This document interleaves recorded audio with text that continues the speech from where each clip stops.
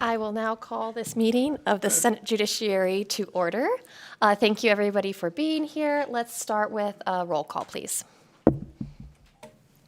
Senator Harris. Present. Senator Pickard. I believe Senator Pickard can't join us today, so go ahead and mark him excused. Assemblywoman Krasner. Here. Assemblywoman Marzola. I think she's going to be joining us, so if you'll just mark her present when she arrives, that would be great. Okay. Assemblywoman Nguyen. Present. Assemblyman O'Neill. Here. Assemblywoman Summers Armstrong. Present. Chair Scheibel. Present. And I was mistaken about Assemblywoman Marzola. She can't make it either, so please mark her excused. All right. As you might have noticed, I am here in Carson City because I missed being in Carson City, and it's nice to see everybody. We have people joining us from afar on Zoom or whatever this platform is. We have Assemblywoman Summers Armstrong and Assemblywoman Krasner via their computers, and then we have Assemblywoman Nguyen and Senator Harris down south in the Grant Sawyer building. So through the modern marvels of technology, we are all here and we have a quorum. I wanted just to cover a few housekeeping matters before we get started, to acknowledge that we have a very busy committee, and I appreciate everybody's commitment to being here and to testifying before us and to providing their public comment. So for today's meeting, we do have to be out of this room by 3 p.m. Because the Legislative Commission is meeting here, and actually I know some of our members also serve in the Legislative Commission, so they have busy days. I am going to take a break towards the middle, around noon, for about 30 minutes so people can, get some lunch. We'll kind of time that around the presentations, and I'll try to give you a better heads up when we get closer to that break. But in the meantime, I wanted to make sure that our members know that these meetings are long. I understand that, and you're absolutely welcome to stand up, use the restroom, grab a snack, turn off your camera if you're remote and you need to do any of those things. It's not a problem. I'd also ask that our presenters be cognizant of the fact that I just told the members that, and please don't take any offense or a sign of disrespect if someone's camera is off or if someone steps away, but we are human beings, and eventually we do have to refill our water bottles and go to the restroom. That being said, if you do step out for a minute and you come back and you miss something, absolutely fine to ask a question, get back up to speed. If you're out for a long period of time and miss a whole presentation, then I would ask that you watch that presentation later, follow up with the presenters offline, or, send me an email and we can chat, but not to have them rehash the whole presentation when you get back. With that being said, I also want to apologize to everybody for canceling our meeting in March. It was, not my preference, but I think that it's very important that for all of you, we're here to hear not just your presentations, but your thoughts, your opinions, what you're working on. And in March, we simply had too many people who were at the last minute unable to be here. So we have rescheduled. We're going to have back-to-back meetings in May. We're going to have a meeting on May 6th, and then wait, did I say that right? May 6th, and then May 13th. Thank you. So we'll have back-to-back meetings in May, and again, they're all going to be long meetings. I was just talking to some colleagues last night, and we went through some of the things that the Interim Judiciary Committee has picked up. We are now what used to be the ACAJ, as well as the Juvenile Justice Commission, as well as the Sentencing Recommendation Commission, as well as the Prison Industries Commission or committees. So we've picked up a lot of work, and that's why these meetings are so long. But I think it's really important that we hear from everybody and we get your input and we start these conversations now. So when we get to session, we're not starting from zero. And I think those are all of the announcements that I have for today. With that, we will go to our first agenda item is public comment. Public comment will be limited to 3 minutes per person. I will cut you off if you exceed those 3 minutes. And with that, we will open it up for our first public comment.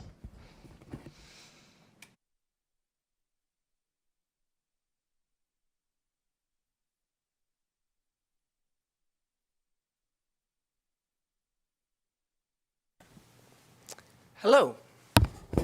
Hello. Can you hear me? Maybe if I come down here. There we go. Good morning. Thank you, Chair Scheibel and committee members. My name is Nick Shepak. I am the State Deputy Director of the Fines and Fees Justice Center.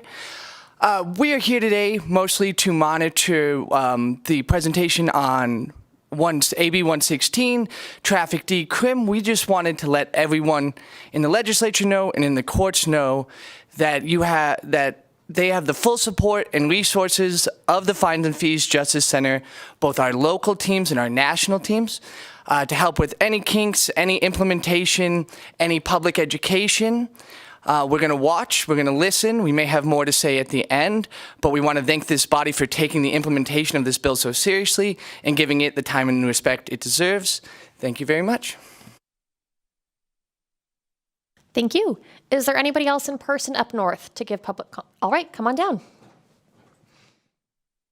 And if anybody's new to the public comment process, there is a mic button on the table. You have to press that button. When it's lit up, the mic is on and we'll be capturing what you're saying, and then you just press it to turn it back off.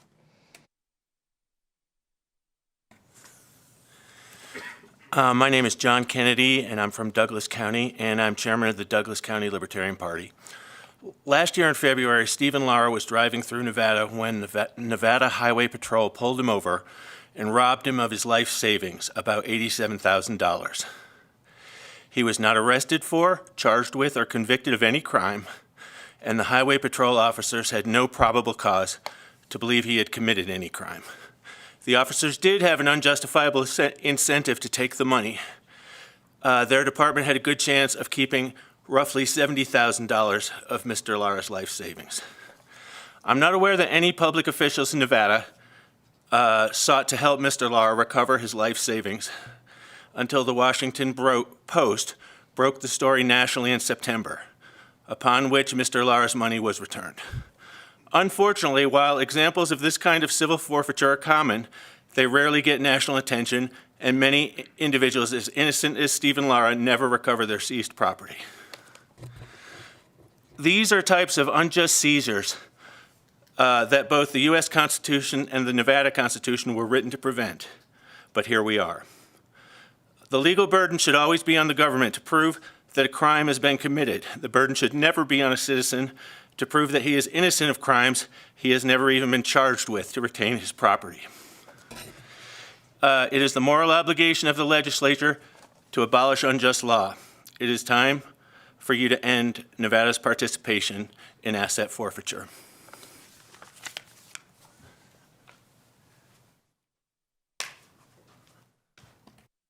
Thank you so much.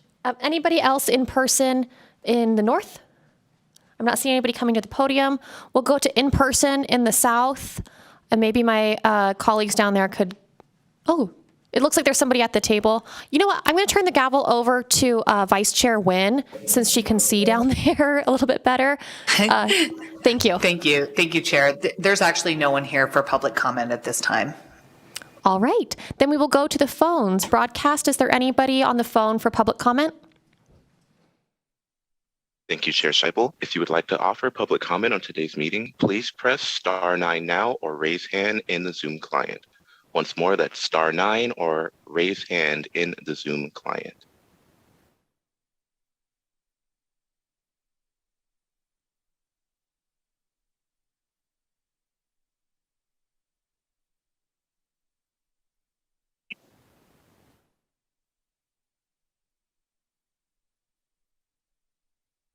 Hello. Hello, caller. You are unmuted and may begin.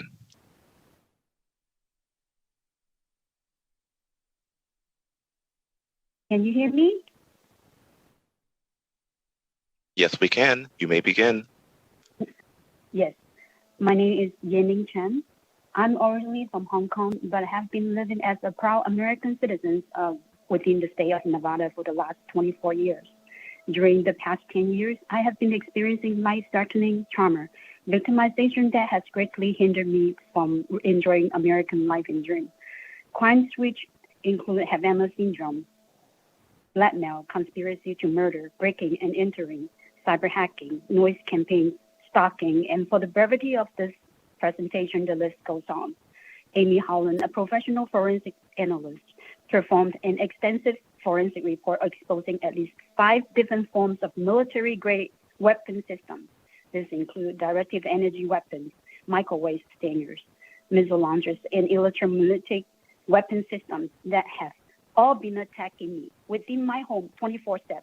Because of this attack, I have experienced the following to my body, but not limited to: vibration and trembles throughout my body that causes sleep deprivation, sexual assault, rape, severe pain, and torture. My heart being attacked and feels like I'm being punched within my chest. Abnormal vision, holographic dream stimulation, and manipulation with the capability of the neural link technology. Forced tinnitus using tone generators with the use of voice of God military weapon system. I have experienced head burning from the beams and signals, resulting in excess strain on my jaw to the point where I cannot eat. Irritable bowel syndrome. I have experienced my nervous system controlled by direct energy weapon, which cause vibration of the clitoris, vaginal area, uterus, groin, and stomach. Symptoms of Magellan disease and insect-type creatures crawling underneath my skin, including private areas. Unexplained pressure and heaviness in my sexual organs. Other attacks that have been experienced include video voyeurism, rape, sex trafficking, discrimination, cyberbullying, cyberstalking, as well as attacking my dog. Experiencing this trauma throughout the last 10 years has not only added destruction to my life, but also has allowed me to lose my employment and home as well.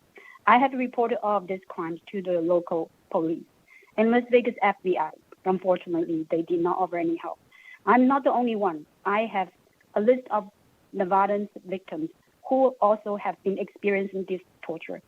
I'm at the end of my rope, and this is why I'm desperately asking for your help to create legislation for organized crime, including prosecuting these groups of criminals and domestic terrorists who are living within your state of Nevada. Thank you.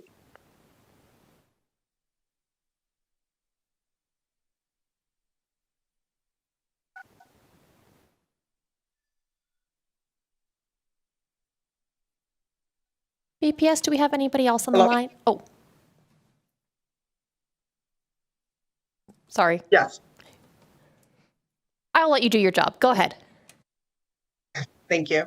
Thank you, legislators and Judiciary Committee members, for inviting me here to speak to you about essential future legislation. Anyone can be targeted. It is time to update and implement new laws on technology, laws that reflect the current trends and the criminals that exploit them while flying under the radar. Confirmed reports of Havana syndrome are on American soil by White House and federal employees in a recent report of an active duty service member. Now, these weapon systems are in the hands of criminals, Antifa members, domestic terrorist groups like Redfield, targeting at least 32 victims within the state of Nevada and continuing in growth. These military-grade weapons are being used to torture these men, women, and children, have burns and blisters, attacks on their central nervous system, being sexually assaulted and raped on their private parts and organs.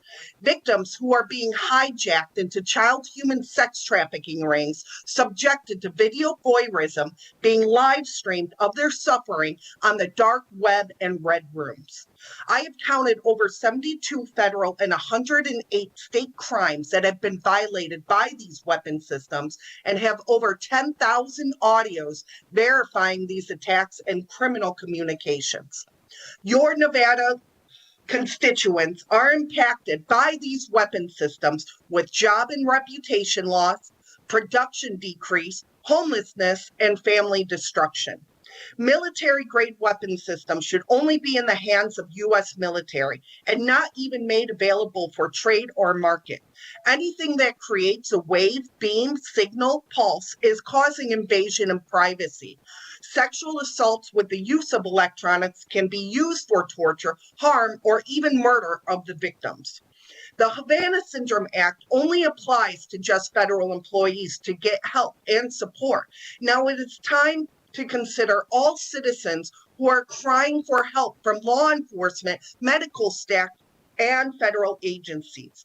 With the use of the Baker Act, laws forces the ordinary citizens into mental institution without cause, so they can be dismissed and false information added when other officers run their names, which law enforcement uses for failure to investigate. Doctors use to administer unnecessary medication and falsify reports on fake diagnoses undermines the victim's efforts to prove their case. Anyone can be targeted. I have assisted these victims to resolve their situations through forensic evidence collection and legal processes to address these criminal networks that use the dark web and their red room activities.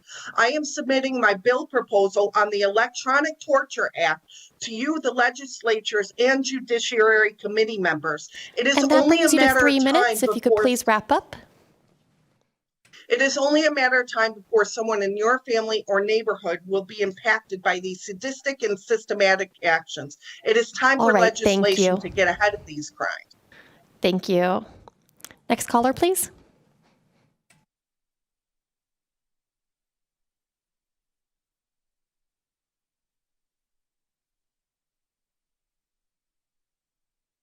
Good morning, Chairman Scheibel and members of the Joint Interim Standing Committee on Judiciary. This is Tanya Brown, Advocates for the Inmates and the Innocent. In 2011, the Nevada Supreme Court denied a petition for exoneration posthumously because the court lacked jurisdiction, and it was suggested the legislature create an avenue for petition for exoneration posthumously. This has yet not been done. Over the years, studies have been conducted on wrongful convictions, and they have been brought to the attention of our legislators. In 2009, Assembly Bill 356, the Factual Innocence Bill, was passed. However, those who have maintained their innocence and have passed away, the families still continue to seek justice for their deceased loved ones. I ask this committee for consideration to create legislation in the 2023 legislation that is coming up. And also, excuse me, we would also like to have this legislation be created and a criteria set for those who have lost their loved ones. And I have set a criteria as for A, that prior to the decedent's death, the decedent became aware of newly discovered evidence that had been withheld by the prosecution, but due to his or her untimely death and no motions for a new trial or petitions could be filed, may apply to have the courts hear a factual innocence posthumously case. Also, on B, the decedent's administrator, executor, or decedent's relative becomes aware of newly discovered evidence after the decedent's death and is in possession of that evidence or knows where the evidence can be found, may be applied to the pardons board. Or C, the decedent has filed petitions with the courts, and the courts did not fully address each and every ground that was raised in his or her petition for relief, or were procedurally barred by the statute of limitations or affected by the statutory tolling of the Anti-Terrorism and Effective Death Penalty Act of 1996, the AEDPA. The limitations period may apply.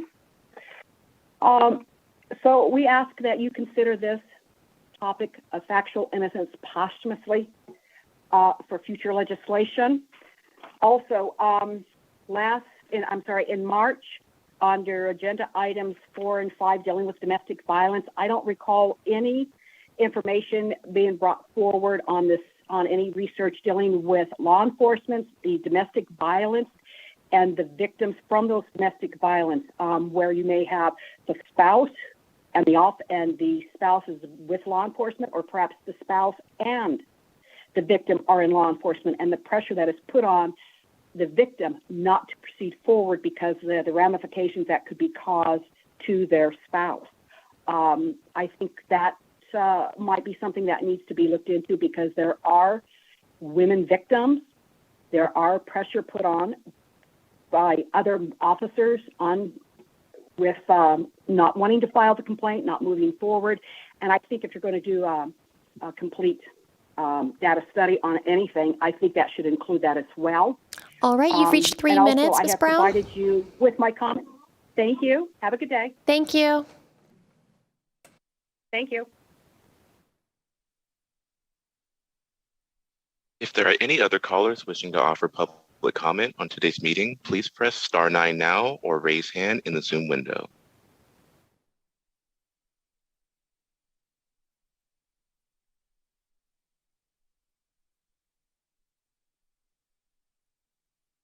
Thank you, Chair. There are no other callers wishing to offer public comment at this time. All right, thank you. That leads us into our first, I guess our third agenda item of the day. We are going to hear from the Judiciary, and we'll invite Mr. McCormick up, and I'm not sure if you have other presenters with you now or at some point during your presentation, but you are all welcome. Thank you, Chair. We also have Judge Zimmerman here down south. Oh, fantastic. And so we have Judge Zimmerman in Grant Sawyer. We have Mr. McCormick up here. And that's it for now. Thank you, Chair. Again, for the record, John McCormick, Assistant Court Administrator at the Supreme Court AOC. And I believe we also have some judges on the Zoom call with us for some later agenda items. So in lieu of doing a PowerPoint, I thought I would just go over a few brief points here with you and field any questions you have. And this is more from an AOC Supreme Court perspective as far as updates from us.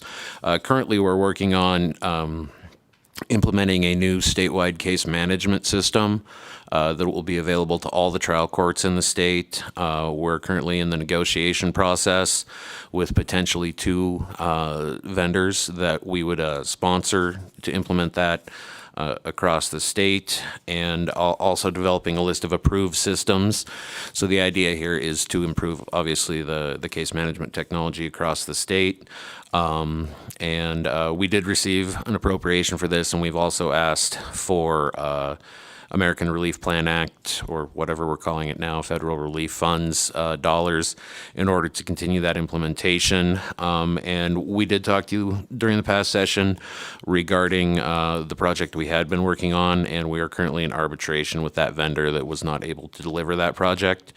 We're also working on a statewide e-file system. So to enable electronic filing throughout the state and every court, we currently have a request for proposal out, and we're looking to select one system to be used statewide and integrate with both the AOC CMS I just spoke about, as well as the other approved CMSs. The idea with this is to require e-filing for all licensed Nevada attorneys and make it available to everyone else, including pro per litigants, obviously. And we are currently in this process looking at a way to minimize user fees for that e-filing project. We would prefer not to have users pay an additional fee to make that filing. So we're exploring that. Again, we did receive some appropriation last session for this, and we are asking for additional federal relief dollars to do that. Another technology project we're currently looking at is creating what we're going to call a data warehouse. So basically a database where we can put all the court data, have a dashboard to allow significantly better analytics and sort of deep dives into the data. Hopefully this will let courts improve processes, bring us sort of up to date, and improve our data collection for our annual report and other purposes. And finally, we are also, along with these projects and our request for federal funds, exploring a statewide protection order portal. So that would hopefully allow us to create a guided interview process to allow individuals to apply for a protection order online from anywhere in the state. And so that would obviously include domestic violence, stalking and harassment in the workplace, sexual assault, protection of minors, and high-risk protection orders. So that also is being explored, and we're currently also looking at coming up with a civil traffic resolution platform, for lack of a better term, that would be a standalone system that any court in the state could access, and that's to facilitate the transition to the new civil traffic violation paradigm on January 1 of 2023, per AB 116. Budgetarily, I know this is not a money committee, but Just a quick note that we're currently finding that administrative assessment revenue, that revenue which funds part of the Supreme Court as well as some executive branch functions, is down about 29.5% under legislative authorization from last year's budget approval. And we're anticipating it's probably going to end the year 24 to 26% down. Yesterday's IFC did approve a backfill with those federal dollars for that revenue loss on the Supreme Court end, but that is something that continues to be a concern, how we're funding the judicial branch as a whole, local courts, etc. So I just mentioned that again. And I know no one. I was originally actually going to do a deep dive into the history of administrative assessments in Nevada as a funding mechanism since 1983, but your staff dissuaded me from making that presentation. Anyway, so anecdotally, also in terms of that administrative assessment wise, we're hearing that a lot of law enforcement agencies are writing fewer traffic tickets. I don't think that's a surprise to anyone, and I don't know what, beyond just anecdotal, what the connection with going to civil traffic is on that. And obviously, we don't know the impact of AB 116 on those collections. I believe Judge Higgins and Judge Zimmerman will speak on AB 116 and its implementation a little bit more. As a judicial branch, we received a grant recently from the State Justice Institute, and we have been conducting a strategic planning process for the Nevada Judiciary for the next, say, 3 to 5 years. We've done a number of surveys, focus groups. We had a meeting with a number of stakeholders and are currently working on a draft of that plan to begin to sort of unveil the report at our Judicial Leadership Summit, which is our big all-judge conference, which is coming up at the beginning of May. And from that plan, we'll be making probably some asks for legislation next session, as well as potential budgetary type asks, but obviously that all will play out during the next session. One thing that has become clear in that strategic planning process is there's a desire on the part of the trial courts to receive an enhanced level and more intensive support from the Administrative Office of the Courts. So maybe we're doing something right and they want more of it, or that remains to be seen. Another issue that obviously has been of some import and focus recently is guardianships, and we again applied for a federal grant to work on improving guardianship processing in the state. We've conducted, with the help of the National Center for State Courts, a number of site visits across the district courts in the state, reviewing guardianship processes. We're working on some specific training for not only judges, but potential guardians and family members that would be made available online. We're partnering with the National Council of Juvenile and Family Court Judges on that, and that's all funded here. So again, we'll be reporting out what we find there and making suggestions for improvement. And finally, AB 43 from this past session encouraged the Supreme Court to create a committee to study judicial discipline, and we've done that under Administrative Docket number 582.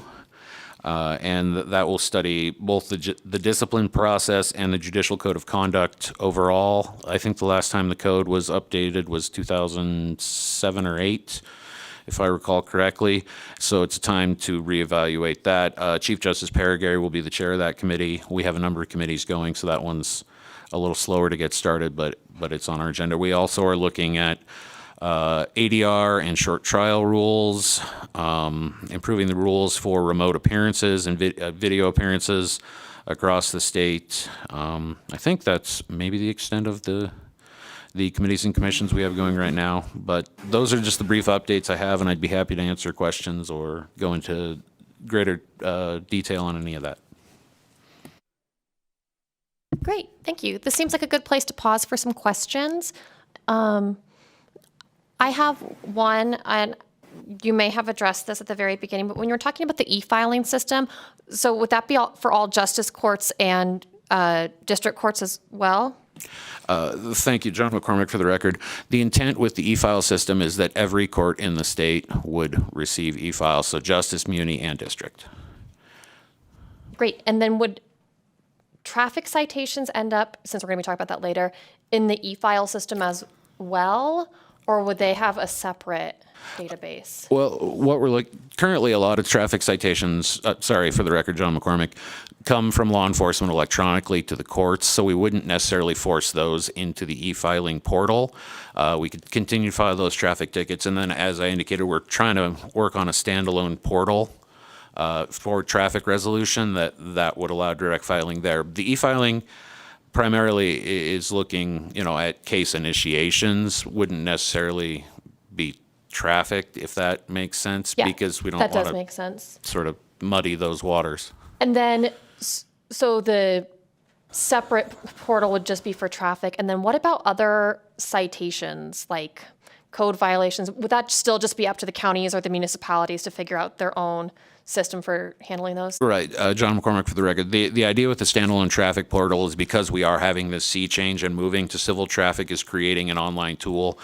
Some other states that have moved to that civil traffic, like Arizona, has a platform we're looking at. It's not necessarily a model we want to follow completely because it's sort of driven from the Department of Public Safety side, not the court side. But that's the idea there, is creating that civil traffic portal to resolve that, because 80% of the current misdemeanor caseload in the state is traffic citations, and so that's obviously going to be the bulk of it. And then depending on how locals want to address it, if they do a code violations that are civil, it would still be in that process, or if it's a civil citation. So kind of depends. This is really focused on all those changes to 484 A through E, and then 490 and everything else. Okay, and this might be premature, but would it be possible if a municipality or a jurisdiction wanted their, code violations to be included in the traffic system? Would that be possible? John McCormick for the record, I'm not going to promise that, but I think what we're looking at is sort of a phased implementation in terms of getting a traffic solution started, some pilot courts, and then if it turns out to be successful, then theoretically we could build on that and add additional functionality. But sort of in speaking with the limited jurisdiction courts, and Judge Zimmerman's the president of that association, just conducted a survey, approximately 83% of the courts that responded wanted that standalone traffic solution. So we think that's a really good place to start, because a lot of these technology projects are pushing us a lot farther than we've kind of been before, and specifically with the CMS requiring courts to use either our sponsored or an approved CMS rather than sort of, for lack of a better term, what's been the free-for-all with a number of CMSs all over the state. And then as far as e-files, sorry to piggyback on that, with the CMS, local courts will be allowed to have their own e-file solution as long as it works with our the e-file solution that we roll out statewide. Okay, that makes a lot of sense. I think that moving to a separate online traffic citation system is very smart, and I'm excited to see that built up. Do we have any questions from our friends on Zoom? If either one of you have questions, just unmute your mic and go ahead. Seeing as they're not doing that, I think. Dr. Summers Armstrong. Oh, sorry. Go ahead, Assemblymember Summers Armstrong. So sorry. I was hoping. I know that you didn't want to do a PowerPoint, but would you mind sending just an overview of some of the things that you mentioned here? Because your list was very long, and I am also curious as to cost for some of the software suggestions that are being put forward, and timeline, because I think that that's important for us to know as well. Thank you. Thank you, Assemblywoman. I would be happy to do that. As far, again, sorry, John McCormick for the record. And as far as costs, we did submit a total request to fund all of this through those federal relief dollars to the GFO this week that comes in at about $30.8 million to accomplish all this. So it's a substantial request.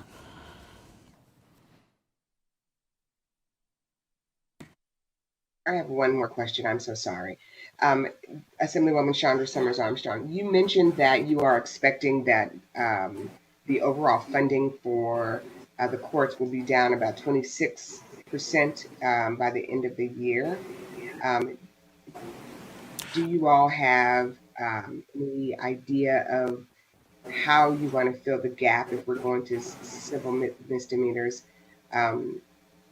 Are you looking to fund that through general fund? Are you what is your thought? Thank you, Assemblywoman. Again, for the record, John McCormick. When I mentioned that we're looking about 24 to 26% by the end of the year, that's on the administrative assessment funding side.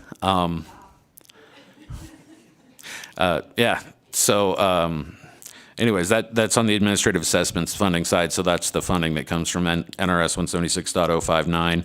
So again, as we're developing our budget plan, we're exploring a lot of those options, and I think we'll be having that discussion as far as dealing with those sort of, I think, revenue issues that have become endemic to the system during the upcoming session. I don't think the discussions sort of at the court are far enough along where I can say definitely what we'll be talking about, but we are cognizant and are looking forward to collaborating with the legislature to try to come up with a solution on that.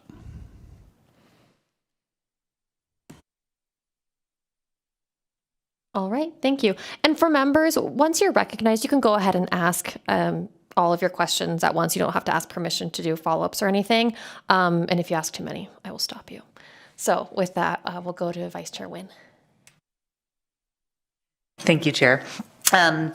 You had talked about, so this is essentially an integrated system that all of the courts across the state would have access to. Is that correct, Mr. McCormick? Thank you, Vice Chair. As far as the case management, the e-file, and the potential civil traffic portal, the idea with the case management is currently, a little history, we currently have a system about 34 courts use, and we call that the AOC-sponsored system. The idea is to replace the system for those courts and then make these options available to all the courts in the state, combined with the fact that they have to be on an approved system. The e-file system we intend to have everybody use, and then the civil traffic portal, for lack of a better term, the idea would again be sort of an opt-in, and just from that survey that we conducted in conjunction with the Limited Jurisdiction Judges Association, and we're looking at about 83% think that's a good idea.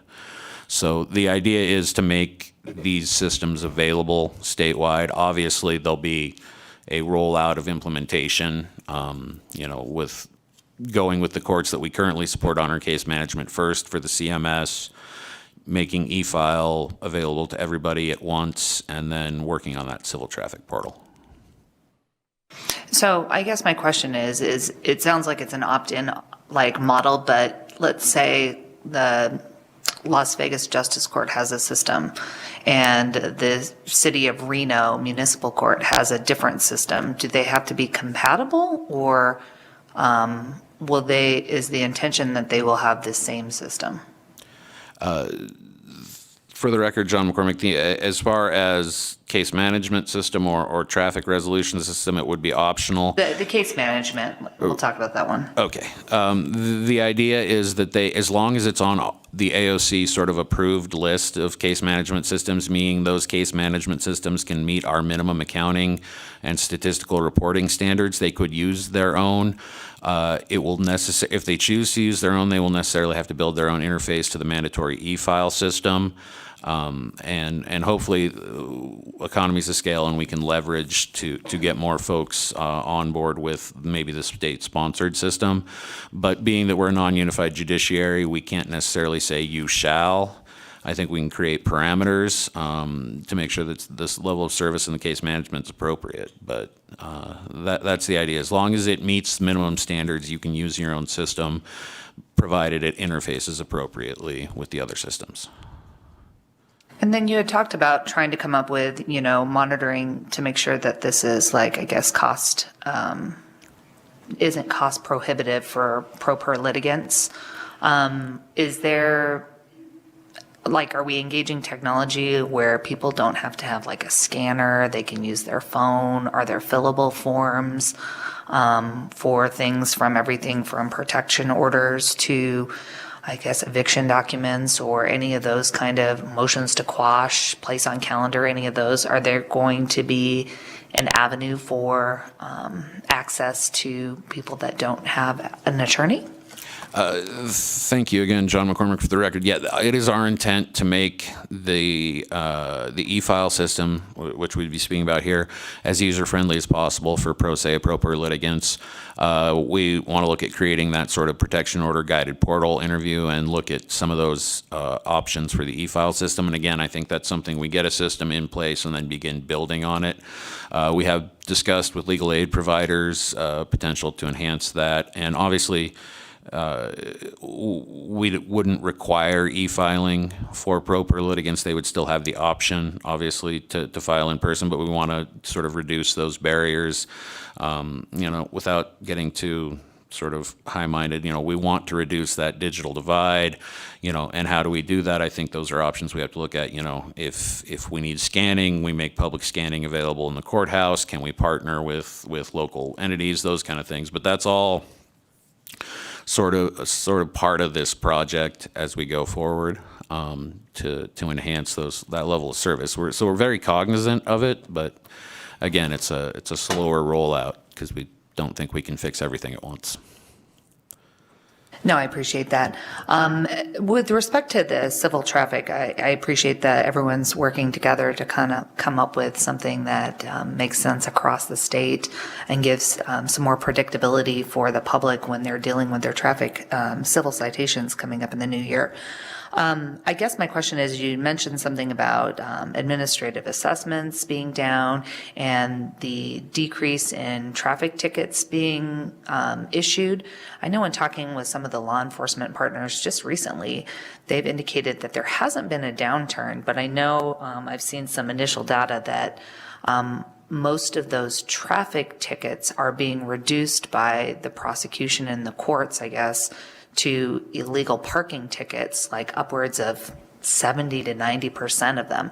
Does that reduction to a charge that's not under the NRS but under a county or city ordinance play into the budgetary decrease with your budget? John McCormick for the record, and I think so. I can't say 100%. If I recall, I think parking may be exempted from administrative assessments in the statute, but don't quote me on that. So it could definitely impact that situation. Judge Zimmerman might have a little more insight as far as the practice in Las Vegas Justice Court, which I'm making an assumption you're kind of speaking to.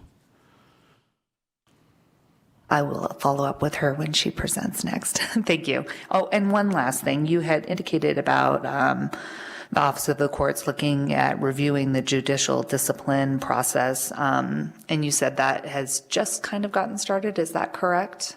Thank you, John McCormick, for the record. Yeah, we have the Supreme Court issued an order on the administrative docket to create the committee, and we're just getting that started.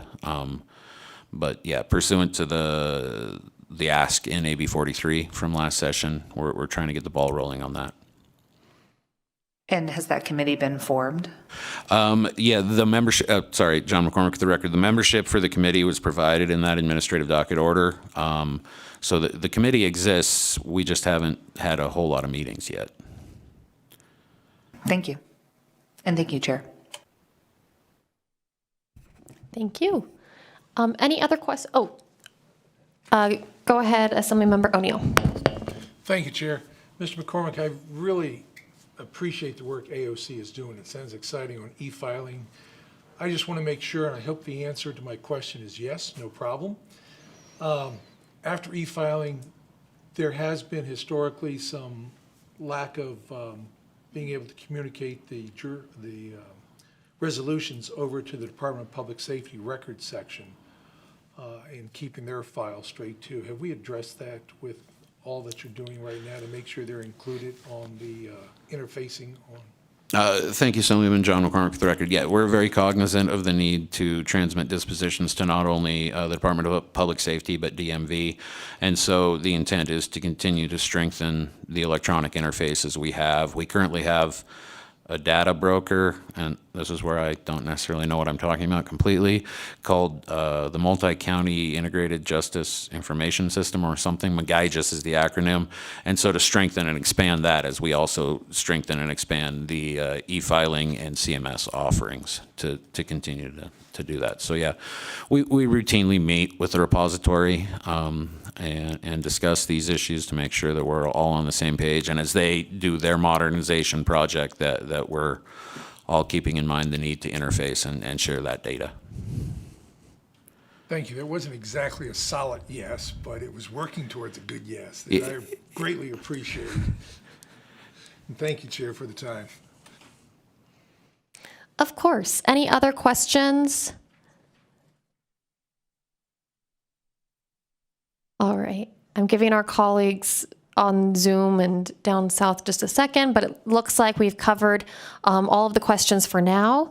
And Judge Zimmerman, did you have your own presentation today? Good morning. I do, just very briefly though, because John McCormick covered a lot of it. I am Judge Zimmerman. I'm appearing as president of the Nevada Judges of Limited Jurisdiction to update you all about AB 116. I also have with me today Judge Kevin Sparks and Judge Stephen Bishop, who will be speaking about AB 424. First of all, at the business meeting of the NJLJ on January 27th, 2022, the membership voted to create a committee to coordinate the conversion of traffic citations to civil infractions as required by AB 116. This coordination will occur on a statewide basis with the participation of all limited jurisdiction courts in the state. The membership voted to create the committee, and it's comprised of judges from all parts of the state, both urban and rural judges. The membership voted to give the committee the authority to establish a uniform civil penalty schedule that would be implemented by all limited jurisdiction courts in the state. As of now, the committee has voted to approve a uniform civil penalty schedule. That schedule has been circulated among all of the member courts. Additionally, it has become apparent that a statewide online civil traffic resolution solution would be beneficial for multiple reasons. Currently, the different courts have no way of knowing if a driver has citations in any other court. A statewide system would give access to every court to see what citations every other court has. Second, an online civil traffic resolution solution that is centralized but provides access to all courts in the state would provide a necessary convenience to drivers to take care of their citations online. An added benefit of that would be a likely increase in collections throughout the state. Third, many of the limited jurisdiction courts do not have the resources of their own to establish such a solution. A survey was conducted by the Administrative Office of the Courts with the courts of limited jurisdiction. 83% of the respondents favored pursuing a solution. Since then, the Supreme Court has approved the AOC, including a request for funds in their American Relief Plan Act application that has been submitted to the Governor's Finance Office. Separately, in Clark County, there is an established working group that meets at the Las Vegas Metropolitan Police Department to work through all of the issues of implementation of AB 116. There are representatives from the state of Nevada, Department of Public Safety, District Attorney, the courts, LVMPD, and Nevada Highway Patrol. Some of the issues that are being addressed through this group are updating the NOT codes, drafting new language for the citations, and establishing training for the officers. So that is what is currently going on with AB 116 and our efforts at implementation. I think that we've made a great deal of progress, and we plan to be ready for January 1st, 2023. And if you have any questions, I'd be happy to answer them. Thank you, Judge Zimmerman. Did your partner on the presentation, Judge Higgins, want to make any statements via Zoom or no? He was going to present on AB 116 last time when I was not going to be able to be present. I've asked him to speak with Judge Bishop about AB 424. Perfect. I know that Chair Scheibel stepped out. stepped out. So I will look to see if there are any questions here in this room. Do you have any? I have a couple of questions, and then I'll move up to the north and onto the Zoom. I appreciate you guys meeting to coordinate some of those things. As far as looking at like the coordinated system and what this like, I guess unified, fine system is that something that you're looking at as well as to what these will be across the state? Yes, so the idea is if you get a civil infraction citation in Ely or Sparks or Las Vegas, the penalty would be the same. Okay. And I know that one of the provisions of AB 116, a lot of the courts wanted to make sure that we were able to reduce some costs without having to issue certified mail. And so there are electronic notification issues. Do you know if that's something that has been incorporated into the conversations about what the new citation will look like and what the new system will look like? Definitely. The goal with the new citations and the reason why they need to draft new citations is to include all of the requirements of AB 116 on the citation. And we do plan to notify, within the confines of AB 116 to notify the people who have received the tickets. You got 30 days left to pay or address it, so we will comply.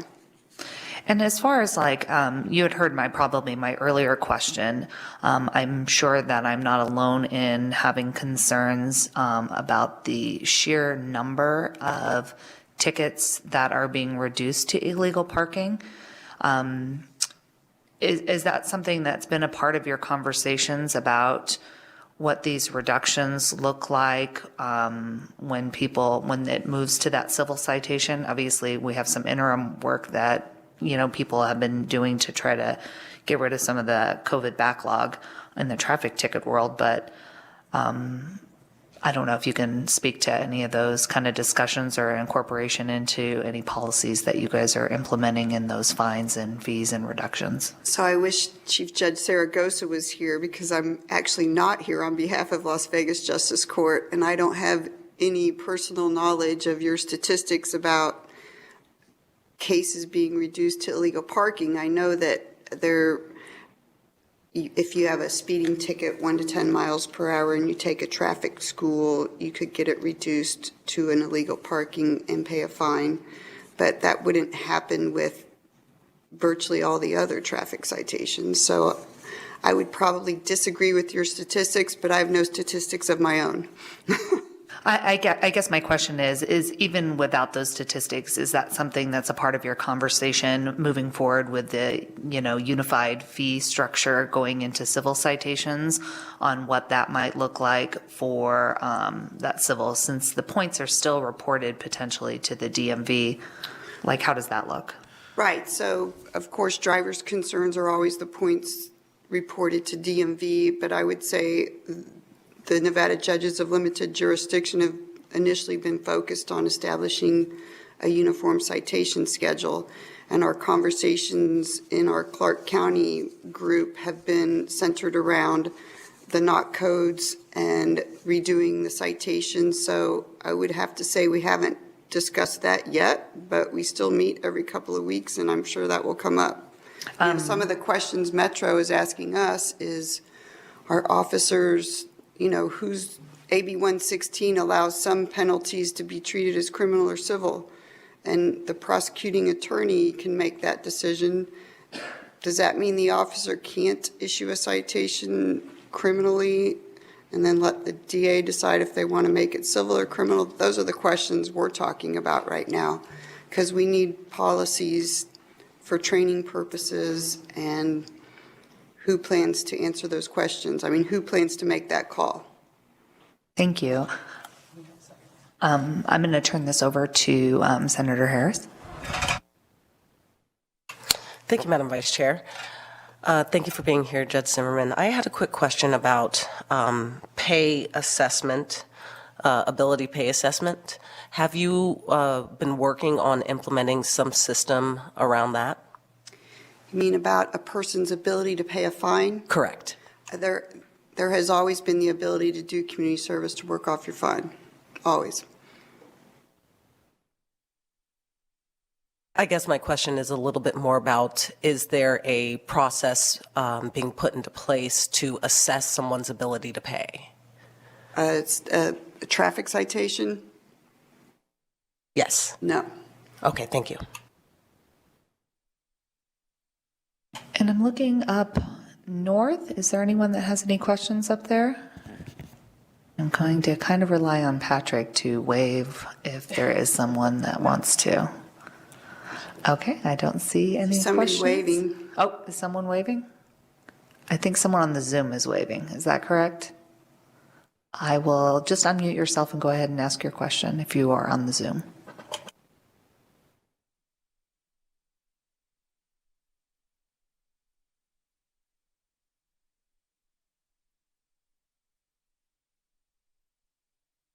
I am not seeing anyone. Okay, then we will move on. Judge Zimmerman, I don't know if you want to turn it over to your colleagues to talk about an update on the implementation of Assembly Bill 424, but if not, I will just ask Judge Bishop to go ahead and begin. Thank you, Senator. I can answer a couple questions that were addressed earlier regarding traffic tickets if you would like me to do that. That would be fine. Okay. With respect to the reduction to parking tickets, I believe some of that comes out of NRS 484B.600 subsection 5, which establishes a presumption in favor of reducing a speeding ticket to a non-moving violation if the payment is made or the citation is made before the appearance date.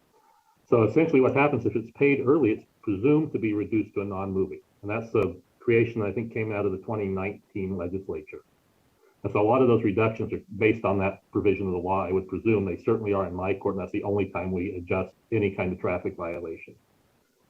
With respect to the number of citations that are being filed, I can tell you that at least in my court, and it's just anecdotally, we are down in 2022, we're down 25% over what we were in 2020, and 45% down on what we were in 2019 as of today's date.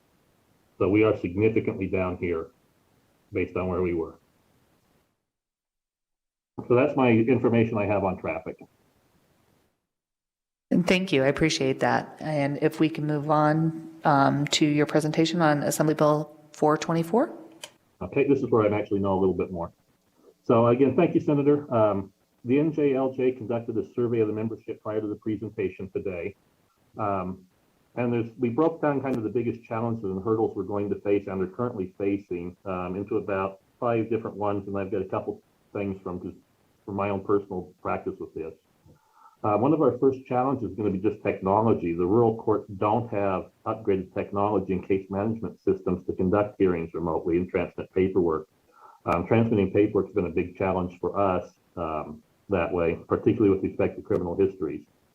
Also, internet access here is unpredictable, and there have been several conference hearings where I have just lost internet, phone, and everything for hours and hours and hours. So we have significant problems with those sorts of issues. Personnel is another problem that we're going to be facing. There's a serious lack of just people to do these jobs, prosecutors, public defenders, jail employees, judges who are available 6 days a week to conduct these hearings. There's a lot of rural courts that just don't have the personnel or just aren't available. There's only 3 employees in my office, and they aren't particularly excited about the notion of having to come in every 3rd weekend and deal with these hearings. Public defenders, prosecutors, jail personnel, it's all the same problems. They don't care about overtime. It's the work-life balance, and that's sort of an issue there. Cost is always a big one. There's been a lot of talk about this being the unfunded mandate that counties are now going to have to pay for. Counties are having trouble securing funding for overtime, upgrades of technology, personnel, and so forth. And realistically, even if the funding's approved, there just aren't people here to take those jobs. We have significant trouble filling those. And when it came time specifically in my county to look at paying for these overtime, these weekend hearings, the county just essentially balked at the idea of paying my staff to be on call. That's not going to assist in getting us more people, even if we had the funding to do it. Personally, there's been a lot of pushback that the courts are experiencing trying to implement these hearings. It comes from not just the prosecutors and law enforcement, which you'd expect, but also from the public defenders. They don't want to work these weekends. They didn't sign up to work these weekends. There's been talk about sharing between courts, and I've been facilitating a lot of those discussions, but I'm not sure how we're going to make it work. All the courts are slightly different. They have slightly different caseloads, slightly different facilities, slightly different abilities to communicate. I don't know how we're going to communicate and coordinate between 10 different jurisdictions in Eureka or Battle Mountain or Austin or Pioche or Goldfield or Tonopah, and how to make sure the paperwork gets to the right judge on that weekend, and how to make sure everybody remembers that I'm on week 1 and Judge in Goldfield's on week 2 and Tonopah's week 3. We can barely manage to get it to me from one jail to me timely. And it doesn't solve personnel problems to share, because I personally can come in on the weekend, even though it's not pleasant to do so. I've been doing it, and I come in on the weekends and I can run my recording system, I can docket things, I can file things. But as soon as I have another judge who's appearing remotely from 100 miles away, then my staff has to come in and take care of all of that paperwork. So that doesn't solve that problem. And similarly, I can't go and handle all of the stuff that needs to be done in Eureka if I needed to, if I was filling in for them. So somebody's got to be there to facilitate all of that. On a personal level, we started doing this in October because I wanted to be ahead of the curve and be able to talk intelligently about this. It's been rough. I take a lot of flack from it, from the law enforcement officers, jailers, other judges, defense attorneys, and the public. Like, I'm the one who developed this process and created it. I have not had a true day off since October, and it's killing me. Nobody wants or is able to fill in for these.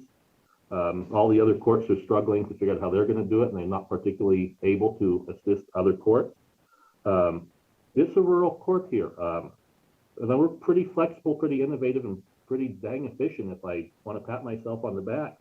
But it's getting overwhelming at this point in time. It's going to be worse for other courts as well. My concerns going forward are pretty simple. We are nearing an inflection point here in Ely Justice Court. We don't have enough defense attorneys to cover the hearings. We had a big problem with that yesterday. After 3 months of advertising, we found nobody who wants to step into this position. Nobody wants to deal with bids or the county that doesn't want to pay. Also, they can come in and work 7 days a week on weekends. I'm getting a real sense that this whole thing is going to collapse under its own weight before we even get to the point of this law actually being mandatory and taking effect. We're having all of these problems, and it's really, I can hear the beams creaking already, and we haven't even started beyond the test period to see if we can do it. So there's some significant problems with this, and I don't know how we're going to face them. That's essentially where I'm at. That's kind of the end of my presentation here. All right, thank you. I'm watching the clock, and I definitely don't want to cut anybody off or, not get, but I also don't want to not get to anybody. So I am going to limit questions at this point to just a few minutes, and then ask you guys to follow up with these presenters offline if you have more questions. So that said, are there any questions from the committee? All right, and I'm sorry, Judge Higgins did... Madam Chair. Oh, go ahead, Senator Harris.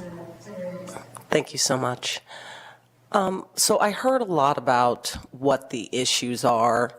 Are there any proposed solutions that you'd like to offer so that we can assist the courts in ensuring that people are getting their hearings within a reasonable amount of time, as the legislature has defined it?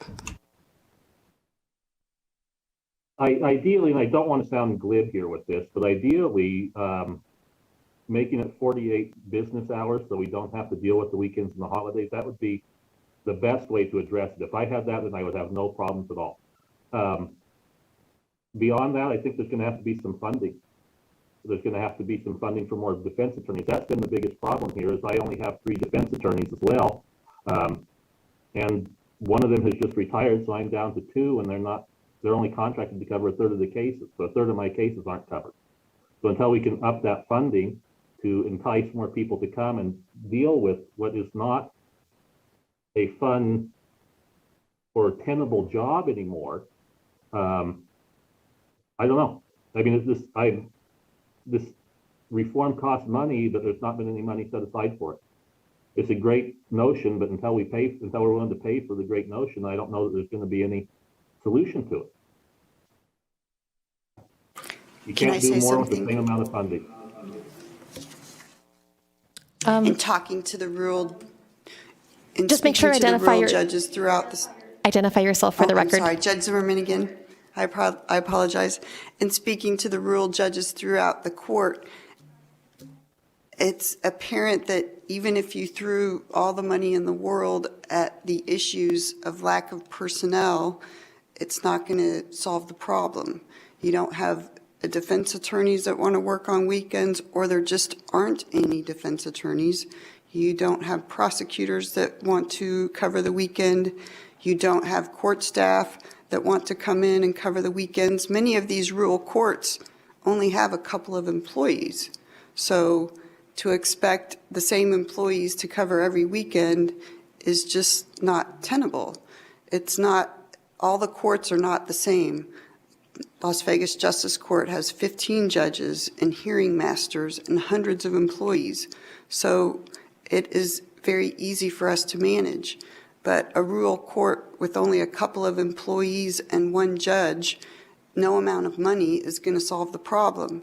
And though we want to treat everybody the same throughout the state, I think it's important for the legislature to recognize that all these courts do not operate the same.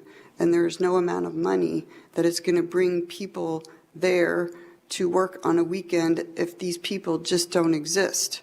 If you heard Judge Bishop, he's advertised for 3 months for defense attorneys and not a single person has applied. So I think we have to recognize that all of the courts don't operate in the same fashion and don't have the same resources. Thank you. Thank I you. just have a question. Go if ahead. That's okay, Judge Chair. It should be quick.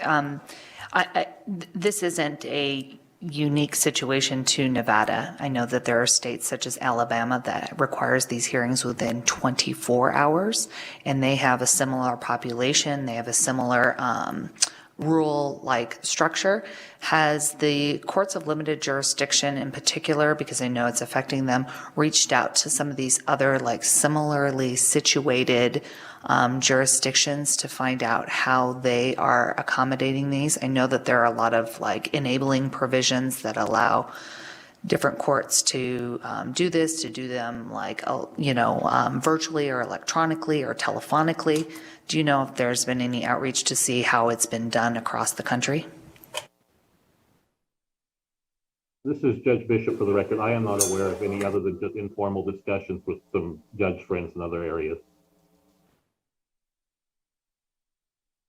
Judge Zimmerman here. I would agree with Judge Bishop. We've been concentrating our efforts on how to assist the rural courts with upgrading their technology and doing everything possible to comply with AB 424 when it comes online. But I can certainly contact the judges in Alabama and find out how they do it.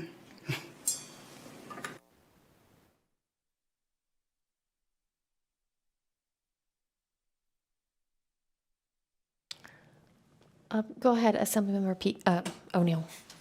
Thank you, Chair. Judge Bishop, just a quick question. On the average, how many cases do you handle after hours or within this 48 rule? I'd be hard pressed to put a number on it. I can tell you it's been about every other weekend that I've done these. It's 1 or 2, so probably 30-ish, I would guess. That's probably high. The biggest problem is this. I don't know that I'm going to have to work on Sunday, and I won't know until tomorrow morning. And so my weekend is now shot to wherever you want to shoot it to already, just by de facto, because I can't plan anything, because I don't know, because the person that I have to see isn't going to be arrested until 5 o'clock tonight. So between 5 o'clock tonight and about noon tomorrow, whoever's working, their weekend is shot either way. And so come noon tomorrow, it's like, okay, well, now the rest of my weekend's free. What am I going to do with it?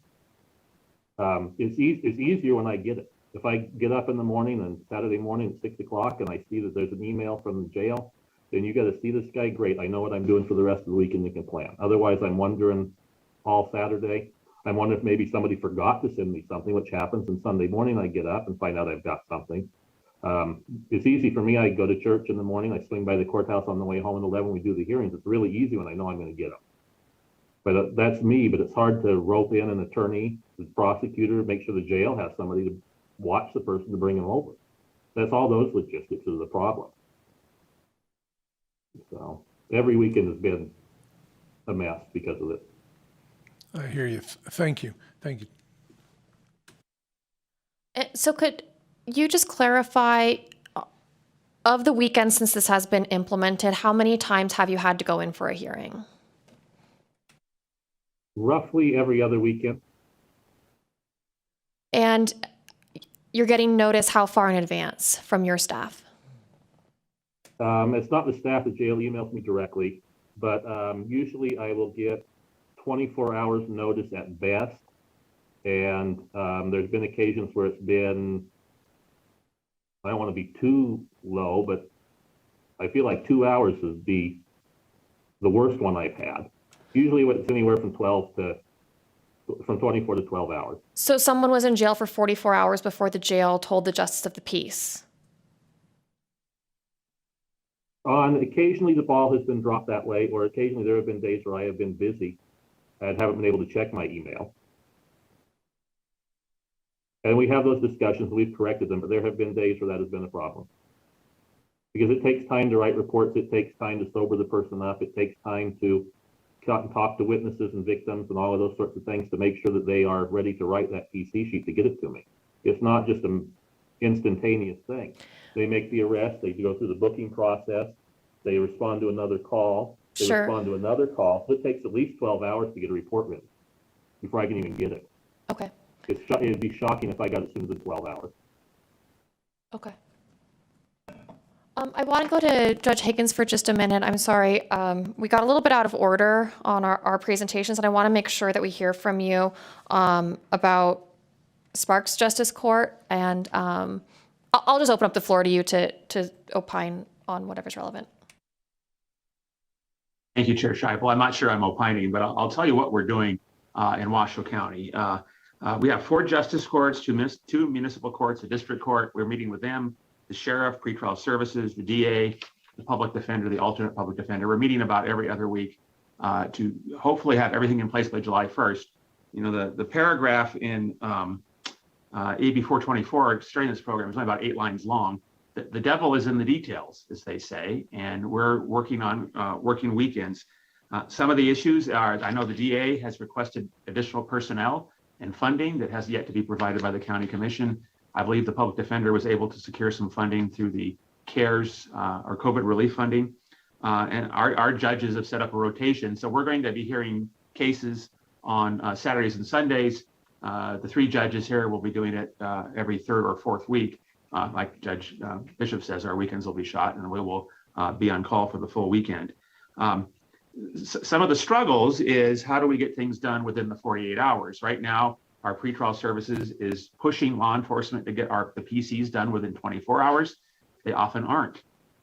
Some agencies don't release PCs until a supervisor approves it, a sergeant or a lieutenant at Highway Patrol or the sheriff's office reads the PC. So oftentimes the PCs aren't done within 24 hours. It's not infrequent that people refuse to come out of their cells or are incapable of being heard within that short amount of time. They may be alcohol, drug impaired, or mental health issues.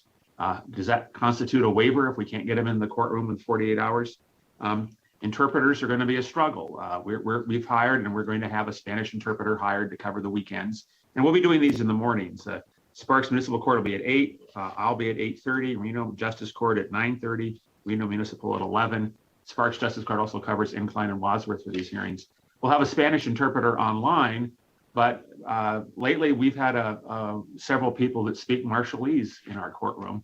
That usually takes us a week or more to secure a Marshallese interpreter to have a hearing. So I'm not sure what we're going to do on weekends if that is, we have a Marshallese person. An issue that I know Chair Scheibel, the legislature has considered more than once is how we transfer criminal histories. We're bound by federal rules that say we cannot release criminal histories to non-law enforcement agencies. Unfortunately, the public defender is not on the list as a law enforcement agency. an agency of criminal justice. So currently, once the case starts, our DA provides the criminal history to the public defender in the discovery process. But how to get that transferred on the weekends, the court doesn't, we can't secondarily disseminate that. And how that process works, if we have to have an investigator for the DA's office in at 5 o'clock in the morning running PCs, or the day before, and somehow figure out how to share them for the public defender's office. Private counsel is an issue. I'm not sure how we're going to rope private counsel into this and advise them. We're going to have staff working. We've worked out with staff, so somebody will be working late Friday to do the Saturday hearings and late Saturday to do the Sunday morning hearings. And we, personnel and funding, we had our population was such that we were in the position of pulling the trigger on a fourth judge. We've been avoiding that. It's a cost, it's an expense, but we did it. We told the county, and there's a fourth judge on our ballot this year to cover here in Sparks, to have enough judges to cover the weekends. So we're working on it. There's lots of details. What's clear, and I testified on this bill, and I understand what went into it, but it's clear that one size doesn't fit all in Nevada. And Las Vegas Justice Court has, as Judge Zimmerman says, 15 judges and hundreds of employees. Well, we have 3 judges here and 27 employees.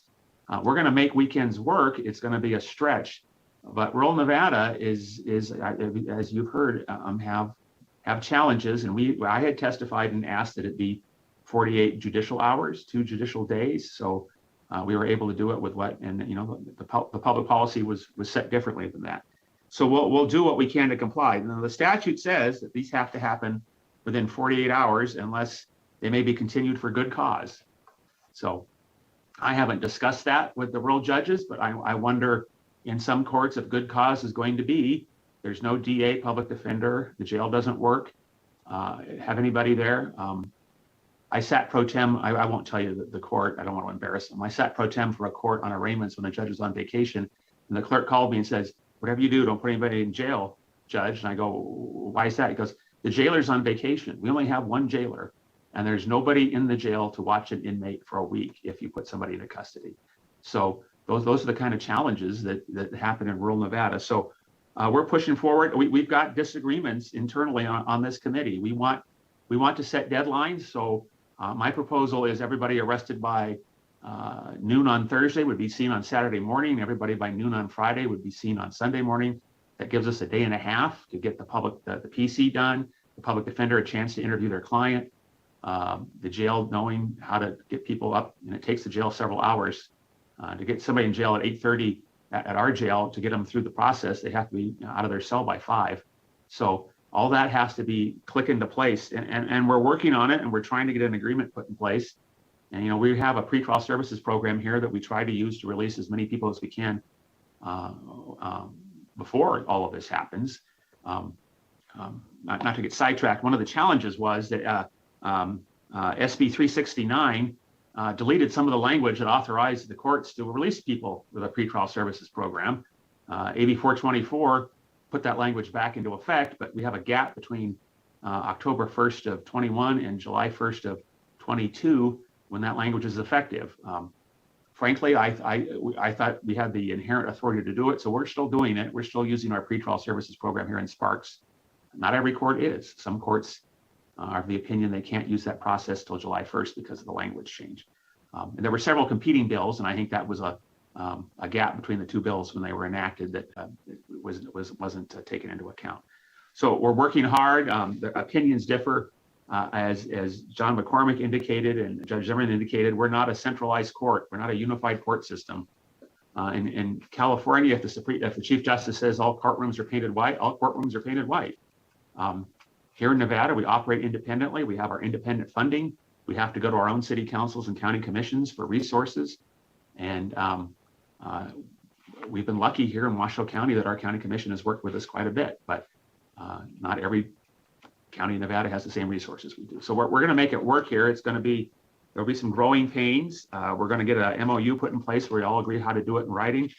But there are challenges, and we'll work through them. But I'm certainly open to any questions that the committee might have, Chair Scheibel. Thank you. I'm sure we'll have some questions.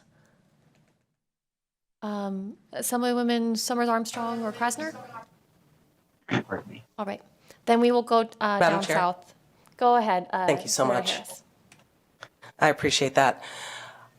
So I just want to get a little bit of clarification. Are we, when you talk about all courts not being equal, are you suggesting that some Nevadans should have different rights than other Nevadans based upon whether they live maybe in a rural area or a more urban one?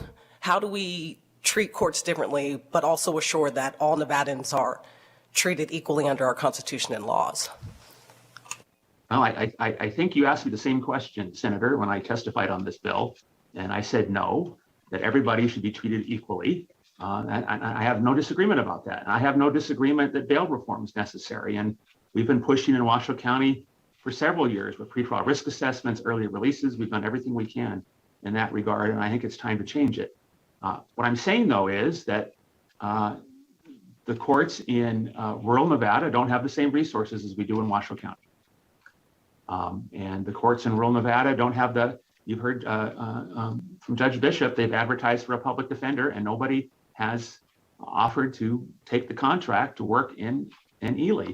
So there are practical problems involved in a state that is a non-unified court system that is, for the most part, not generally funded. The state Supreme Court relies on administrative assessments and the judiciary for a huge amount of its money. And it's a resource and personnel issue. So not to be glib, but I don't think the roads get paved the same way in rural Nevada. They get paved in Washoe County because we've got money to pay for the paving crew and the asphalt. And a lot of the resources that we have in Clark County and Washoe County aren't available in rural Nevada. And I'm not saying that they should have a separate constitutional protection and that equal protection doesn't apply. I'm all in favor of a uniform fine system. So every speeding ticket in Nevada is the same fine. I've been in favor of that for years. But we're talking the practicalities and how we do that I think Esmeralda County, the last I looked, has 1,500 people that live there. There's more people in my homeowners association than there are in that county. And I certainly don't have the same resources we do here. So it's a resource issue. It's not a constitutional issue. It's not a decision. Somebody gets lesser rights. It's a practical money issue.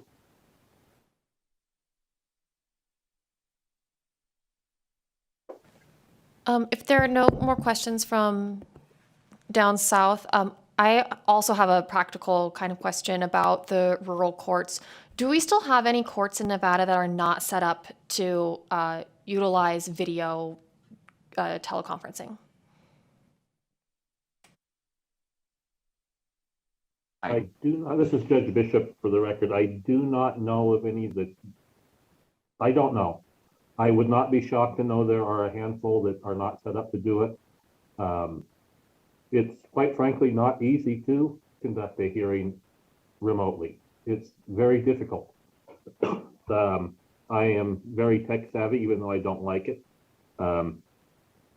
But it's a challenge for me to do it, and we do them regularly. But it only takes one cross wire or one mouse to chew on a wire for my whole system to come crashing down around my ears. Okay. I wouldn't be shocked that there aren't some. Okay, and I have a related question. Are there any detention centers in Nevada that are not set up to do video conferencing? That, Judge Bishop, again, for the record, I don't have any idea of that. Mine is, and we're fortunate because we have a new facility where they can walk them over when that happens now. But beforehand, it was a horrible problem. But I don't know if there are or not. All right, thank you. Any other questions from the committee? All right, I am not seeing any further questions, so I believe that brings us to the conclusion of subsection C of item number 4. Before we move on to subsection D, we're going to go back to item number 3 on the agenda because I forgot it originally. This is the approval of the minutes from the February 11th meeting. Does anybody have any discussion on the meetings from, or the minutes from the February 11th meeting?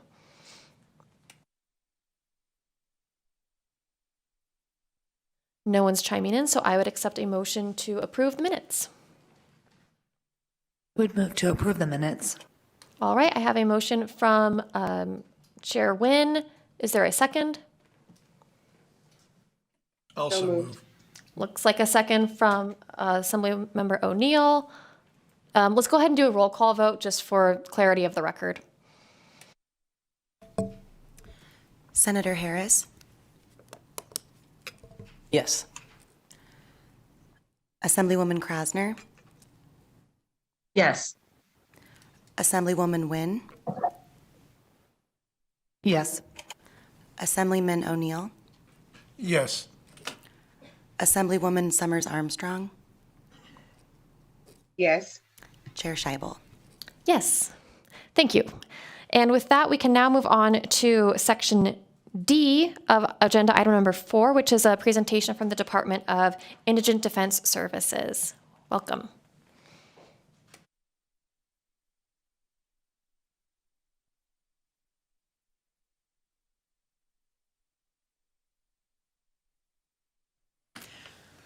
Good morning, Chair Scheibel, members of the committee. My name is Marcy Reba, and I serve as the Executive Director for the Department of Indigent Defense Services.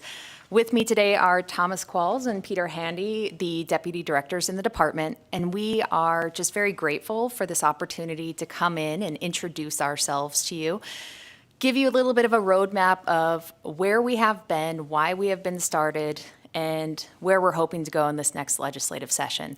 So if you already know some of these items, please just stop me and I'll move on. We have provided a PowerPoint if you'd like to see that, or we can just speak to you. Do we have the PowerPoint queued up? BPS. Oh, okay, it sounds like the PowerPoint is on that computer in front of you.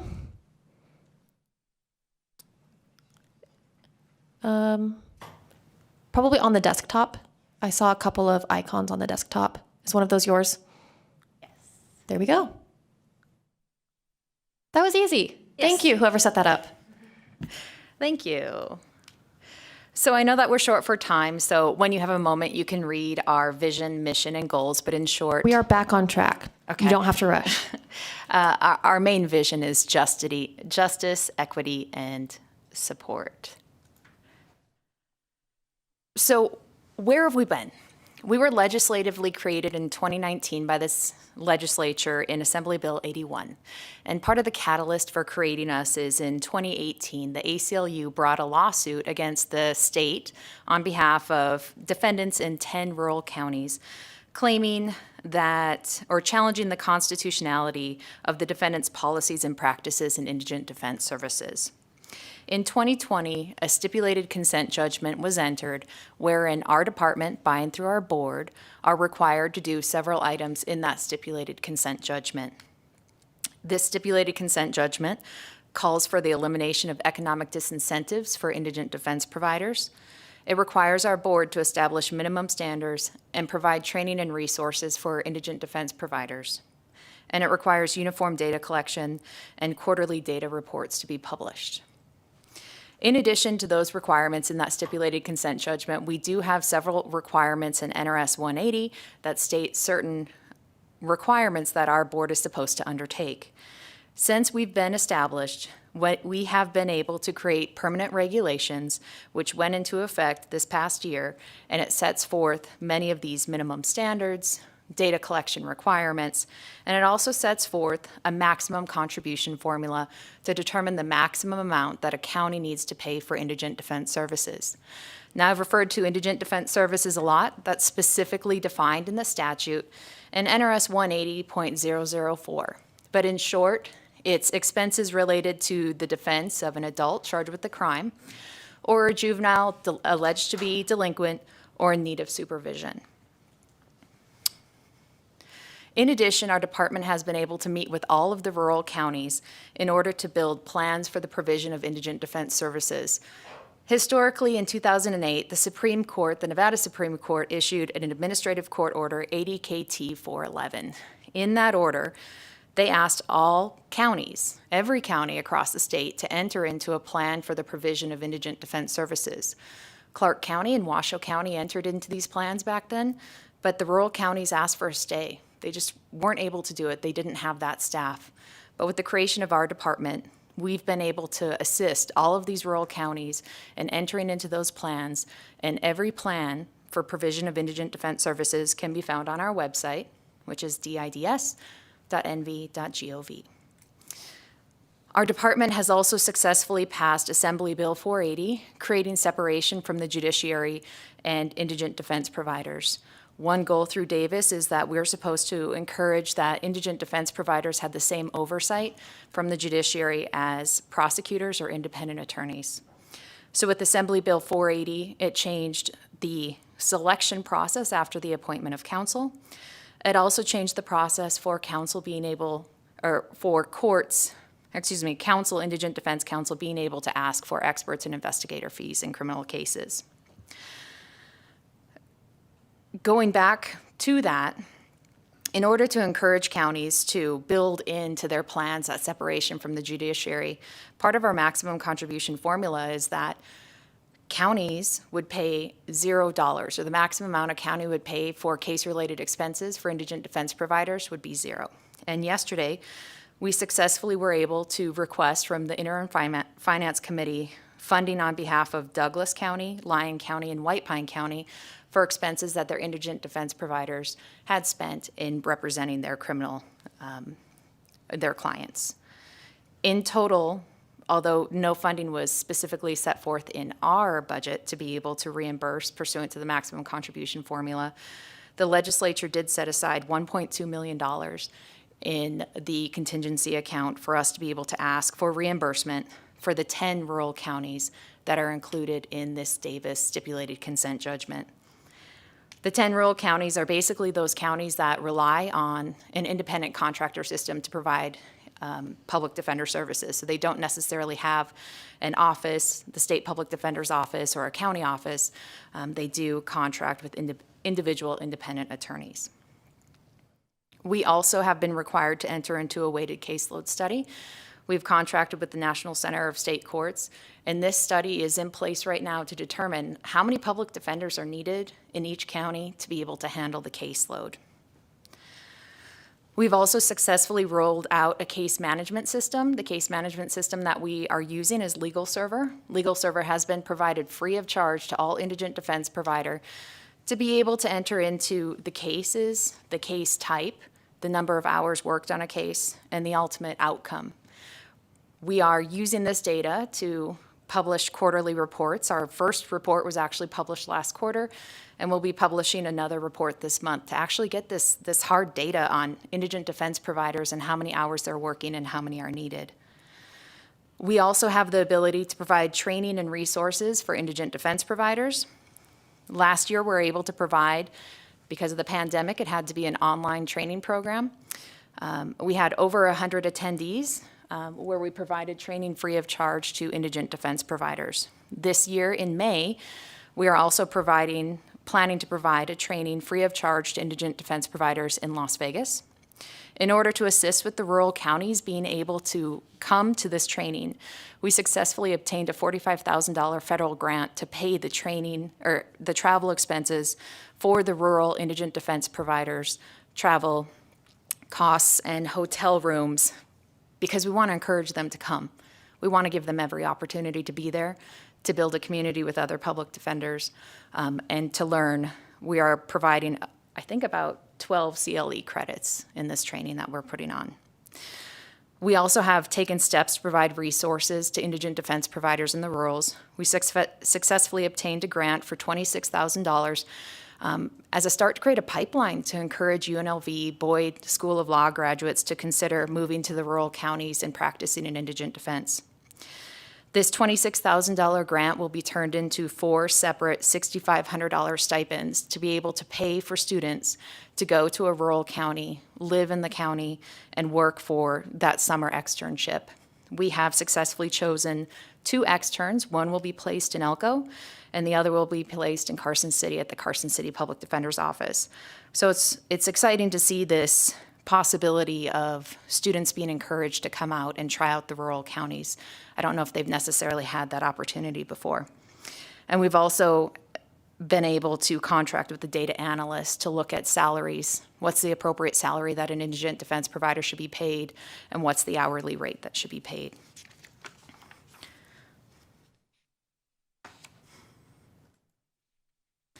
So what's our vision for the future? These are 3 of our big, bold ideas that we're hoping to kind of just introduce you to, and hopefully we can come forth in the next legislative session. We want to create resilient communities. We want to balance the scales, and we want to bridge to sustainability for indigent defense. One idea we have to create resilient communities is to create a holistic resource center within the public defender's offices or within our Department of Indigent Defense Services. Rand Corporation did a study of the Bronx Holistic Resource Center. It was a 10-year study, and they found several key findings. Over that 10-year study, they found that holistic representation in the Bronx prevented more than 1 million days of incarceration.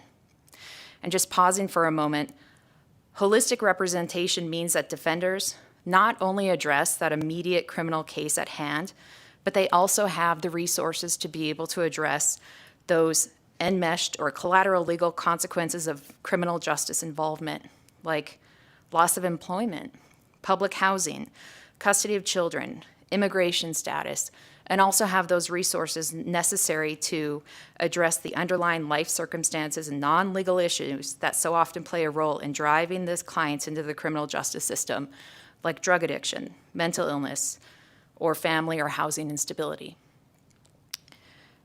That Rand Corporation also found that holistic defense reduced the likelihood of a prison sentence by 16% and actual prison sentence length by 24%. Holistic representation of clients saved taxpayers in the Bronx an estimated $160 million in inmate housing costs alone.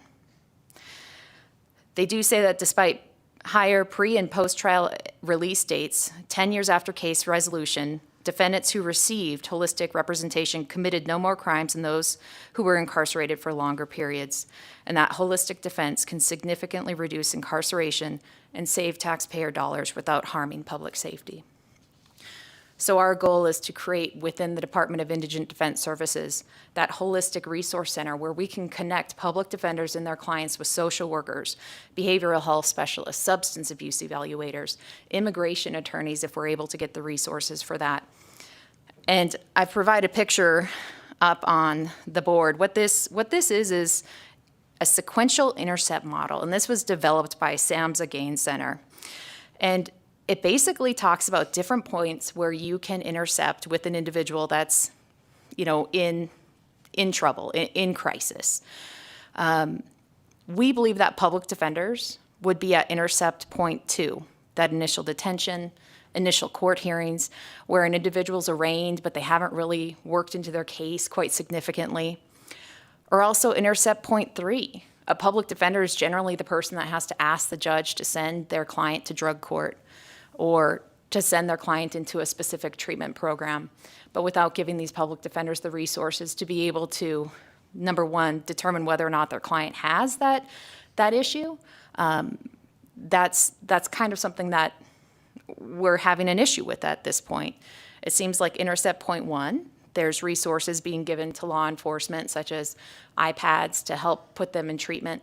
But ultimately, if the individuals get arrested, it seems like there's not really the resources being provided to the public defenders to really be able to assist their clients. So these are our concerns of a gap that we see currently in a place that public defenders would be able to help. So with that, I would turn it over to Tom to discuss the next. Thank you, and thank you for having us here. My name is Tom Qualls, Qualls for the record. I'll give you a little bit of background before I go through that list there. Just Indigent defense, as Marcy covered, and as we've seen from Judge Bishop's discussion here today, is a little bit at a flashpoint right now. There's a crisis across the state. And indigent defense is fundamental to the health and resilience of all of our communities in Nevada. It's not just about criminal defense or the things that we see in the headline. We see the full gamut of people, and we deal with a lot of the marginalized populations. A huge percentage of the people in the system have either one or more of, the symptoms of mental health, substance abuse, poverty, housing insecurity, domestic violence, the list goes on. And often one or more of these factors is instrumental in them being in the system. This little section here in our vision is called Balance the Scales, because the scales of justice are supposed to be balanced. The prosecution and the defense are supposed to be equal and have equal resources, and that's, not been the case for a long time. The situation that we're in right now has been a long time coming. In 1992, the Indigent Defense Commission was created here, and that led eventually to ADKT 411, which I think was 2007. As Marcy explained, only Washoe and Clark were able to comply with ADKT 411 at the time. And then it took the ACLU lawsuit and the creation of our department to finally begin building, what was started back in 1992. But a lot of time has lapsed and a lot of erosion in the system. Public defenders are a rare breed. You need to be really smart and capable, and also, compassionate and courageous. You need to wear a whole lot of hats. You're not just an attorney in court. You're a counselor, you're a social worker, you're a lot of different things. And it is right now at a crisis point as far as the system being underfunded and the people in it being overworked. And I'm not being hyperbolic when I say to an inhumane level. I'll give you a couple of examples. One of the people who holds a public defender contract in one of the counties, the rural counties, recently reported that in 3 quarters, so not even a full year of her contract, she has accepted 472 cases in justice court alone. That is already almost 3 attorneys worth of work, and there's still another, and that doesn't count district court cases, and there's still another quarter to go. Another judge that we recently talked to used to hold one of these public defender contracts, and she said that she looked at the numbers at the end of the year, subtracted her overhead from the contract price, and then looked at the number of hours she worked, and she was basically making $15 an hour. Again, this has been a long time coming, and it's one of the things that, as the RAND study points out, the more states and communities kind of ignore and underfund this, actually the more money it ends up costing. So we have a number of different plans to address this. Marcy spoke to the pipeline program that we have with UNLV Boyd to help entice and introduce law students into the indigent defense system, specifically in the rurals. But of course, that alone is not enough. We heard from Judge Bishop, and I will say that White Pine's situation is not unique, in which they have a public defender contract open and can't find anyone to take it. And again, a huge part of that, there's a number of factors, but a huge part of that is the amount of the contract that the county is offering and, able to pay. They cannot attract quality talent. They cannot attract people with high student loan debt. That's a lot of the feedback that we've gotten from the Boyd School of Law is that the reduced number of people interested in going into public defense is that it's a simple matter of numbers. They can't afford to do it. The department, when it was established pursuant to the Davis stipulated consent judgment, it's my understanding, this was pre-COVID, that the intention was to put in the department's budget somewhere between $10 and $15 million. With COVID happening, the department essentially got zero of that funding. We got our own operating costs, and that was it.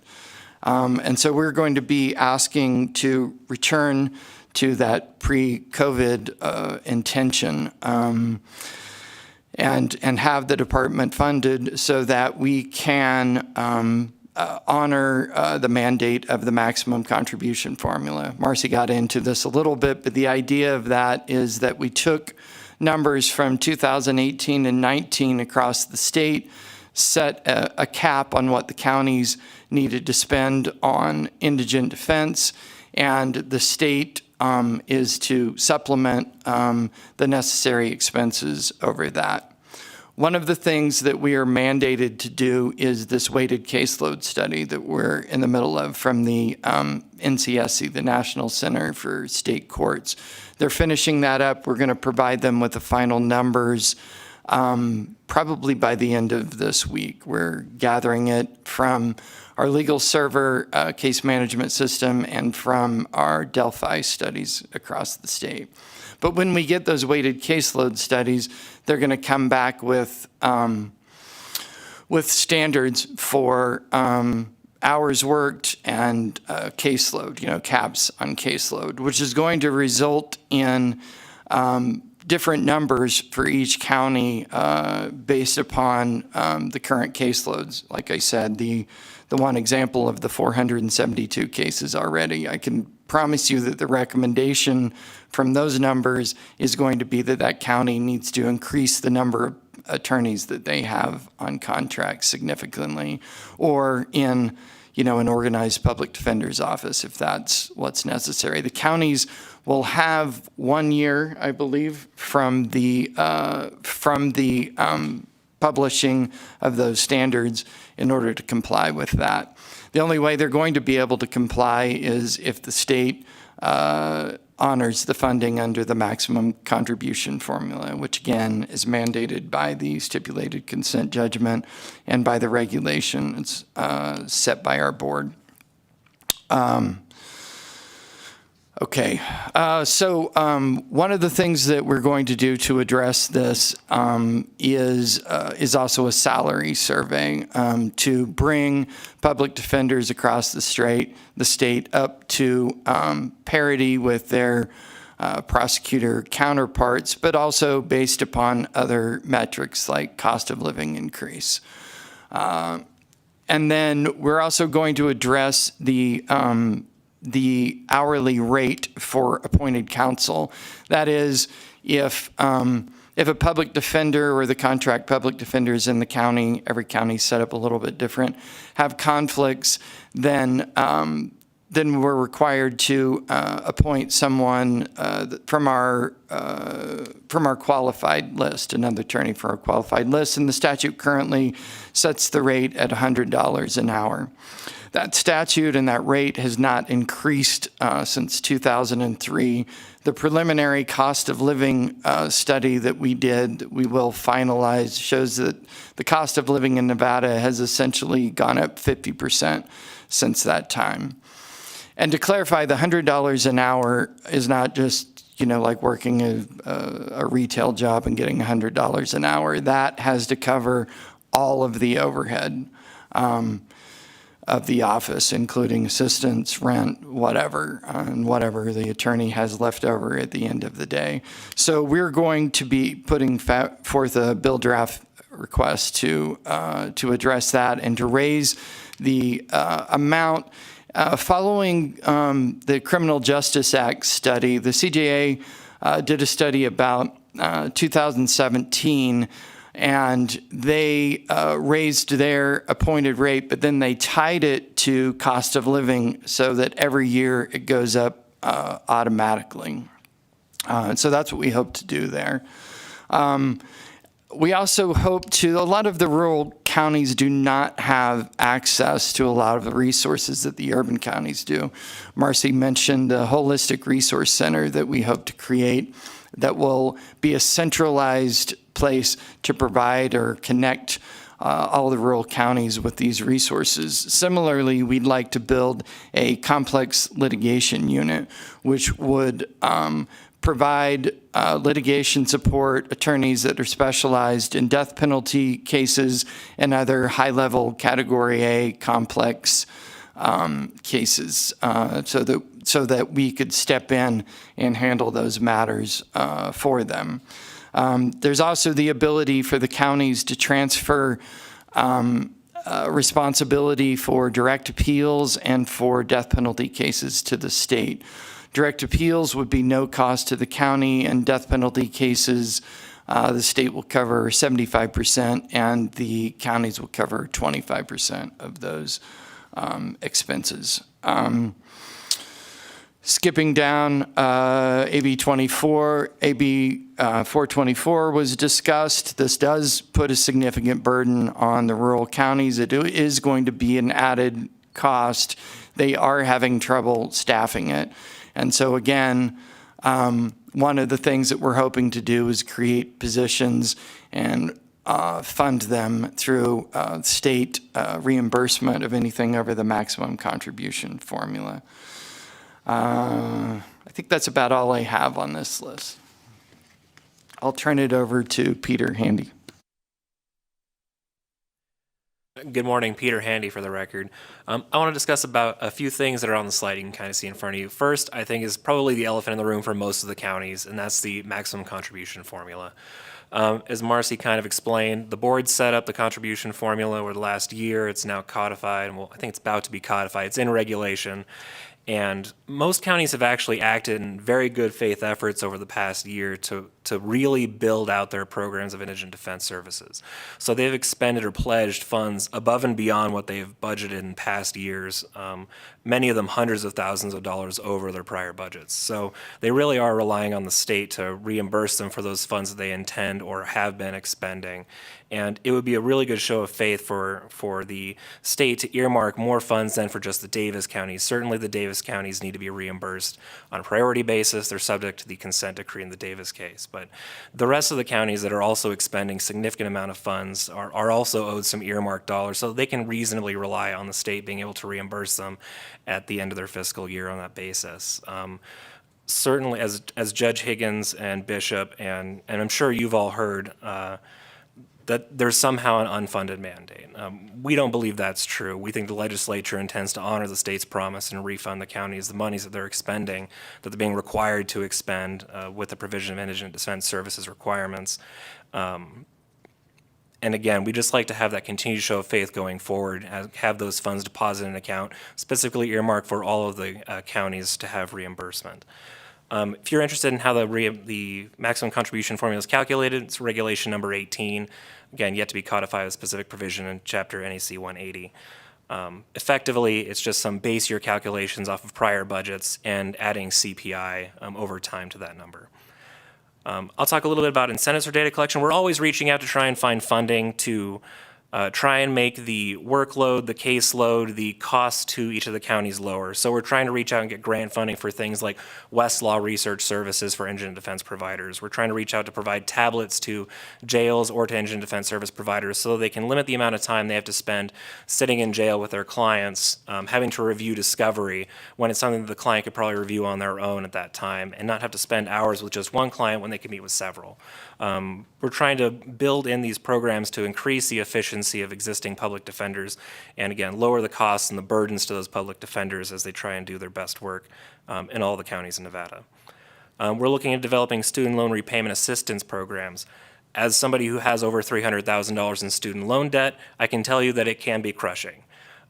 Certainly there is a need for student loan repayment assistance for both indigent defense providers, district attorneys, government employees, and legal aid service providers. And that's because the wages aren't compensable or comparable to private sector jobs.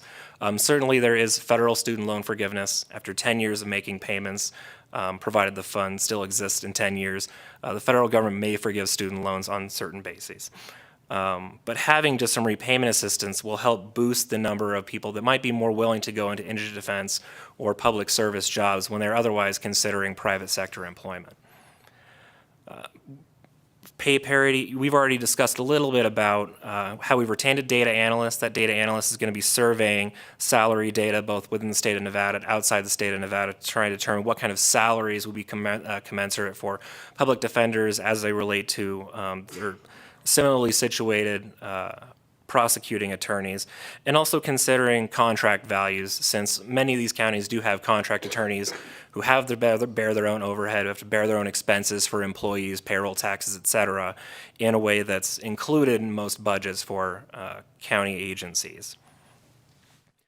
Community building. This is something that's very important to us as we continue to work with the counties to develop their indigent defense programs. Tom and Marcy are regularly traveling the state to try and meet with local counties, to meet with clients, to meet with defense service providers, to meet with local prosecutors to try and work out how things are happening in that county. So what's happening in White Pine County is going to be different than what's happening in Lander County, is what's different than what's happening in Douglas or Carson City. And it's important that we have the ability to continue to be able to reach out to those counties, see what's happening on the ground, have those conversations with the people that are working there, with the county boards of commissioners, with the boards of supervisors, with the defense providers, with judges, to continue to see how we can better facilitate services in those areas. For training, you heard Marcy talk a little bit about our annual conference and our monthly trainings. We're hoping to provide more training as time goes on. We're really focused on implementing statewide practice of holistic defense, which was spoken about earlier. We mentioned the RAND study. That study was later verified by the Department of Justice that holistic defense does reduce incarceration times for criminal defendants. So we're trying to get training on a monthly and annual basis out to the attorneys practicing indigent defense, trying to adopt those practices. And again, when we were talking about that holistic resource center, it's again providing those services to attorneys to be able to better implement that evidence-based practice and try and reduce costs to the state and to the counties when they're having to incarcerate persons for longer periods of time. We're working with the State Bar to try and develop an indigent defense incubator. The State Bar has a fantastic program called Handlebar, where they do have an incubator program for new attorneys that are trying to kind of break out on their own as a new solo practitioner. We want to work with them to try and develop training and some mentorship opportunities if they intend to go into indigent defense as a part of their solo practice. We're also continuing to develop, again, those community relationships with each of the counties, with different stakeholders in the State Bar, those local communities, and with the Boyd School of Law to develop better programming as we continue.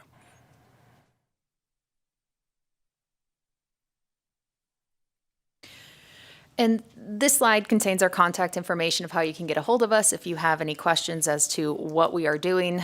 We will be reaching out to the legislature in this next budget build to be able to really put all of these things into action.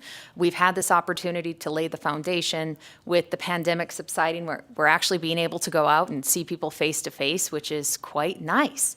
And that's really been our goal, is to start building these relationships that we weren't able to build before because of that. So with that, if you have any questions, we've completed our presentation. Thank you. Any questions from our colleagues on Zoom? I'm not seeing any, so we'll go down to Senator Harris and Vice Chair Wynn. I just have one question. Yeah, go ahead. I appreciate you bringing that up about indigent defense, compensation and also resources. I know we've talked about that holistic center and, resources for council. And I think it's very timely, given the conversation that we just had about being able to get people into that. So I appreciate the work you guys are doing, especially since you're such a new agency.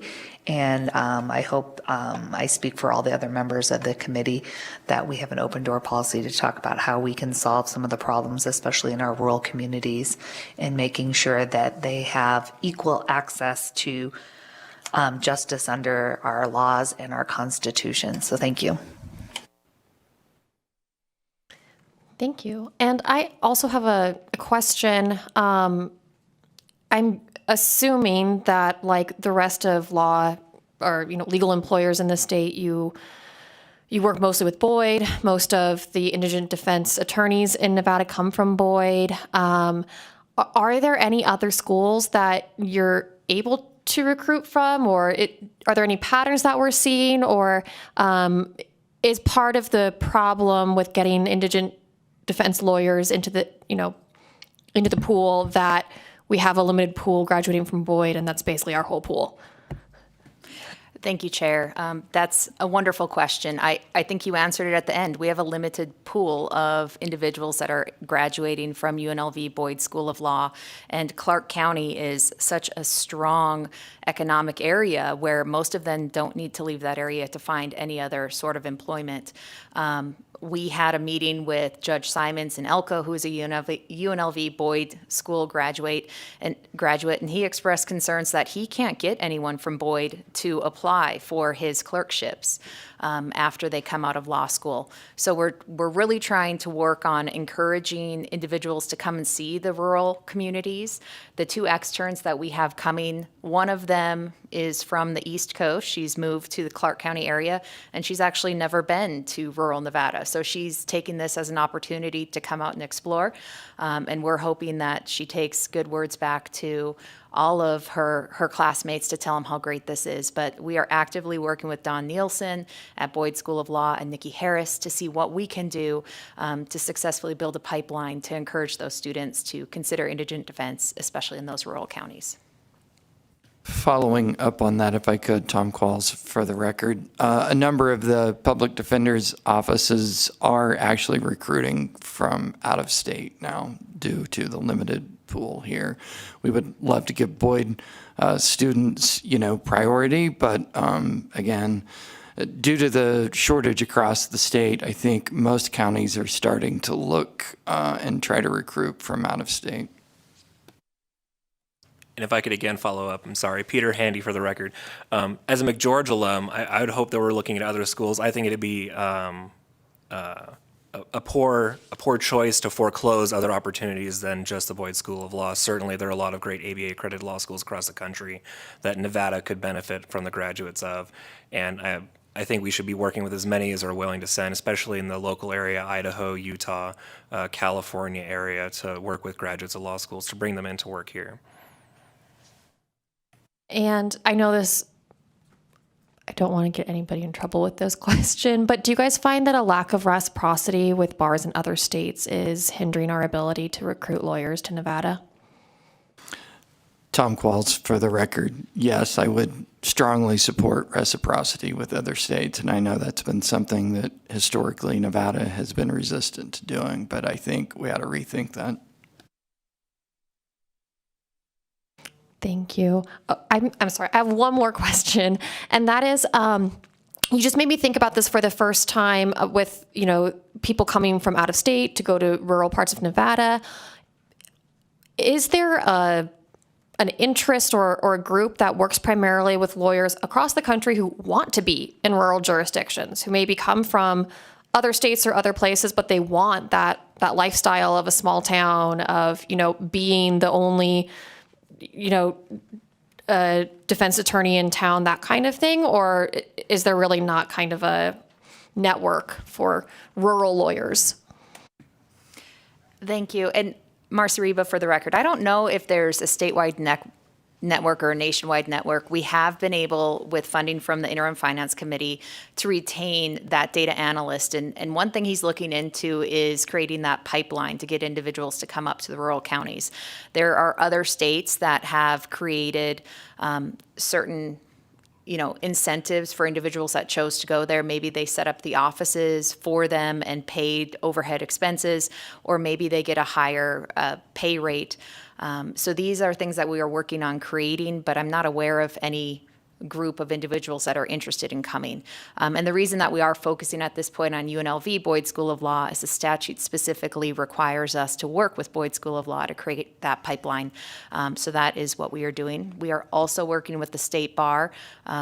They are hearing the issue as well, and I think we're going to form a small committee to talk about what the bar can do, what we can do to encourage people to come out to the rurals.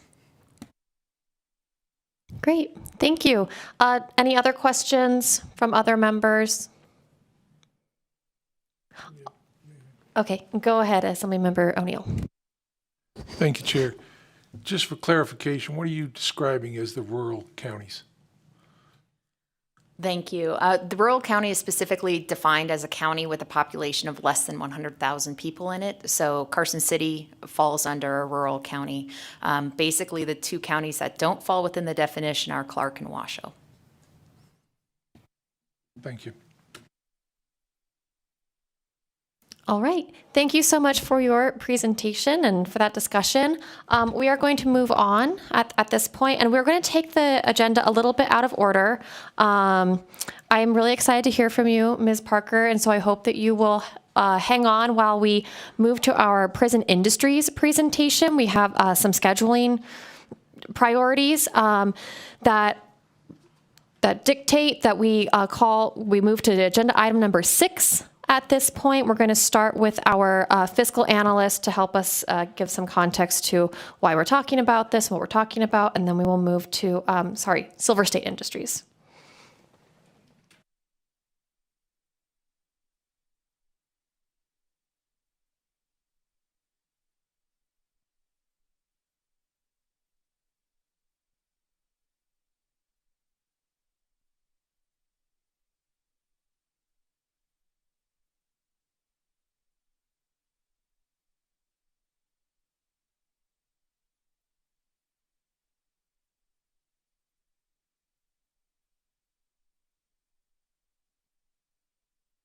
Are you ready? All right. Good morning, Chair Scheibel, Vice Chair Nguyen, and members of the committee. I'm James Malone, Senior Program Analyst with the Legislative Council Bureau Fiscal Division. I also serve as secondary staff to this committee and will be providing the presentation for Agenda Item 6A. With me today, virtually, Brody Leiser, Chief Principal Deputy Fiscal Analyst for the Assembly, who has previously staffed the Committee on Industrial Relations or Industrial Programs and will be available to assist with any questions the committee may have. This presentation is intended to inform the committee members of the abolishment of the Committee on Industrial Programs through passage and approval of Assembly Bill 443 of the 2021 legislative session, and the statutory duties that transferred to the Joint Interim Standing Committee on Judiciary. As a background, the Committee on Industrial Programs was created in 2001 through Assembly Bill 4 of the 2001 legislative session. Duties prescribed in statute revolved around industrial programs in the state. Industrial programs being the employment of inmate labor with the intent to provide offenders with skills necessary to successfully re-enter society. The committee was statutorily required to meet on a quarterly basis, where agenda items were primarily presentations and discussions with the Nevada Department of Corrections, Prison Industries, where the committee, when needed, would perform their statutory obligations. As you may see, an overview of the duties is listed on this PowerPoint slide. The 2021 legislative session passed and the governor approved Assembly Bill 443, which abolished the Committee on Industrial Programs. Duties previously performed by the Committee on the Industrial Programs transferred to the Joint Interim Committee on Judiciary, which I will discuss on the next few slides. So this slide here details the duties outlined in statute that transferred. I would note that the duties listed on this slide are on an as-needed basis, except for the 5-year report that is due from the Corrections Director every 5 years, the next due date being January 1st, 2024. As needed, the agency and the Director of the Department of Corrections will need to work with the Interim Judiciary Committee to place items on the agenda that are statutorily required. An example of this will be the first bullet point, which states prior to any money in the fund for the new construction for prison industries can be expended, the Corrections Director shall submit a proposal to the Interim Judiciary Committee and the State Board of Examiners. Once both those committees approve it, a report and a recommendation for approval must be submitted to the Interim Finance Committee. There are 2 reports that are required from the Director of Corrections. One concerning the potential impacts of any new program for the employment of offenders on private employers and labor in the state.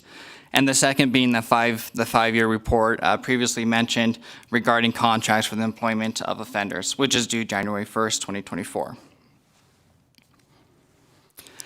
The Corrections Director must present any recommendations the committee wishes to the Board, State of Prison Commissioners, provide explanations to the committee when a state-sponsored industrial program endures a net loss in 2 consecutive years, and perform certain duties such as recommend 3 persons to the Corrections Director for appointment as Deputy Director of Prison Industries. I would note regarding the explanation from the Director when an industrial program incurs a net loss in 2 consecutive years, with the explanation, the Director is required to provide a plan for a generation of a profit in the next fiscal year. If the Interim Judiciary determines a program has incurred a net loss of 3 consecutive years, the Interim Judiciary Committee must report to the Director of Corrections a recommendation on whether to continue or terminate that program.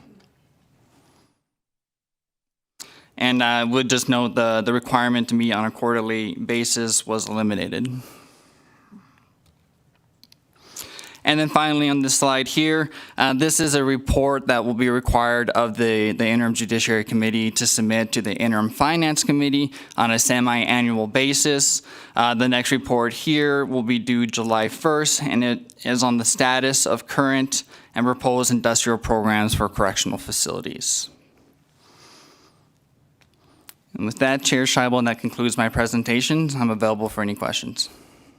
Thank you. Any questions from our members?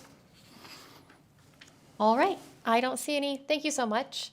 I will invite Mr. Cuenca up to give us our presentation on Silver State Industries.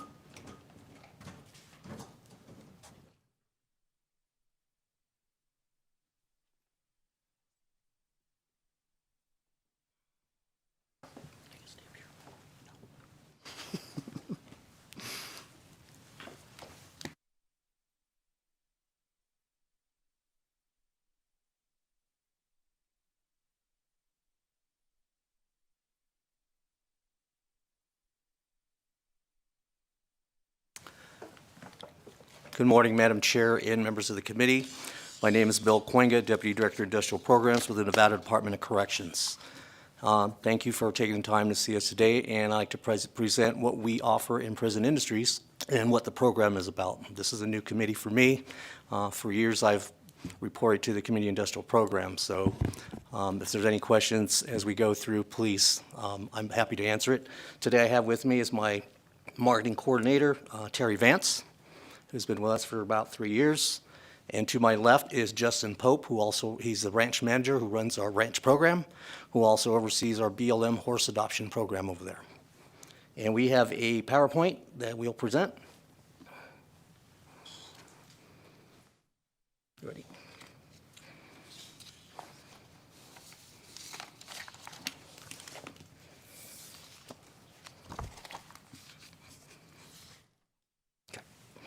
Silver State Industries under NRS 209.4612, every program for the employment of offenders established by the director must employ the maximum number of offenders as possible.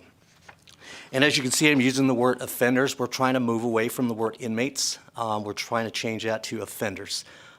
In the statute, it does say offenders in there under NRS 209 for the director for Department of Corrections. It does not say anything about inmates as far as definition in that statute. We kind of noticed that in the last month or so, so we got to clean that up and move forward. The mission of Prison Industries is to reduce government operating costs, provide offenders the skills and certifications necessary to successfully reenter society, and enhance the safe operation of correctional facilities. Next one. About Silver State Industries. Silver State Industries is a self-supporting operation providing job training, certifications, and marketable skills for offenders in the production of goods and services at little or no direct cost to the taxpayer. At this point, we have approximately 560 offenders working statewide in the Prison Industries program and are routinely placed in quality professions upon release. Operations for Silver State, we go under the name Silver State Industries or Prison Industries. So Silver State Industries has operations at Northern Nevada Correctional Center, Southern Desert Correctional Center, Lovelock Correctional Center, and High Desert State Prison. The shops mimic the structure of the outside world to include print shops. We have a print shop, furniture shop, metal shop, mattress, ranch, garment, auto, and sanitizer. Sanitizer was brought in as we hit the pandemic. Prison Industries was tasked working with emergency management through the governor's office also into manufacturing hand sanitizer, PPE equipment and stuff, and we were very successful and pleased that we could help the state during the pandemic, and we continue to do that, still with PPE. We have partnerships with industries. We have card sorting, hanger sorting, sewing collections, Envy Organics, who is also Full Circle, which they manufacture composting and green waste, and they're a green company. We also have the BLM horse program, which I just mentioned. At our program, we have approximately 1,500 wild horses over there as we speak, and we're permitted up to 2,000. The tag plant falls under Prison Industries, but Department of Motor Vehicles pretty much handles that all of their own. They administer everything. They just report to me the number of offenders they have, hours they work, and I just kind of go and do an inspection of the operations to ensure that they're operating in a safe manner. We also have Erickson Framing, who has been shut down for the last 2 years due to COVID. We are going to be back into operation starting Monday the 11th. Erickson Framing was brought in through the Nevada Builders Association through Northern Nevada. This operation was started down in Arizona Corrections. So this operation came up, they work off of Parr Boulevard, they manufacture wooden house trusses. At this point, we are sending out 7 offenders, earning minimum wage out there, 1 officer, and we're boosted up to 12 offenders in a few more weeks. They provide all the training and all the tools out there. They're transported from our Stewart Conservation Camp with an officer to Parr Boulevard Monday through Friday. On the programs, the qualifications, all offenders are required to have a GED or high school equivalent. If they do not have it, we work with them. The supervisors work with the offenders to help them in obtaining that, and we will give them part-time work as long as they focus on getting their high school diploma. If they do not accomplish that, then they are removed from the program, but we want to give them that opportunity. They cannot have any major disciplinary events in 1 year or generals in 6 months. They have a lifting requirement of 50 pounds. They must work 90 days in the yard, labor, or culinary. They must clear classification committee. Classification committee comprises of the warden, associate warden, and a caseworker. Life sentences are not disqualified working in Prison Industries. We look at it a case-by-case basis, and we do not disqualify them.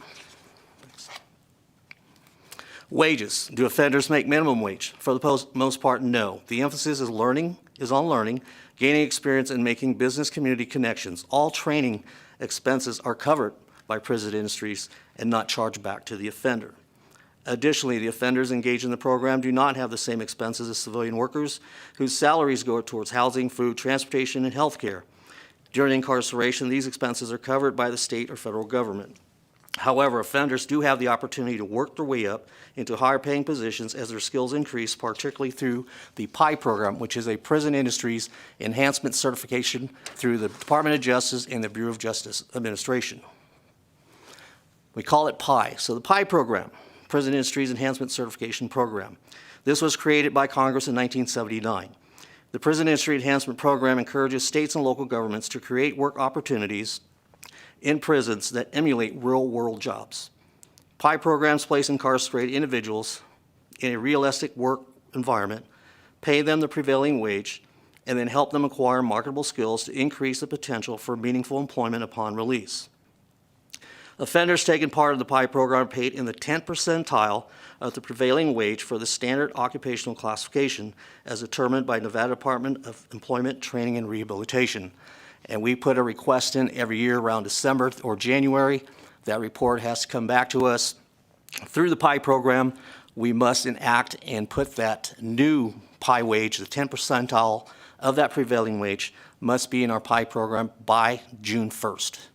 So we pretty much get that new PI wage in usually around May 1st, so that when we quote jobs, as we do steel fabrication, any PI job that crosses state lines, for profit, that we must ensure that we're quoting so that we quote that job as it goes through the process. By the time they go through the bid, out there with the subcontractors, contractors, and it comes back, we want to ensure that we are current with the PI wages, because we get audited every other year through the National Correctional Industries Association with a grant through the BJA and DOJ, and they come out and ensure that we can maintain our certification based on wages.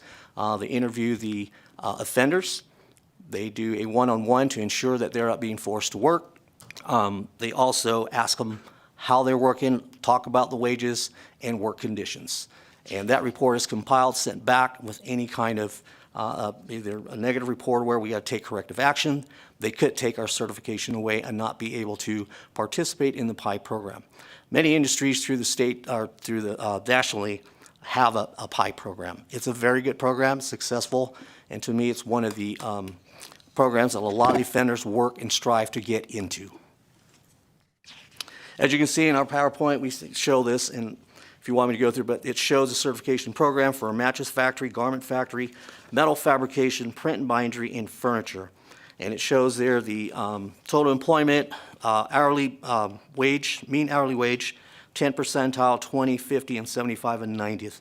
We get this report back from Dieter, and we're hoping to get one here pretty soon. All right, what do the offenders earn in addition to a wage? A lot of offenders work in the prison industry program. We offer American Welding Society, which is a very successful program. Through working in partnership, I brought that program in 2002, working with Western Nevada College. We have the instructor that comes in when the class starts. He comes in once a week. He goes through the whole curriculum with the offenders. We also have a student aide, which is one of the offenders that helps assist in teaching this class.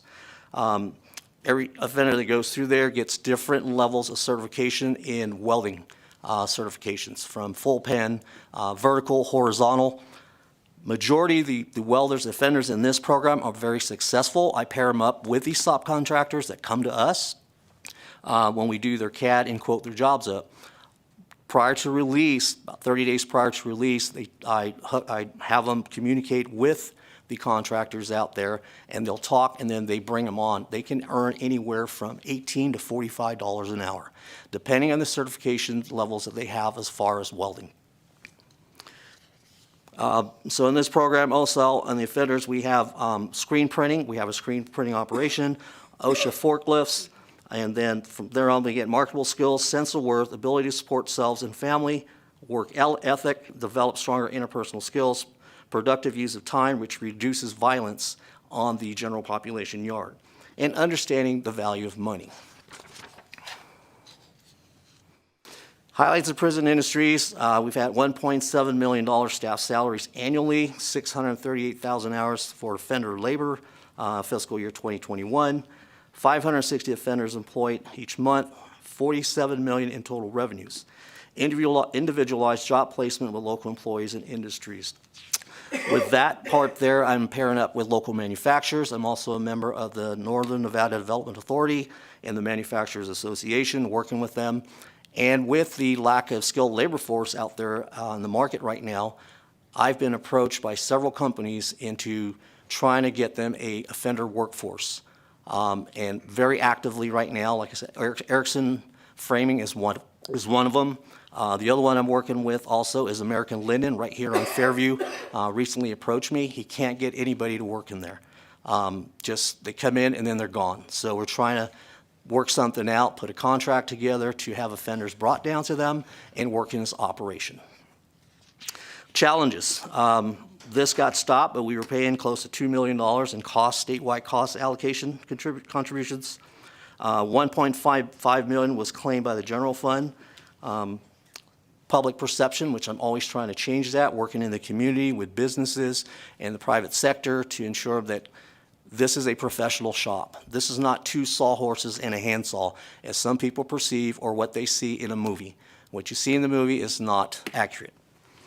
Operating a business with state restrictions, guidelines, and lengthy budget processes. Running a business, to me, running this prison industries program is like running a business with handcuffs on. We have protocols, procedures that we must adhere to as far as purchasing, going through the legislature and the Board of Prison Commissioners, Board of Examiners.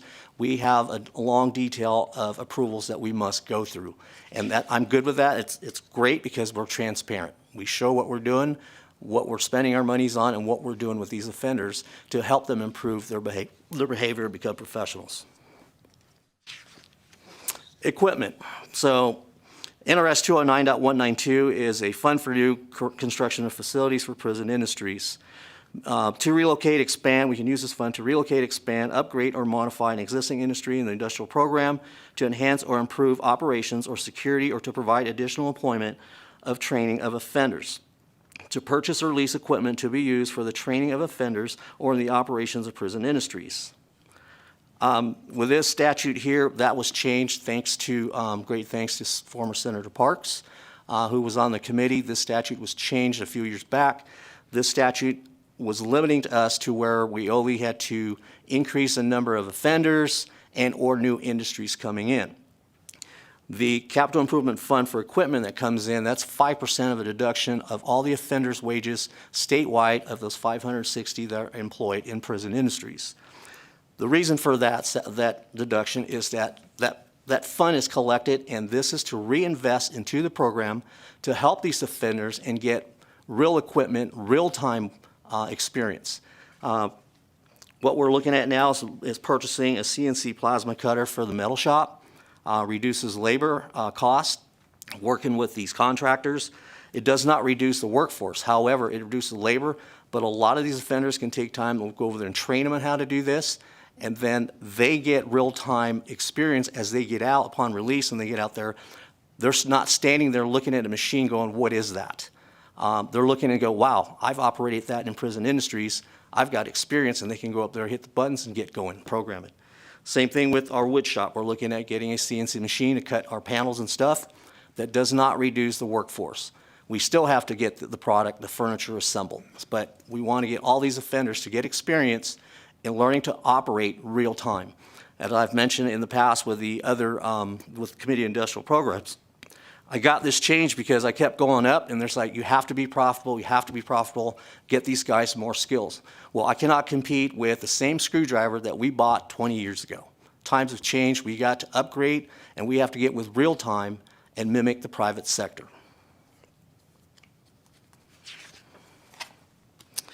And that's all I have at this point. I'm open for any questions from the committee before I turn it over, and we have 4 former offenders here that are happy to testify on their experiences to the committee, but I'm happy to answer any questions. And I apologize, I forgot to mention I have Jeffrey Doucette down in the south, who is my Chief Financial Officer. Sorry, Jeff. All right, thank you so much. I think we'll go ahead and do some questions first, and then allow the alumni to come up and speak, and we won't pepper you with any questions unless anybody has something nice to say. But for you guys in the hot seat, I am sure that my committee members have questions, so I will start with those by Zoom.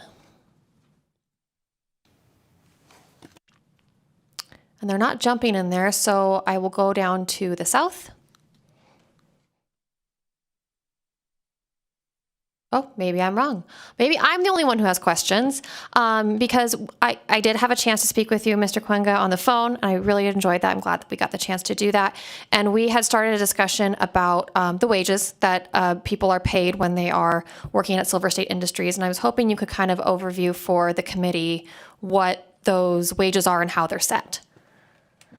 For the record, Bill Cuenga, Deputy Director of DOC. So the wages, we have been there for 27 years running this program.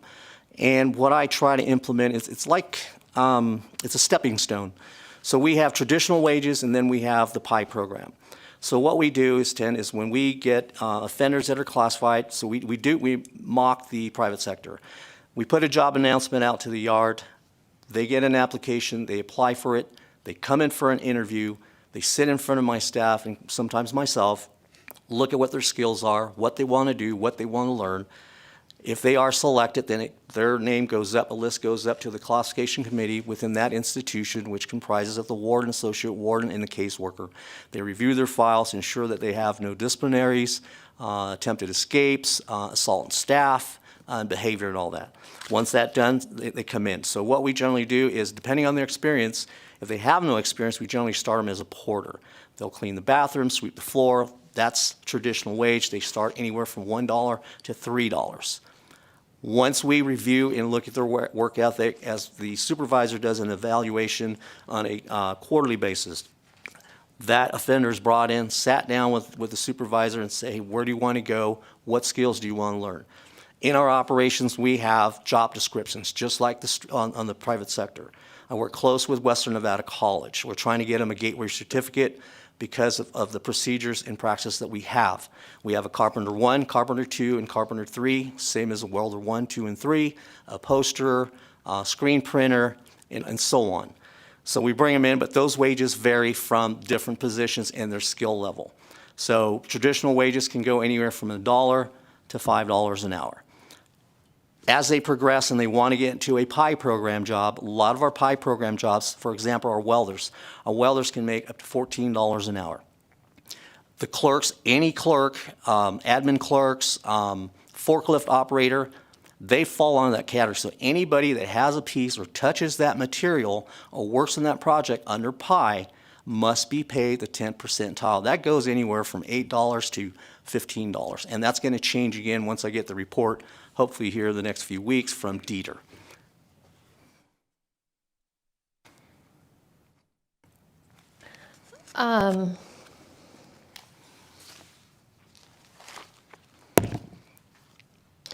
Okay, so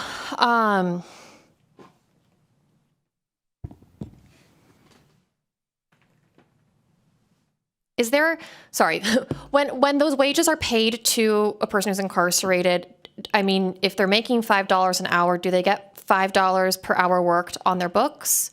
Or is there, some additional thank you, yes. Deductions? For the record, Bill Quenga, Deputy Director.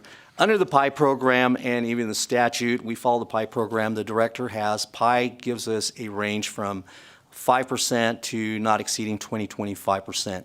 So every offender that works in Prison Industries program, there is a deduction, 5% Victims Crimes Fund, which is mandatory, 5% Capital Improvement Fund, and then 24.5% room and board. And that room and board goes back to the department, general fund. That helps offset the cost of incarceration. I have nothing, I don't touch those funds. I don't even touch the victim's crime, that goes down to pay the victims. But the Capital Improvement Fund is the only one that I recognize. Now with that said, there's some changes with Marcy's Law. We have Administrative Regulation 258, which they're still looking at. There's an addendum to go to that administrative regulation to go in front of the Board of Prison Commissioners, which they're still trying to figure out the percentage. It was 90%, they brought it down. I have nothing to do with that, whatever comes out, but they're still talking about who gets first cut, who gets second. My understanding is the victims get first cut. Then they're penalized. It's really, it's confusing to me, yes. We're very familiar with Yes. this issue and with the Resolution 258 or the Order 258. Yes. But that does answer my question about the wages are not, that's not the total amount that they get, or that is more than the total amount that they ultimately see on their books. And I wanted to go back to something that you were talking about earlier regarding the capital improvements, and you were specifically talking about purchasing some new equipment for the welding shop and the lumber, I think.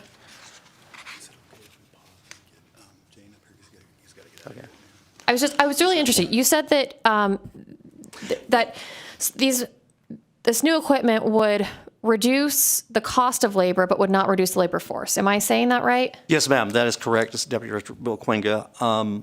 It does reduce, it reduces the labor, but doesn't reduce, and helps with the cost, but doesn't reduce the offenders that are going to be working in the program, if that answers your question. So is that basically because you're not paying them for their training while they're being trained? No. For the record, Bill Quinga, yes, once they get a machine, we pay them. They are on the clock to learn and operate when we train. We pay them for training. So are they just each doing fewer hours? No, so... I'm sorry. Okay. I'm No, not so- following the math. Okay, Bill Quinga, so by buying this equipment, it enhances the program so that we can mimic the private sector as much as we can. So that they gain that skill, certification, so when they get out, they have marketable skills. They have a better chance of employment with that experience that they bring. This equipment is to help to educate and train our offender population in the prison release program to gain that marketable skill and experience in new equipment. Because we've never had CNC equipment before. Got it. And I'm like, why aren't we doing this? I mean, I'm partnering with Western Nevada College. They have CNC simulators. One of the things I'll tell you too is I'm working closely with Northern Nevada Rural Authority, Housing Authority. We've had a meeting. We've had a meeting with Western Nevada College in using their internships as far as development. I'm going to Boise, Idaho next week to a factory that's building modular, affordable housing. And we're trying to partner up because we can't get carpenters and electricians out in these rural communities. It costs a lot. In talking with Executive Director Bill Brewer, we're working together to see, can we manufacture those in prison industries, made in Nevada. College comes in, we work with them in prison industries to get them plumbing certifications. The frames are steel, we got welding certified already. Then they also get electrical certifications. And as they get those, and they get released, they have that skill. We can try to partner them with these companies out there, working with Mr. Aaron West, who is the Nevada Builders Association, work closely with him, trying to get these guys skills. What we're looking at with Nevada Builders Association is that pool of workers in the construction trade is dying. It's just depleting. So by trying to get these guys in prison industries to get it, that would be his pool to build that pool up in the private sector. And does the private sector pay prison industries market rate for the projects that prison industries does in the private sector? For the record, Bill Quinga, yes, such as our Erickson framing. In our contracts, we pay minimum wage, whichever is higher, state or federal. And then Erickson pays prison industries. Am I understanding correct that the contract is with Erickson, right? Yes. And so Erickson says we need, a labor force to do XYZ work, and they pay prison industries to do that work.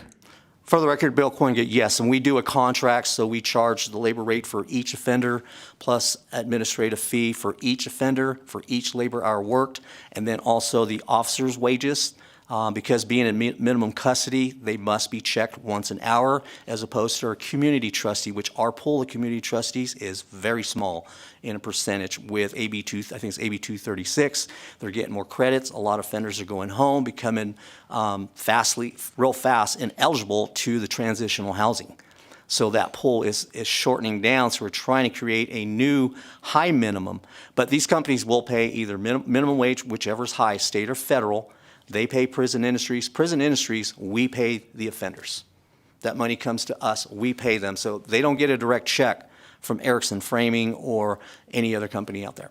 Right. And so am I understanding correctly? So when Erickson decides that it needs this additional labor, they would do like an RFP, and prison industries would say, if you pay everybody minimum wage, we can do it for X amount of dollars. And then there could also be private companies that come in and say, we can do it for the same price or less, or it'll cost us more to do it. For the record, Bill Quinga, so when we, like Erickson Framing, what we had to do under NRS 209.461, I must do an impact analysis. When I meet, so I go to the committee, I have this company that wants to do business with us, this is what they want to do, this is the skills they're going to learn. The committee gives me the authority, says yes, proceed. I do an impact analysis with the economic development, DEETR, and also the labor unions. I sent the letter out, and we get with Dieter, and they find out with the SOC code. They do a whole report as to the tax revenue, the wages, the age. All that information is brought. Also to search the state to ensure that we're not putting the private sector out of business or the citizens in the community out of work, displacing. Our mission in prison industries is not to displace the private sector. We work with them. They come to us all the time with outsourcing. But with that said, once that's put together, we negotiate a price and all the costs, then it goes back to the committee. After the committee says, yes, I have to go in front of the Board of Prison Commissioners. They review it. It's the same committee, then I have to go in front of it goes to GFO.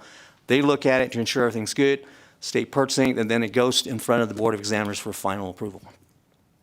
Okay, so what I was getting at actually was not whether prison industries is displacing the private sector. It was that in the private sector, those companies are, creating revenue, and I'm wondering if prison industries or Silver State Industries is doing the same.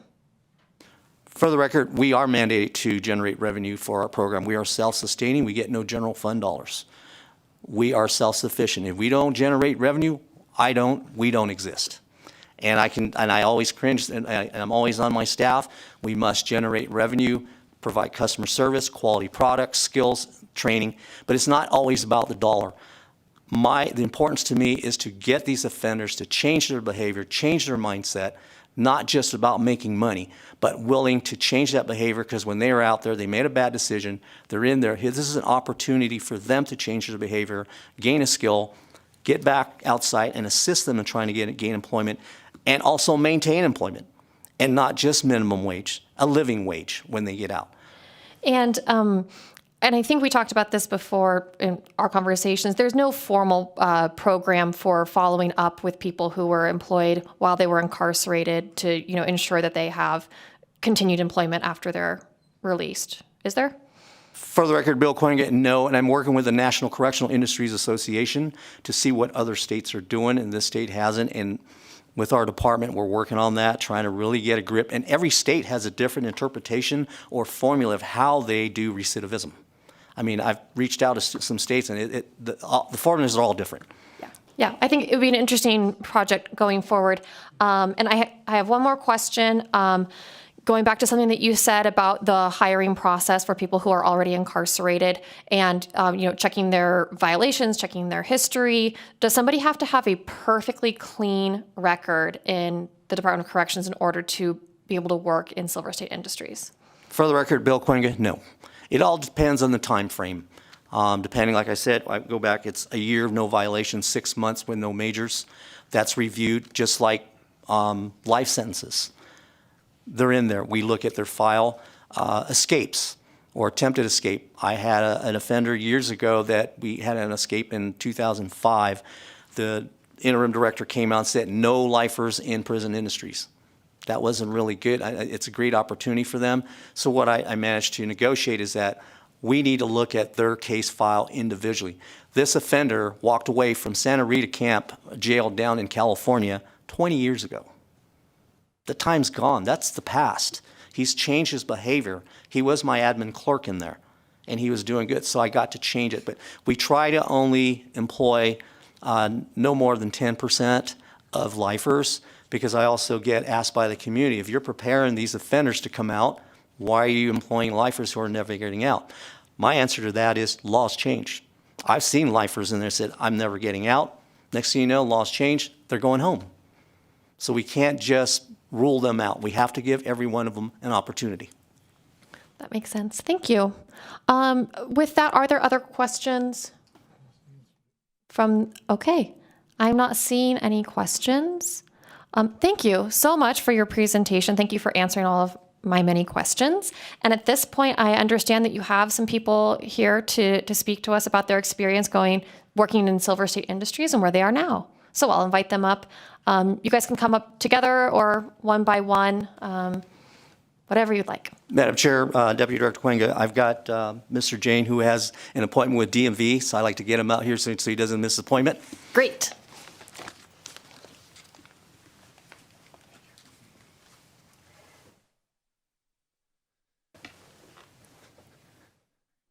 Hello. My name is Ronald Jane. Do I have to say for the record? Yes, if you don't say for the record, then it doesn't go on the record. Okay. Good morning, Ronald Jane for the record. I was fortunate enough to work under Justin Pope here for Silver State Industries for 6 years. I was interviewed and accepted the job as the clerk of the prison farm. And it was a life-changing experience for me. It was a very pivotal moment. I was incarcerated for a total of 10 years.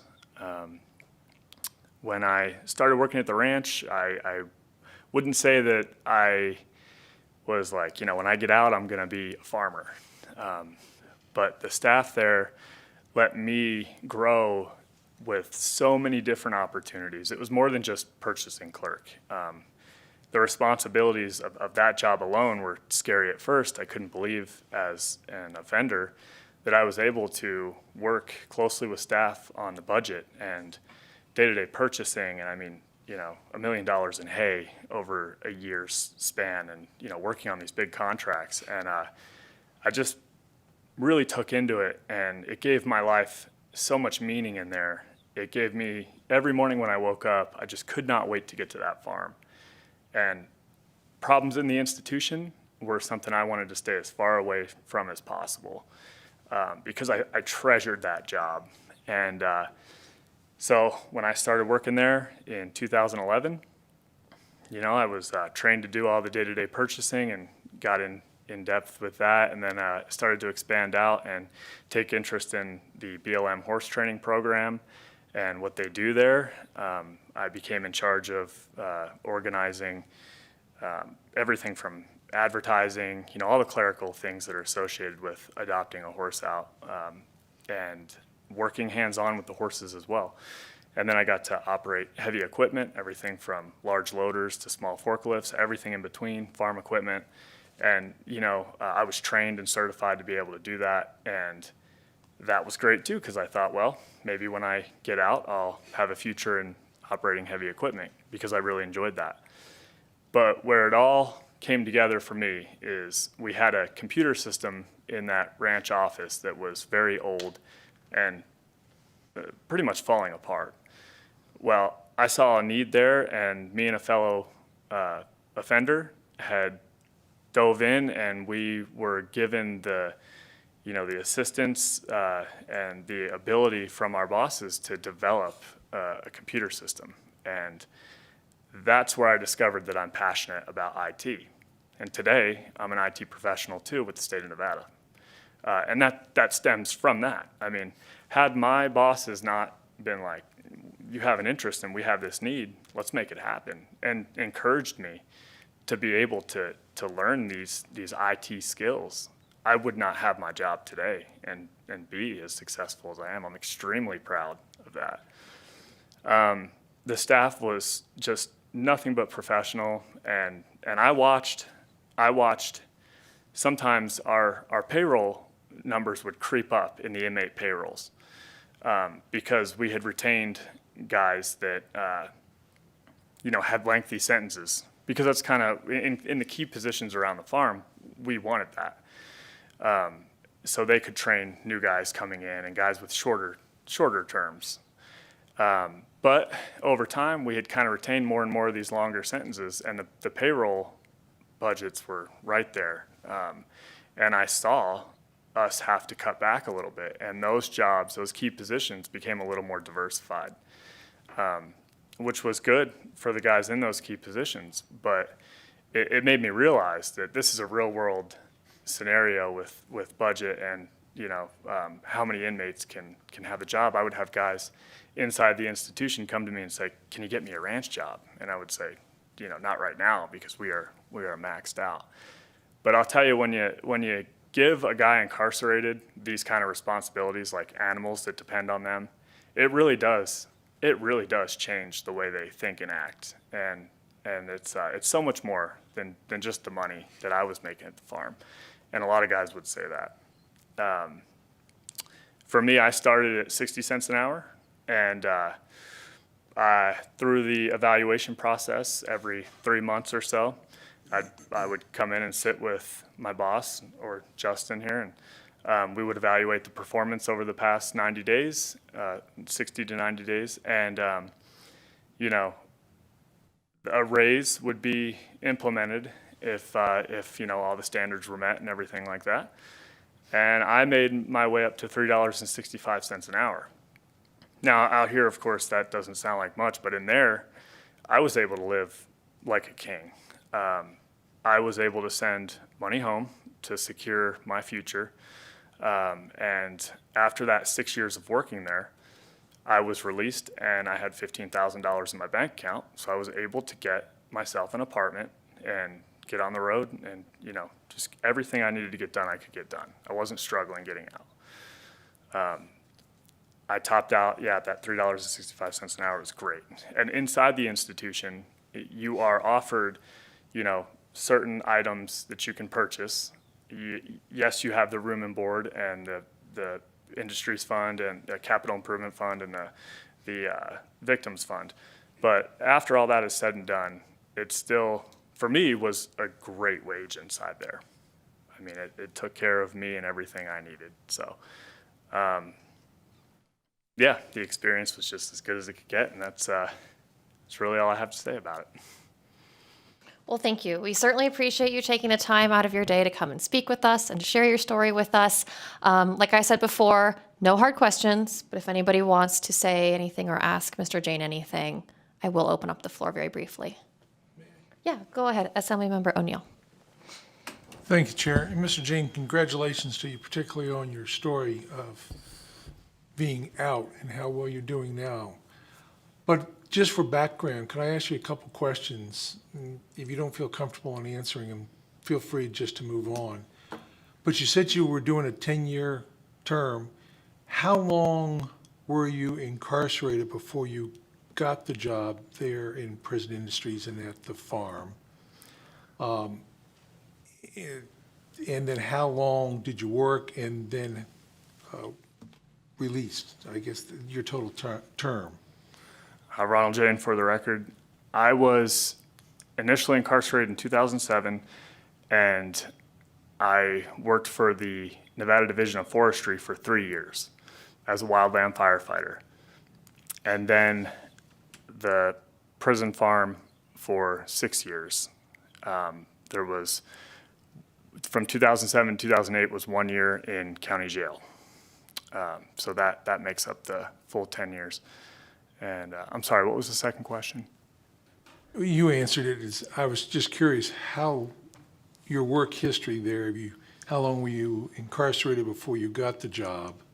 And then how long you worked there at the Prison Industries, which you said you were. So that, and if you don't mind, can I ask what you were incarcerated for? Ronald Jane, for the record, I was incarcerated You for... don't have to answer that question. No, that's okay. I was incarcerated for DUI, causing substantial bodily harm and or death. My initial sentence was 45 years with parole eligibility after 15. I managed to get out earlier than that. But yes, that's what I was incarcerated for. I appreciate that, and thank you for allowing me the time. And thank you again for joining us today and for answering our questions and sharing your story with us. We really do appreciate it, and it's not often we get to speak to people who are directly impacted by the criminal justice system in the way that you were, and so we really value that you're willing to be here and to speak with us. So thank you.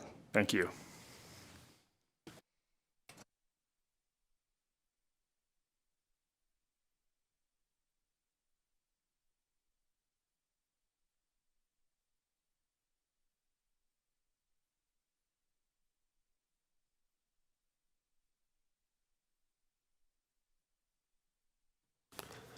Hi, my name is John Nicholas, and I went to prison back in 1990, and I am one of the persons that Deputy Director Cuenca alluded to, of being a lifer and being in the prison industry program. I didn't get into prison industries until after 7 years of being incarcerated. It took me a minute, probably to smarten up a little bit. I started going to school because I knew you had to have an education in order to get into prison industries, and I wanted to better myself. So I started in with Prison Industries in 1997, and I left Prison Industries in 2018. While I was there, I started out at the bottom and worked my way up, and the skill set that I learned while I was in there, I wouldn't be here today if it wasn't for Prison Industries. I was one of those guys that didn't think he was ever going to get out, and as laws change, as they say. So I was glad that I was able to partake in that program. I learned some skill set that was super valuable for me out here. I learned how to budget. I learned how to do accounting. I learned accounts payable, accounts receivable.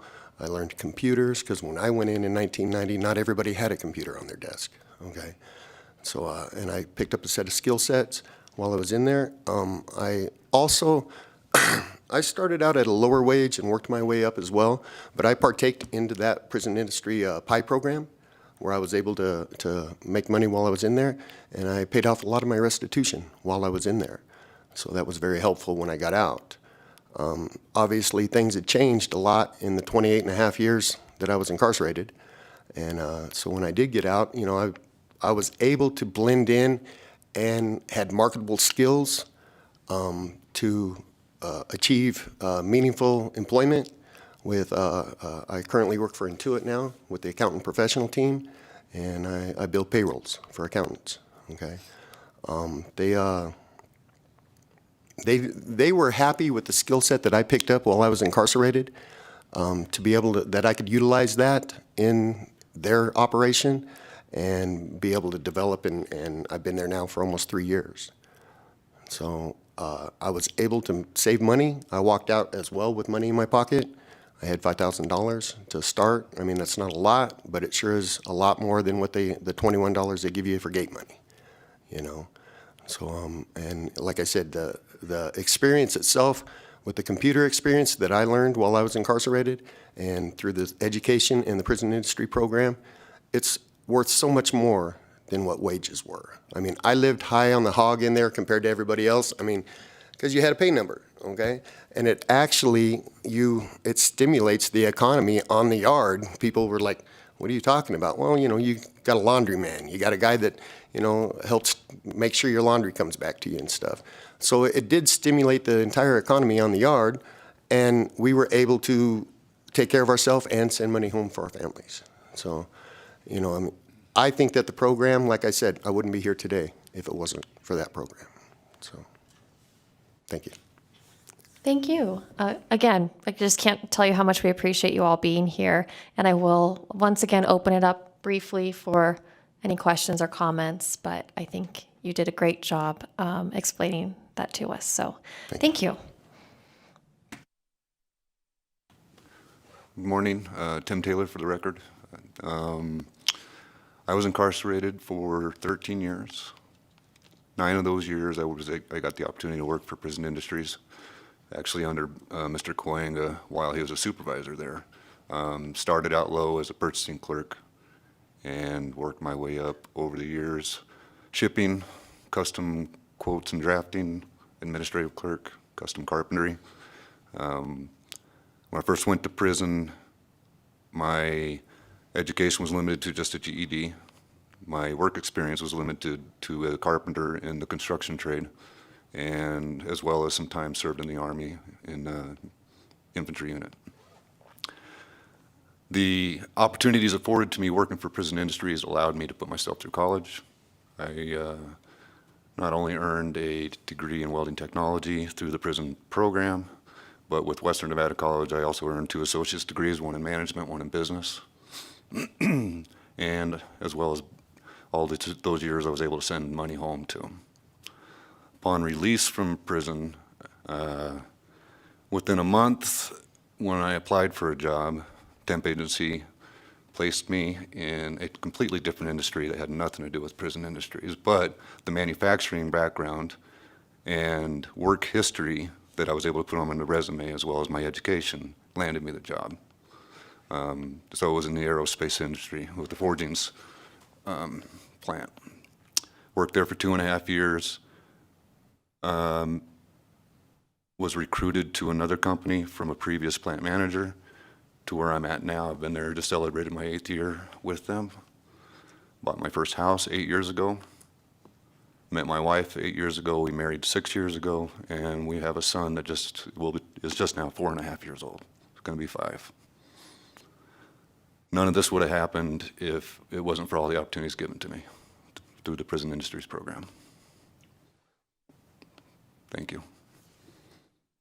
Thank you, and congratulations. I mean, completing your higher education is no easy feat for anybody, let alone while you were in custody. That must have taken a lot of perseverance and a lot of drive. So no wonder your company has wanted you there for the last 8 years. That's really incredible. And so thank you again for sharing with us. Thank you.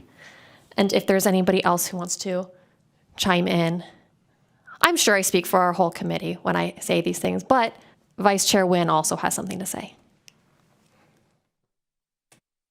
No, I echo your comments about all of our speakers so far. It's amazing what they've been able to turn around and accomplish in this process. I just have a question about completing the higher education program. Did you do that through a correspondence course? If you don't mind sharing. I did it locally with Western Nevada College. They were on site not only with the prison industries, but in the prison itself, they offered every semester a certain amount of classes that you could sign up for. And then did you have access to like a computer and like electronic, or was it all like paper? There was a computer room in the administrative office at the prison where the classes were held. So for computer classes, yes, we had access to computers.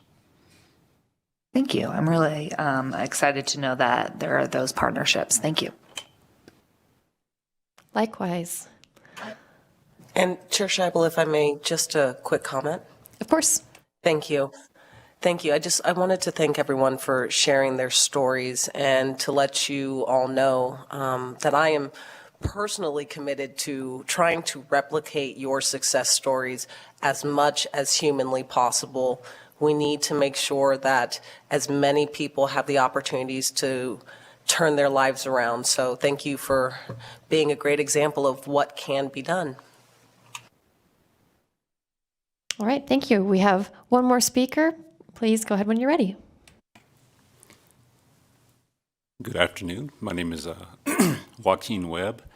I was incarcerated from 1999 until 2019. I started in prison industries in 2008 up until my release in 2019. I started off as a safety and hazmat clerk and worked through the inventory room, handling and all of the supplies, taking them in and issuing them out. And I worked my way to the administrative clerk position, where I was until I was released. The prison industries, and I worked under also, Bill Kuenga was my supervisor when I started, and he worked his way up. Through prison industries, a lot of things happened. I watched a lot of guys, for myself included. It was the job to have on the yard. It was something that you desired to do, knowing that if you made it to PI, that you would be able to obviously take care of yourself, but also have that responsibility as far as saving money with the opportunity to leave at some point, hopefully. When I was released, I had about $15,000 saved up, which afforded me the opportunity also to get a fresh start and be able to pay for transportation and housing and all of these things. The desire for prison industries is huge in prison. There's a lot of guys that have that desire to do so. And then they also understand, with that being said, in order to achieve that, you have to be disciplinary free. So you have to take that responsibility for yourself in order to get to that job. And recognizing once you do get there, you watch a growth with so many men. So many guys actually connect the dots when they get there. They decide to, like myself, you say, okay, I'm going to take this serious. And then also learning a skill set that applies out here. I currently am, I manage a logistics company in Sparks, Nevada, and I can tell you a lot of the things that I learned as far as working on the computers and being able to do payrolls and being able to have that confidence to speak with people, because I do also interview the guys and the ladies for positions here at the logistics company. Nothing but value there. And I learned these things and understanding those things from the birth of it from prison industries. I think that it's one of the greatest gifts we had, and we do have. And it's, I think, the importance of the prison industries and the growth of, I watched it grow from, we had 110 people employed at one time, and it slowly went down through changes and different things that have gone on. But to see that at its height and to watch all of these guys connect the dots was something special. And that's all I have. Well, thank you so much. We really do appreciate you being here, and all of your hard work has certainly made an impact on me, and I'm sure I speak for the rest of my committee when I say that. So thank you all for being here. Is there anybody else from the committee want to make any comments or questions? All right. Then I think that brings us to the conclusion of agenda item number 6.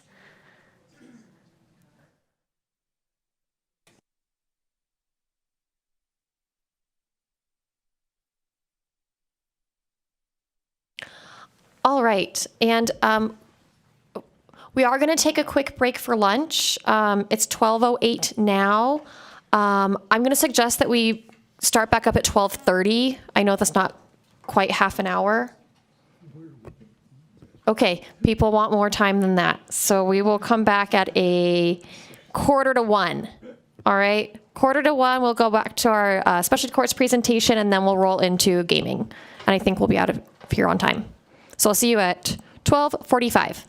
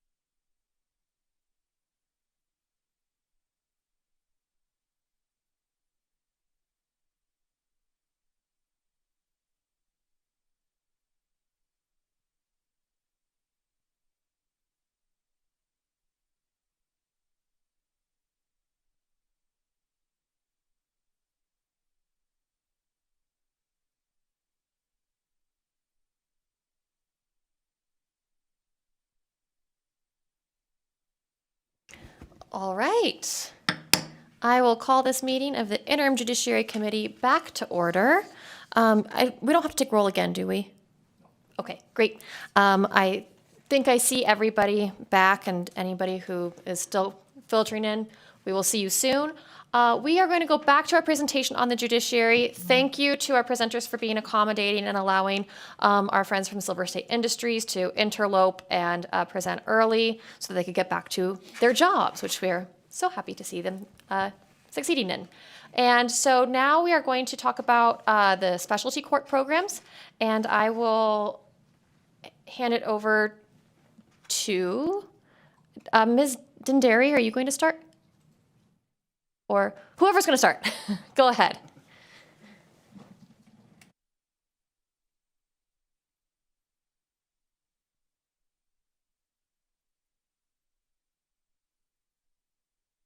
We can't hear you. Did you hit the mic button? Hold on just a second. It looks like maybe we can't hear anybody from Grant Sawyer. Can you guys hear us? Yes. Hi, this is Denise Parker for the record. I believe James Popovich is going to go first. Okay, great. Good afternoon, Chair Scheibel, members of the committee. We appreciate this opportunity to highlight the great work being done here in our specialty courts throughout Nevada. My name is James Popovich. I'm the specialty courts statewide coordinator. I work for the Supreme Court AOC. Before we get going with highlighting some of the programs throughout the state, I'd like to just give it a general overview. So the fifth drug court in the nation was launched in Las Vegas in 1992. Since then, there have been over 60 different specialty courts opened across our great state. These courts have included the first felony drug court in the nation, created in 1994 in Reno, Nevada, as well as the largest mental health court in the country at one point. Both these specialty courts are still in operation. Nevada's specialty courts have seen continual success year to year with the implementation of new and innovative practices and procedures. These courts cover a vast array of issues and serve many different populations, including those of mental illness, misdemeanor and felony DUI, veterans treatment, medication-assisted treatment for opioid and alcohol use disorders, adult and juvenile drug courts, family treatment courts, and community courts. As you can see, the judiciary has embraced the concept of therapeutic jurisprudence, which has been demonstrated by its commitment to helping improve the lives of those participants struggling with substance use and mental illness. There are currently over 3,500 active participants throughout Nevada's specialty courts. Last year alone, there were over 1,300 successful graduates. That equates to a lot of taxpayer dollars saved in county and state detention, social services, and emergency room costs. The resolve of Nevada's specialty court team members and participants alike was tested more than ever during these past 2 years. The specialty courts throughout the state responded to the pandemic by transitioning to working in a remote and virtual capacity. The courts conducted online staffings and court hearings. Court staff and treatment providers were able to utilize telehealth and video sessions to maintain frequent contact with their participants. Drug testing providers use remote GPS-enabled breathalyzer devices, as well as drug testing patches to limit in-person contact. The hard work and commitment by all the judges and specialty court team members resulted in a seamless transition to providing services for participants. To further illustrate the success of these programs, the Supreme Court of Nevada, AOC, partnered with the Nevada Department of Health and Human Services in 2020 to study recidivism rates of the specialty court graduates. This recidivism study was the first ever in the 30-year history of Nevada specialty courts. For all of the specialty courts, the average recidivism rate for the 2017 successful graduates was 25%. So in other words, 75% of successful discharges during 2017 have not had a conviction in Nevada since their specialty court participation. This is consistent with national averages for specialty courts.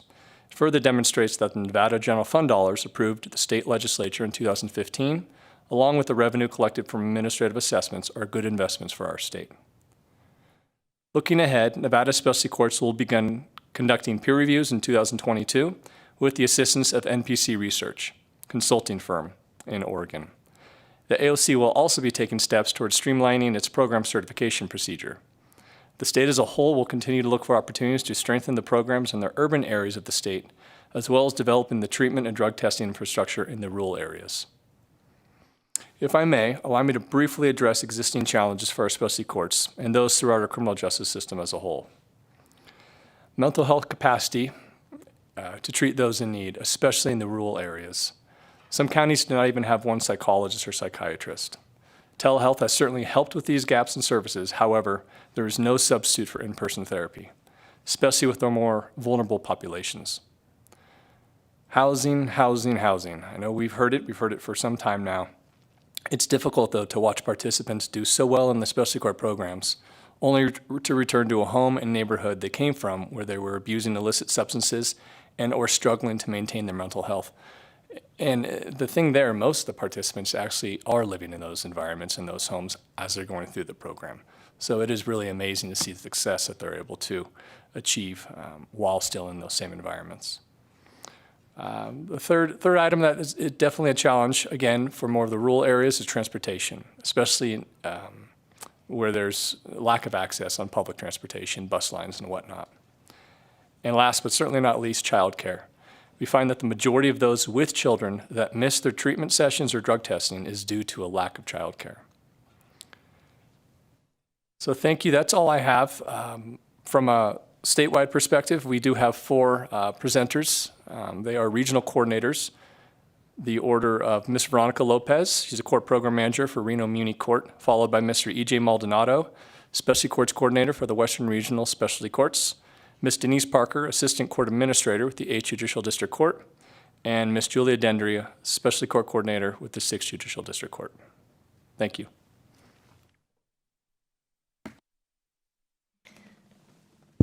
Thank you. I think we'll go ahead and have all 4 of those coordinators make their remarks before we ask questions. So I think you said that we were going to...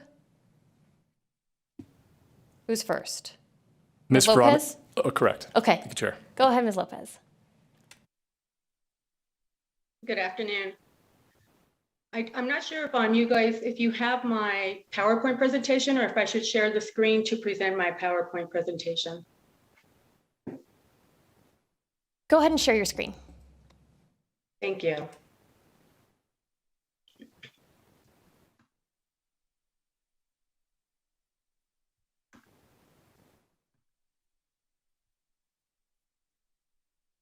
Again, thank you. And my name again is Veronica Lopez. I'm the court program manager for the Reno Municipal Court, and I manage the 5 specialty court programs that we have here at the Reno Municipal Court. We have our Fresh Start Therapeutic Court that is presided by Judge Jean Draculich, and this is a drug court, a DUI drug court program. We have our Court Assisting Military Offenders CAMO Reno program. This is our Veterans Treatment Court, and that is presided by Judge Shelley O'Neill. And then we have our co-occurring disorder and our young adult recovery programs, and those are presided by Judge Dorothy Nash Holmes. And then finally, we have our community court program, and that is presided by Judge Christopher Hazlett Stevens.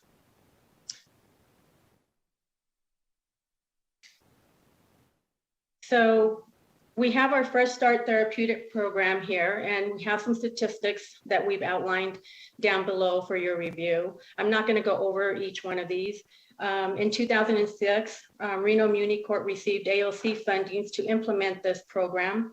And in 2021, Department 1, which is Fresh Start Therapeutic Program, was awarded a BJA grant award to enhance the program. And so we've been sustaining the program with the AOC funds in addition to the enhancement grant. That grant will go through 2023, I believe. And then we have our Court Assisting Military Offenders. And this program was implemented in 2019. And this is again presided by Judge O'Neill. And we implemented this program initially with a 2018 BJA implementation program, followed by a 2020 enhancement grant that will expire in 2023 as well. And again, I outlined some statistics down below for your review later when you have some time. And this program, again, has been in operation since 2019. We have our co-occurring disorder and young adult recovery program. It started in 2009.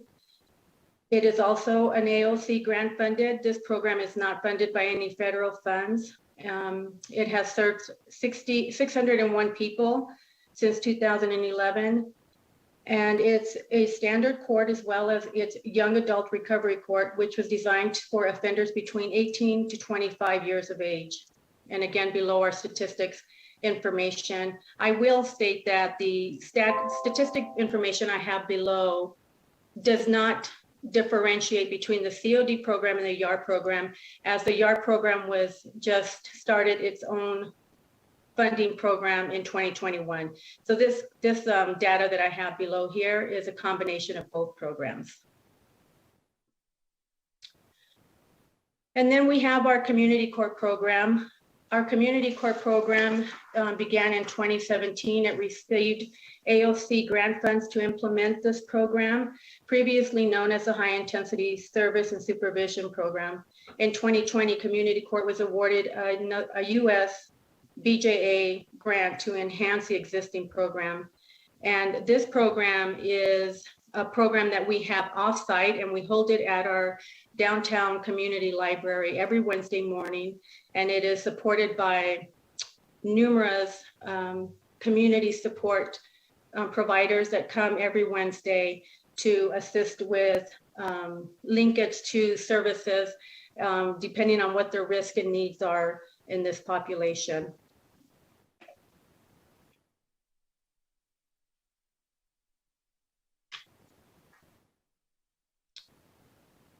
And I wanted to outline some of our program barriers that we have here locally with our programs. Accessing and connecting to treatment services. A large percentage of our treatment court participants are the working poor class. Many make too much money to qualify for Medicaid and not enough money to qualify or afford good health insurance. Many struggle with high deductibles and copays, thereby forcing them to make choices between choosing treatment services or serving their jail term sentences because they can't afford the treatment. Again, as James outlined earlier, we all know we're facing a housing crisis, and that's always a difficult component of to assist these individuals with connecting them with support, sobriety, employment, and a quality of life. They're all significant outcomes for people in recovery. Recovery being unique to each person warrants a range of different housing options for people, of course, whether they're in transitional housing from being homeless to treatment facilities or even their own home. Continuums of affordable housing are invaluable to people in recovery. Also, lack of community case management in our community. Case management is a major element of engaging these participants in planning to address his or her individual barriers to recovery, and assisting the participant to surmount these barriers and learn to negotiate the community support system on an ongoing basis is just a success to their continual recovery. Sometimes, a lot of these individuals are attending their treatment with some agencies, and then they're cut loose to figure out life skills on their own. And finally, another one of the barriers that we find in our area here in Northern Nevada is a lack of inpatient treatment and transitional housing. Medicaid doesn't pay for inpatient or transitional housing, so it's often having to come out of our program budget, which, inpatient treatment programs are not cheap. But I know that we have 3 other individuals that we want to get to and present to, and we're short with time. So I will leave my questions to the end of the other presenters.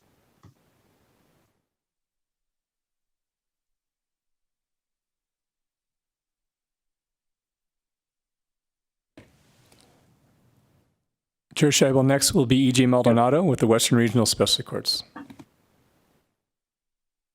Hi, good afternoon. Thank you, Chair Scheibel and committee members. For the record, I'm E.J. Maldonado. I'm the Specialty Courts Coordinator for the Western Regional Specialty Courts.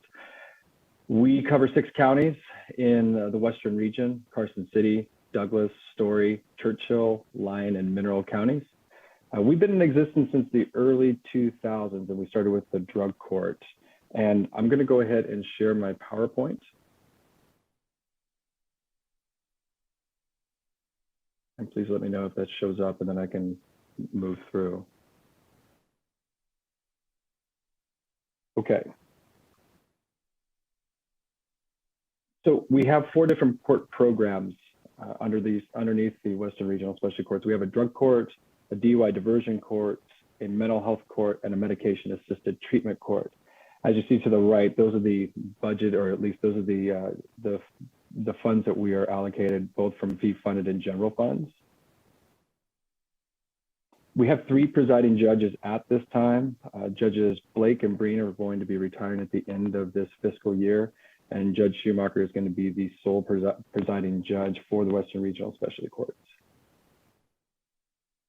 Our court teams include a judge, myself as the Special Courts Coordinator. We have a DA, a public defender, Department of Alternative Sentencing, parole and probation, treatment providers, which I'll get into as far as we're lucky to have a CCBHC for all 3 of our providers. And we have other community-based organizations such as DCFS, Adult Social Services, FISH, and other outreach community organizations as well. And I think when I get to the point to where some of the things that we're doing right and some of the things that we're growing in, and one of the areas that we'll look at is our court teams as they expand. Our drug court program looks at a treatment-oriented court supervised program for gross misdemeanor and felony diagnosed with a substance use disorder. We have a 4-phase treatment-driven system, 1-year minimum, and the average length is 14 to 18 months. For DUI diversion, our third DUIs, as you know, facing 1 to 6 years in prison. Our programs offer the treatment solution. They're from 3 to 5 years, so 3 years minimum, up to 5 years. They put people on house arrest for up to 6 months and interlock for the entirety of the program. That program itself is also, we say it's a 5-phase. Generally, when we go to, it's a 4-phase, and the 5th phase is when we look at just aftercare, just to make sure everything is in place prior to their graduation. Mental health court. We've been lucky enough to be able to have a mental health court since 2015 through the general fund. We were operating our mental health services under the umbrella of our drug court. So it was we're really fortunate. And of course, we thank the legislative body for allowing us to have such program and funding. So with our mental health court, we're multi-jurisdictional, which means that we have both misdemeanor, gross misdemeanor, as well as felony. We look at bona fide mental health diagnoses such as psychotic disorders, bipolar and related disorders, depressive disorders, and we've also looked at PTSD and some other related disorders that have some type of effect on their lives. It's a 4-phase treatment-driven program, and we also look at the co-occurring aspects of the persons in our program. Last, we have our medication-assisted treatment program. We established that back in 2015. I could ask Mr. Popovich, but I do believe we were the first one in the state for this. We look at those who have a diagnosed heroin use disorder, opiate use disorder, facing a gross misdemeanor or felony.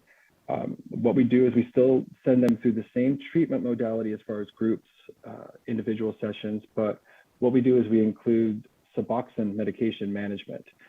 And there was one time when we were actually looking at weaning or titrating everybody off of Suboxone. Now we're looking at still keeping this on a case-by-case basis because more people that have gone through our program have actually shown a benefit to staying on Suboxone at a very low dose after completing the program. So some of the things that we've been doing right, we're just better. We've been doing this for 20 plus years, especially with the specialty courts that have been in Las Vegas even longer than us. We're just better at what we do. We're fortunate enough to have NADCP best practices help drive our programs.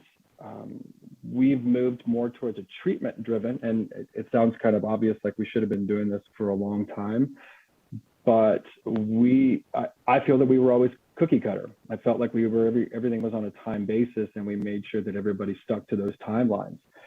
And what we've done with best practices is focus more on treatment, individualizing everything, and understanding that as people move through treatment, then they can start moving through the program, and it's not just a set amount of time. We're fortunate enough to have CCBHCs, which are Certified Community Behavioral Health Centers. They are the all-encompassing one-stop shop under one roof between Community Counseling Center, New Frontier, and Rural Nevada Counseling. They provide all of our AOD, mental health, healthcare, you name it. It's been a benefit to us because in the past we had to send all of our participants to 3-4 different places to receive the services that they need. And since we do have CCBHCs at our disposal, we can send people just to one place and they can go ahead and do targeted case management to find out any other ancillary services that they may need.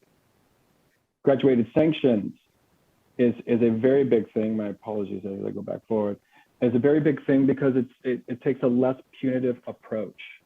We start small with our sanctions and then move through as they're needed. I think some of the big things are when we look at sanctions, best practices say 3 to 5 days incarceration for any type of major violation. And the reason being is the studies show that anything over a week does increase recidivism and also negative cost benefits. We're much better, and I know my colleagues that are both going to speak to this, but we've been better at community resource mapping, networking, stronger relationships. We're able to share a lot of our resources throughout the state of Nevada. So the increase has been much more beneficial to all of our programs, but of course there's still gaps. Judicial rapport, enhanced team participation, evolution of roles and the buy-ins. I think it speaks to when we have parole and probation and DAs on our treatment teams and how they move through and help with the process of specialty courts. Just to kind of show you where we're at, you see the new admissions that have come through from FY18 all the way to present. Notice on FY20, we did have a reduction in new admissions due to COVID, but I'd still like to think that even though we did see those reductions, we still saw the same type of growth that we probably normally would have if it were a non-COVID year. Our graduates still pretty much stayed steady.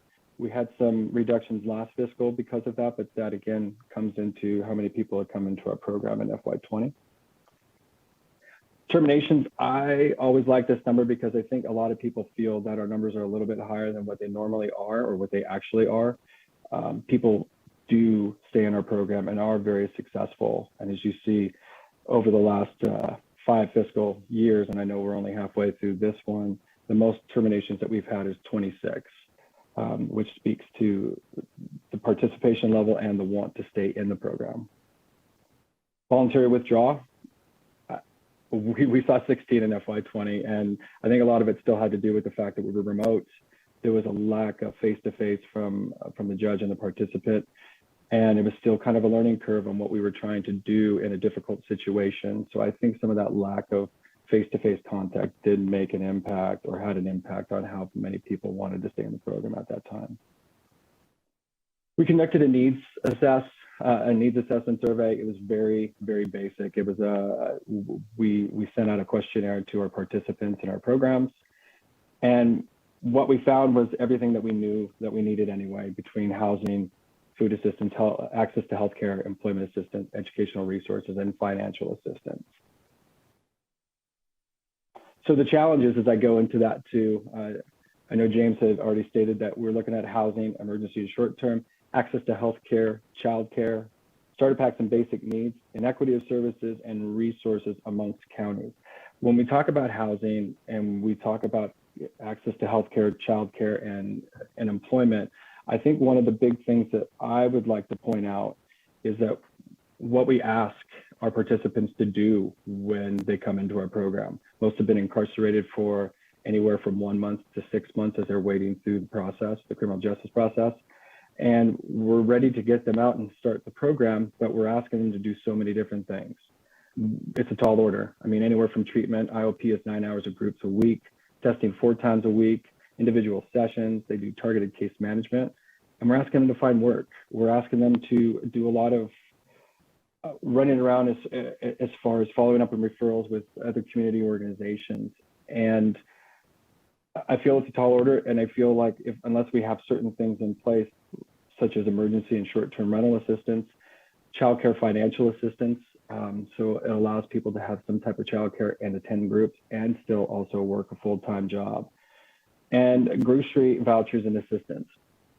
We do have food bank assistance and resources available, but those aren't sustainable. And when we're trying to allow people to get sustainable until they get on their feet and have a viable, consistent income, it would be great to be able to, whether we partner with community organizations or supermarkets, or at least we could find that maybe a little bit more financial assistance coming with our grants and such into our programs. So I don't take any more away, and I don't want to take too much more time. I'll go ahead and pass it off to Dee Dee.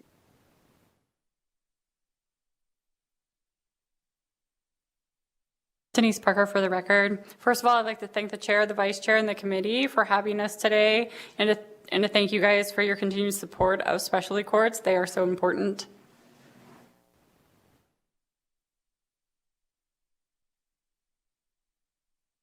Can you guys see the PowerPoint? Now we can. Thank you. Thank you. Okay, perfect. So the district court specialty courts, we're fortunate enough to have 13 programs, which are overseen by 6 judges and 3 hearing masters. I'm not going to go through all of them individually, but I'm going to go through some of the ones that we've been fortunate enough to break out and to really kind of specialize in. So we have the regular adult drug court, and then we broke out the adult drug court into the TAP program, which is the 18 to 26-year-olds. Additionally, we have juvenile drug court, and we have a veterans treatment court, and then we have the open program, which is opportunity for probation enforcement in Nevada. This is another program that's focused on 18 to 26-year-olds. Additionally, we have our gambling court, our gambling treatment diversion court, which was initially started by Chief Judge Bell and Judge Moss. We have our co-occurring court, then we have a medically assisted treatment reentry court. We have our LIMA program, which is law enforcement intervention for mental health and addiction. And then we have our day court, which is our detention alternative for autistic youth, which is currently heard by Judge Bailey and started by Judge Bailey. So we've been very fortunate to go after additional funding in the last 5 years, which has allowed us to start some of our specialized programs and specialty courts. During 2019, we were able to serve 1,979 participants. And then in 2021, we were fortunate enough to serve 1,952 participants throughout our programs. One of the big changes that we have seen, especially with the opiate epidemic and the grant funding that came with that, was that they added stimulants to those grant funds. Because as you can see, our trends in our drug of choice down here in Clark County for district court, methamphetamine is the #1 drug of choice throughout some of our programs, with alcohol coming in second and opiates also being one of the higher drug of choices or secondary drug of choices throughout our programs. Looking at our cost savings, our costs and our savings, so again, in the last 5 years, we've really gone after federal, state, and local funds in order to provide true wraparound services for our families, to really try and address our issues such as childcare.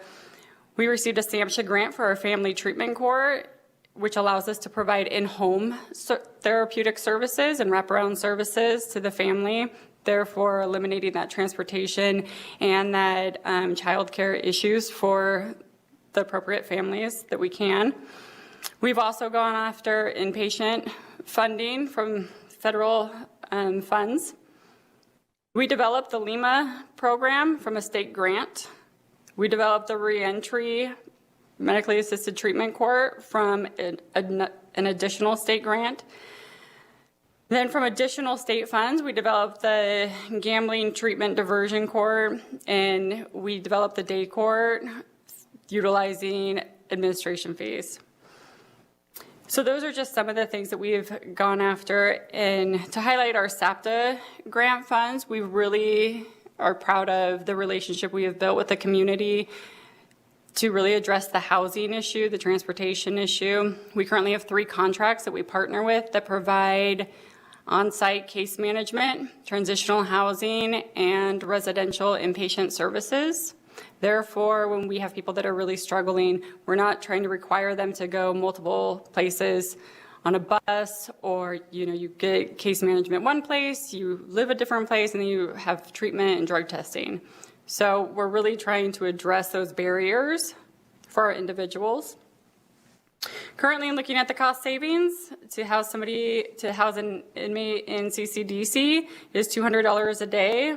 Per our contracts, we currently pay $141 a day for residential treatment and $63 a day for transitional housing, and that includes like the case management, helping individuals get birth certificate, identification, all those things that are needed.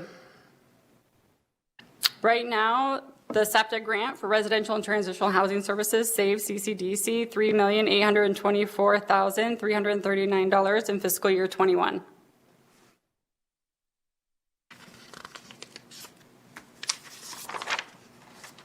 So some of the current program needs that we still continue to face is our residential and transitional housing.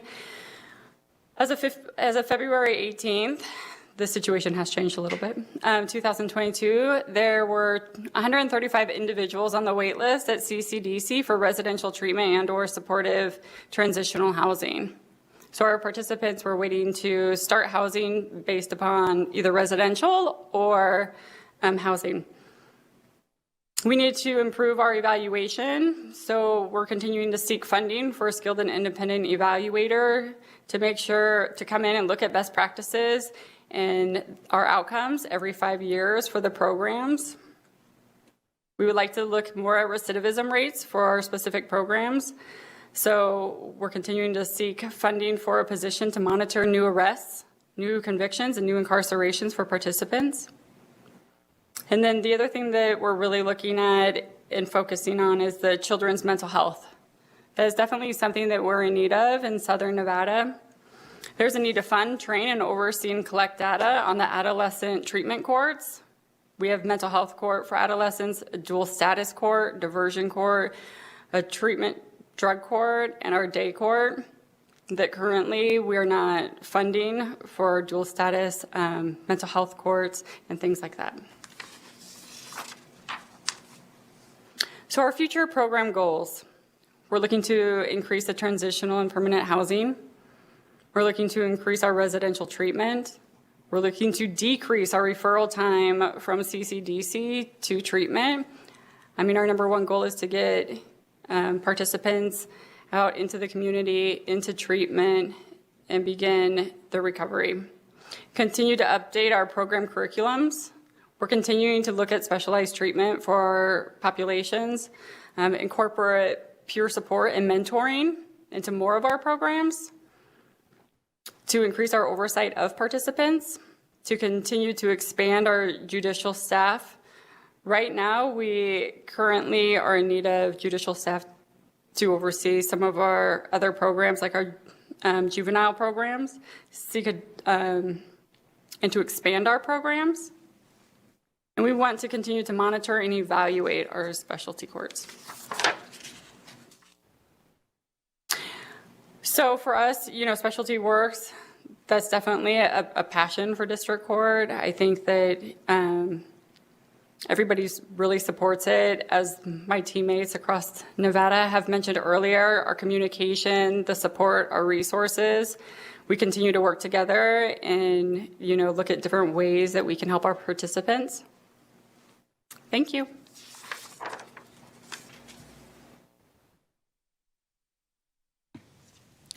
Next will be Julia Dendry with the 6th Judicial District Court. I'm going to share my screen.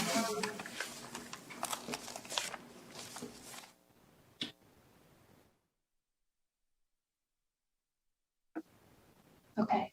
Good afternoon, Chair Scheibel and members of the committee. I'm Julia Dendry, and I manage the 6 Judicial Specialty Courts in Winnemucca. Thank you for the opportunity to present today. I'm going to share a brief overview of the programs offered in the 6 Judicial Specialty Courts. On the first slide, I've listed the mission statement and the vision for Humboldt County Specialty Courts. And I've also listed the 5 specialty court programs we're currently managing. We have an adult drug court, a DUI court, family treatment court, a mental health court, and an opportunity court. We do receive state funding for 4 out of these 5 programs. The only program that is not state funded at this time is our DUI court. We're also fortunate to receive 2 federal grants from SAMHSA, one for our adult drug court and the other for our family treatment court. Judge Montero presides over all of these programs and has done so since 2009. Today, I'd like to focus on services we're able to provide to participants in our adult drug court program with the funds received from the state. This slide reflects data that was collected from participants at entry into the adult drug court program in federal fiscal years 19, 20, and 21. Our team has found that the day someone enters into a program, the day that someone's sentenced, they're often at a very challenging point in their life's journey. And as this data reflects, many participants are unemployed, dependent on others for housing, and in need of supports. We've met with many participants the day they're sentenced that do not know where their next meal will be coming from or where they'll be staying that night. These needs make it very difficult for someone to focus on healing and attending treatment. Keeping this in mind, we strive to address these areas of need as soon as possible by linking participants to a case manager to create an individualized case plan. The case manager works on providing habilitative supports while the participant is at the same time receiving substance use and mental health treatment. I'll give you a few examples of how our program addresses these needs listed on the screen. As for housing, our team has built relationships with managers of a couple of the weekly hotels that can often find a room to meet immediate housing needs. We later guide participants through creating a budget to assist in securing or maintaining long-term safe housing. With employment, we assist participants in learning how to complete job applications, how to create a resume, and sometimes even role-playing what a job interview will look like. Things as small as reassuring someone what is appropriate or what is not appropriate to wear to a job interview can help a participant feel more comfortable entering back into the workforce. As for education, we're fortunate to partner with our local school district to have a representative from the adult education program at our staffing each week. This representative provides support, encouragement, and assists participants in securing their GED or high school diploma. We also partner with our local joint office to link participants with resources to pursue trade school or college courses if they're interested in that. This next slide reflects data that was collected from all adult drug court participants that successfully completed the adult drug court program between federal fiscal year 19, 20, and 21. As you can see, by providing these habilitative services that I spoke of earlier, we saw an increase in the number of participants with independent housing at discharge. We also see an increase in full-time employment. I think it's important to note that disability category on that middle chart, this is an example of how those case plans that are created with our case manager at entry are very individualized. Being able to mold and shape those plans with each participant has been very helpful, because in this instance, the case manager was able to help link a participant to Veterans Services and help navigate the process of applying for, and in this case, securing disability. As for education, this data reflects that we had 1 participant that secured their high school diploma, 11 secured their GED, and another enrolled in trade school.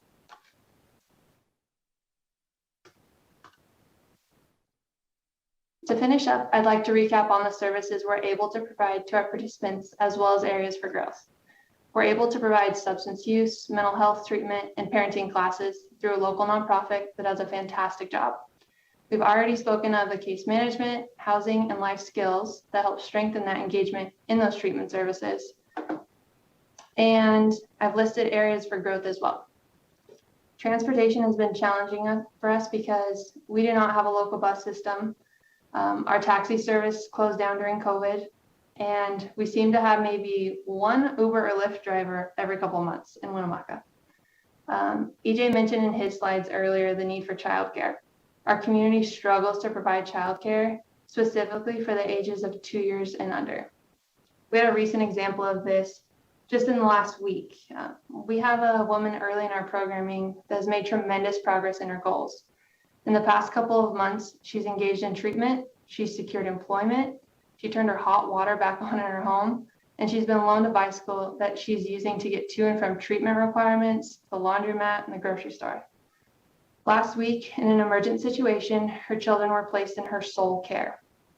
She'd been on 3 different childcare wait lists for her young children. When she called to check on the wait list, she learned the soonest opening was 2 weeks out. The 2 other wait lists didn't have openings until the fall. This participant contacted us frantic about the thought of losing her job because she didn't have any safe place for her children while she worked, but she knew she wouldn't be able to support her family without working. This is a huge barrier in our community. Lastly, as I think many rural communities, we are in need of more local treatment providers. At this time, we do not have a psychologist or a psychiatrist based in Winnemucca. Because of this, we heavily rely on telehealth services. And as we know, this works great for some, but it's not always ideal for others. In closing, these are the services we're able to provide to participants in the 6 judicial specialty courts and areas we hope to grow moving forward. Thank you for allowing us to be here today.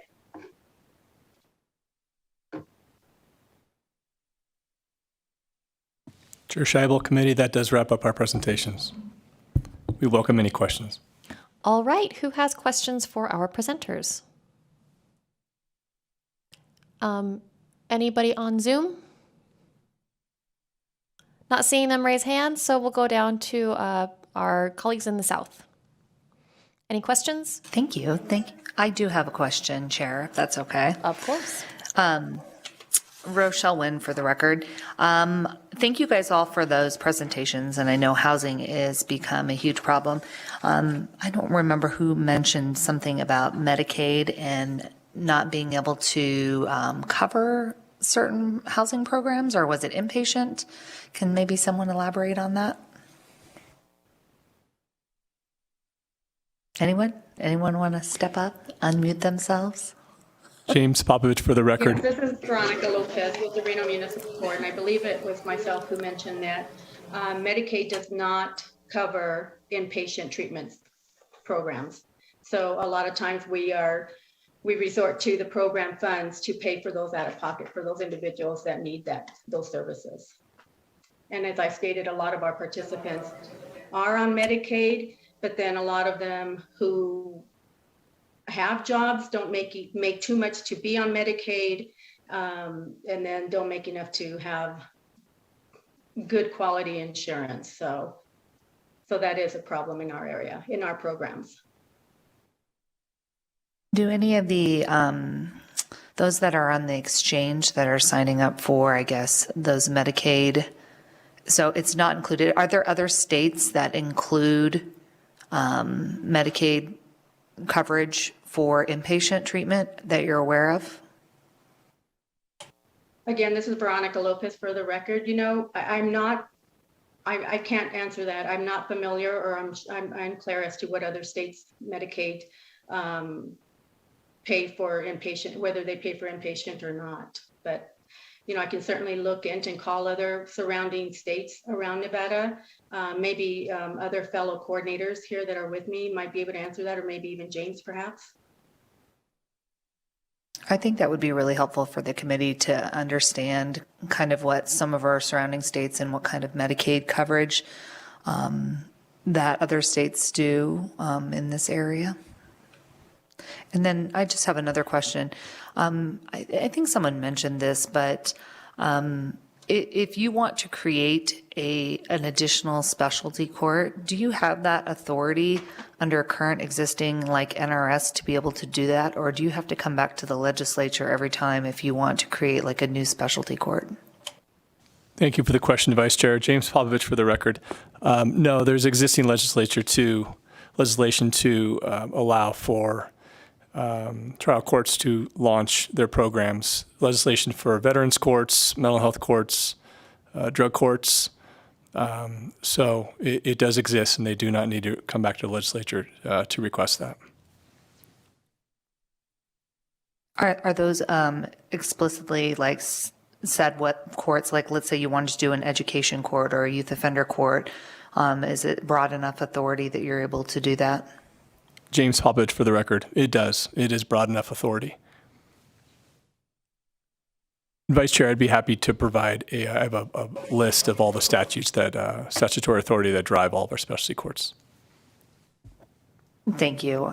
I just wanted to make sure I got that on the record because I know there's some conversations coming up about different various specialty courts and creations. So thank you. Chair Scheibel. Go ahead. Hi, this is Assemblywoman Chandra Summers Armstrong.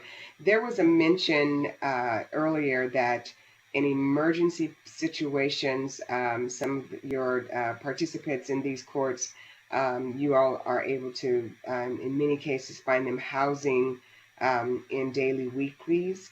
Do you have an idea of how long people have to stay in those before before they find more permanent housing? And because my first thought, maybe this is ignorance on my part, that you don't want people in those too long because of maybe the tendency to find like persons that might get back in trouble again, or that it leads to instability and recidivism. So if you can just kind of sort of elaborate, that would really be helpful. Thank you. James Popovich, for the record, I'll defer to the coordinators. You certainly have a little more frontline knowledge on that. Denise Parker, for the record. Thank you, Assembly Member, for the question. That's a really good question. So that was one of the reasons that we developed the housing that we currently have for specialty courts, is because we definitely saw that need. I know that is used in emergency housing. When we just came into the emergency of a funding issue and had participants waiting in CCDC, we partnered with social services, which we are always partnered with them, and we utilize that option. We do it for as short term as possible, because we really like them to be in the housing that is centered around their recovery, all the services that they will need for their recovery, and have that 24-hour surveillance, the 24-hour support, and that assistance. So we definitely recognize that issue and the need for transitional housing to have that supportive housing while they're in treatment and recovery. So if I could follow up with you, I know that we're having a huge housing shortage in the community. Are there certain organizations that you're working with? Maybe I should clarify this, or I need clarification. When they go from the daily weekly, that first housing after they're released, are they going into a transitional house or a program in that's specifically for them? Are you finding them housing through the housing authority or from organizations? Where do they go after they leave that particular emergency housing situation? Denise Parker, for the record. Thank you for that question. So we want them to go directly from Clark County Detention Center into the transitional housing. So we have Clark County Detention Center coordinate with our 3 contracted housing providers so that they are picked up, transported directly into that recovery housing. We don't want them on a bus or anything else. We want them to go straight there. They really work with them within that first week. They're supposed to get working on their documents, get connected back to insurance if they don't have insurance due to being incarcerated, start working on all their identifications, get a physical, have an assessment, and get into treatment as soon as possible. So we want them to go directly into that housing. And we fund that through grant funding. So did I misunderstand temporary housing in the daily weeklies and how that fits into the program? I must have misunderstood. Sorry, Denise Parker, for the record. So that procedure for us down in district court happens more when they are connected with social services. Then they are provided a voucher to go into the weekly. So we recently had a wait list due to funding. And so then we had people released due to the vouchers. So some of our providers agreed to take a certain number of vouchers because there's a pay difference. There's service differences. But so in working with social services, that they went into the weekly, and then as soon as we have funds available, they go into our transitional housing. Thank you for clarifying. I think I got it twisted. The temporary is really for the service arm, not for the treatment arm. Thank you very much for clarifying. Thank you. Thank you. Are there other questions from members of the committee? If not, I have a couple. I was curious about Judicial District 6 and whether it is similar to our other smaller counties, or are you guys an outlier with your numerous specialty courts?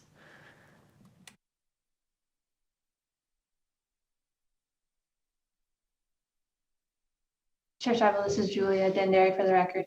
I do believe that we are fortunate to have a family treatment court that I don't believe many other small rural communities have at this time. But I know that Elko has quite a few treatment courts right now as well.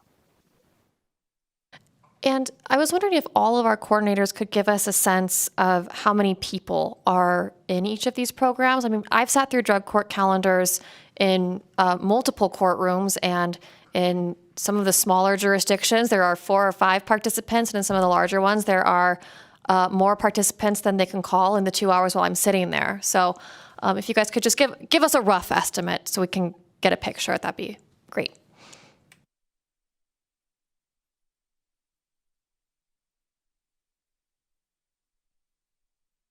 Hello, Veronica Lopez here for the record, and I'm with the Reno Municipal Court. I can outline and tell you that we have in our Fresh Start Therapeutic Court, which is our DUI court, we currently have 38 participants that are active in the program.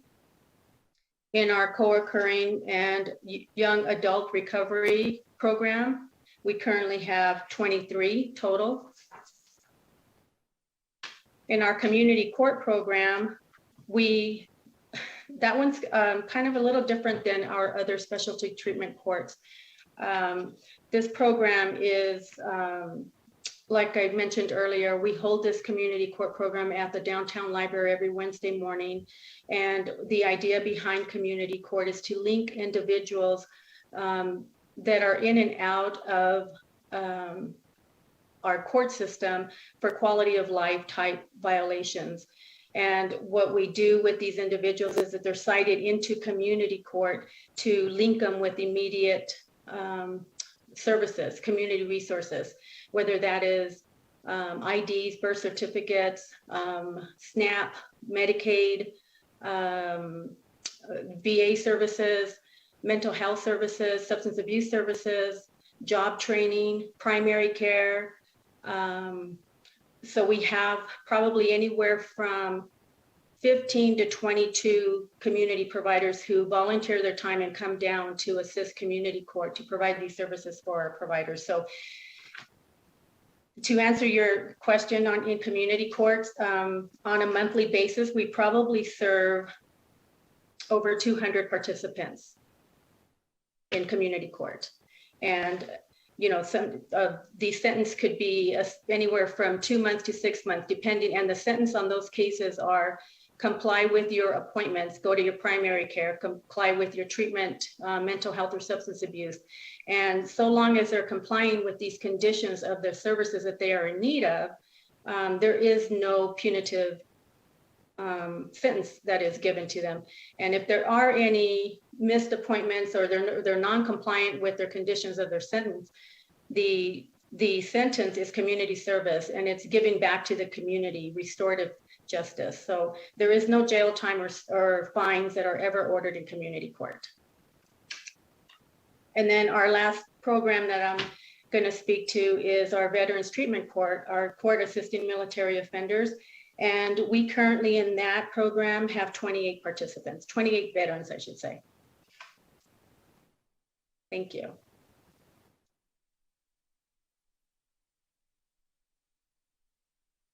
Hi, EJ Maldonado for the record with Western Regional Specialty Courts. We have about 300 throughout all of our programs combined, 325. But then again, that encompasses six counties. And again, we do a drug court, a medication-assisted treatment court, mental health court, and DUI diversion. And in reference to the calendar lengths and such, I think one thing that we learned through COVID was to be able to have meaningful hearings and not long calendars of 80 plus people. So we were able to actually create a nice rotation so we can make sure that the judge has good face-to-face time and not rush through calendars and still make sure that we're meeting the needs of all of our participants. There was a period of time where we were upwards well over 400. Dockets would be 100, 120 in Carson City alone.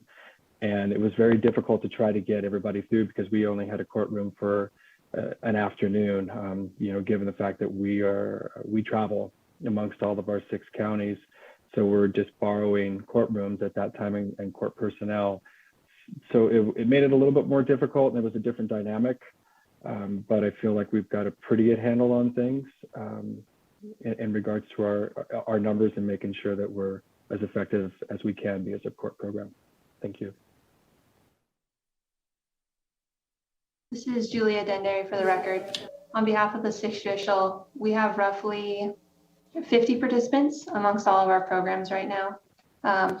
Because we are smaller right now, I think we are able to follow that best practice of allowing each participant 3 minutes with the judge to have those conversations.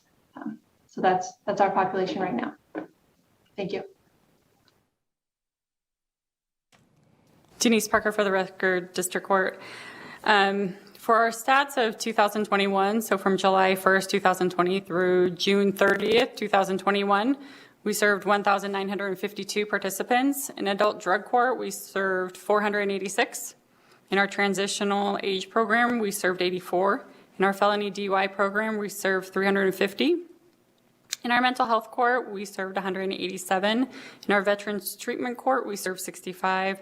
Our juvenile drug court, we served 85. In our family treatment court, we served 251.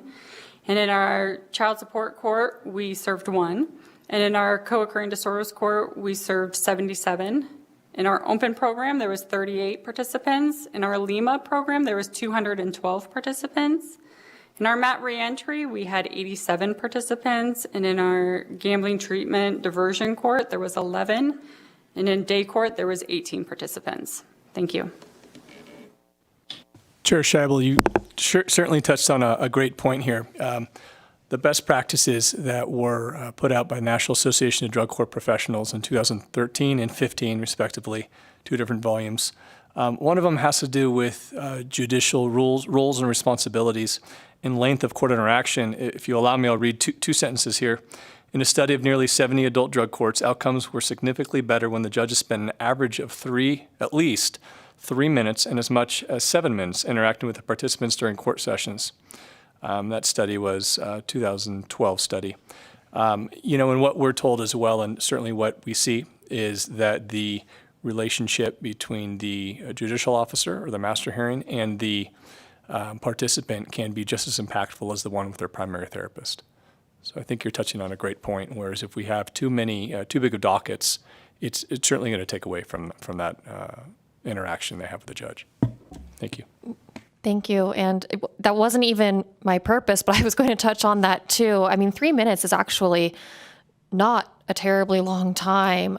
When you stack it up in a court that has 50 or 80 participants, it is a lot. But we were talking earlier today about the challenges in getting attorneys out into rural communities and finding defense counsel and even hearing masters. And to think that, you can really make a difference in somebody's life if you spend 3 minutes with them. That's very doable. And I don't want to speak for rural courts, but, it is one way in which maybe they do have the advantage over our more populated areas.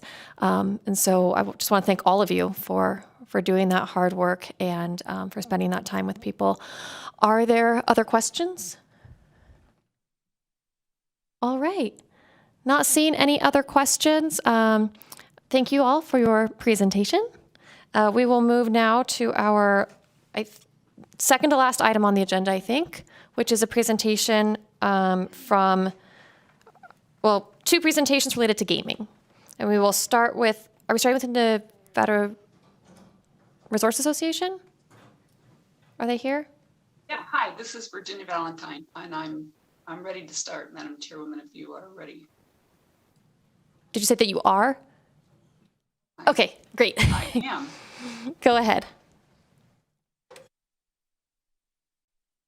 Share my screen with you all, and I'll get started quickly here. I know you're having a really long day.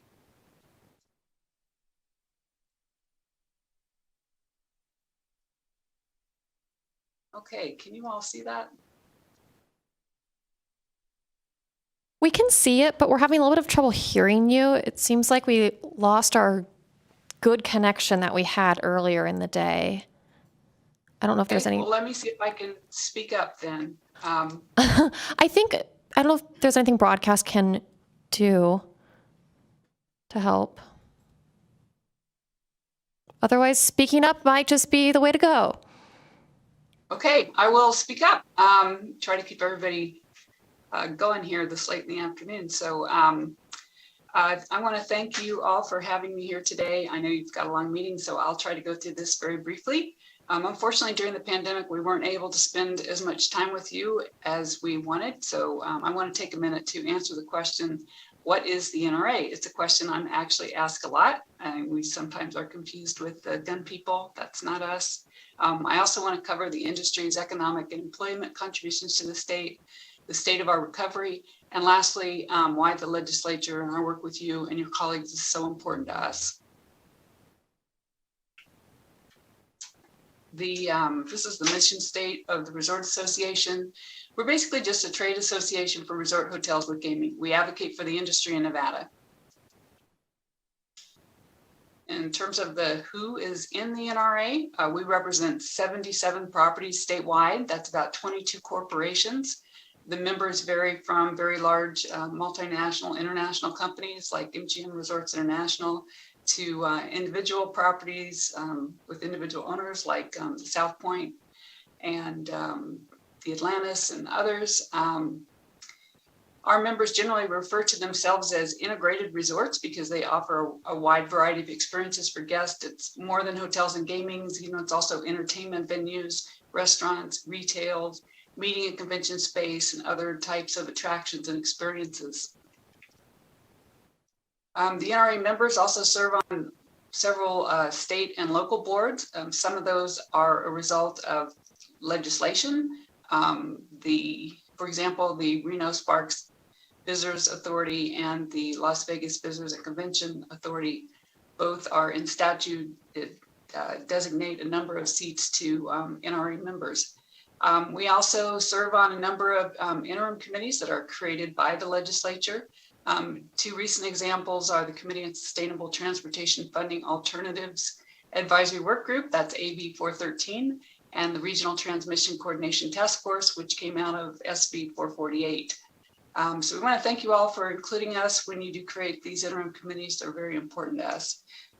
We also serve on a number of local advisory groups on everything from water and transportation to rate committees, and we serve often along with members of the legislature and business groups like the Vegas Chamber, Retail Association, Home Builders, NAOP, and others. So I'd like to just give you a little bit of our history here. I'm sure a lot of you know this, but at the dawn of the tourism industry began back in 1931 when Nevada and the nation was battled the Great Depression. Nevada's forefathers and your predecessors legalized gaming in the state to generate tax revenue, to create jobs, and to create an attraction for tourism in order to make the state a destination. So since then, the industry and the state have achieved incredible success and now serve as an international gold standard for hospitality, entertainment, and now sports. Today, gaming is found in almost every state across the country, but we remain one of the few states where there is unlimited competition. Today, there are nearly 500 non-restricted gaming licenses in the state and almost 2,000 restricted gaming licenses. So you can see the competition is fierce, and I will say, since I am speaking before Mr. Borton, if he has different numbers, I would say his are the right numbers.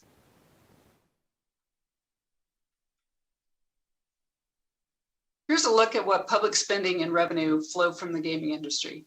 Every legislative session, we update our gaming fact book. This data is supplied by Applied Analysis. For this presentation, I'm going to use our most recent fact book, which came out in 2021 ahead of the 2021 session.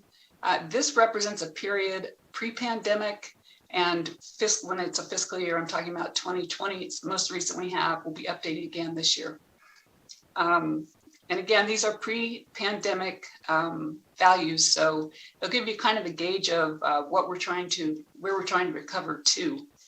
More than 55 million people visited Nevada in 2019. To give you a point of context, visitation was just over 32 million in 2021, and that's compared to 19 million in 2020, and more than 42 million in 2019.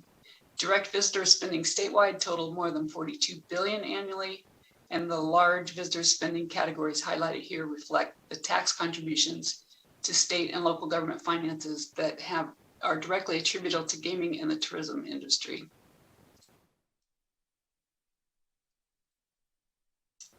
Of course, that visitor spending has a huge ripple effect in Nevada, $73 million pre-pandemic. That would be the FY19 number. For every dollar spent by a tourist, another 70 cents is generated in the community through indirect and induced spending. You can see visitor spending has an impact on small businesses that support the industry, and it flows into the community through hospitality worker spending on goods and services.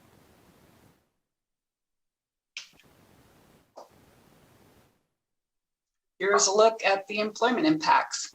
Tourism industry, as you all know, is the state's largest employment sector. Pre-pandemic, nearly 1 in every 4 employees statewide was directly employed with the leisure and hospitality industry. When considering the direct, indirect, and induced employment, the tourism industry in Nevada supported more than 433,000 jobs. Now, again, that's pre-pandemic. The industry provides excellent careers, competitive wages, health insurance, and robust benefits.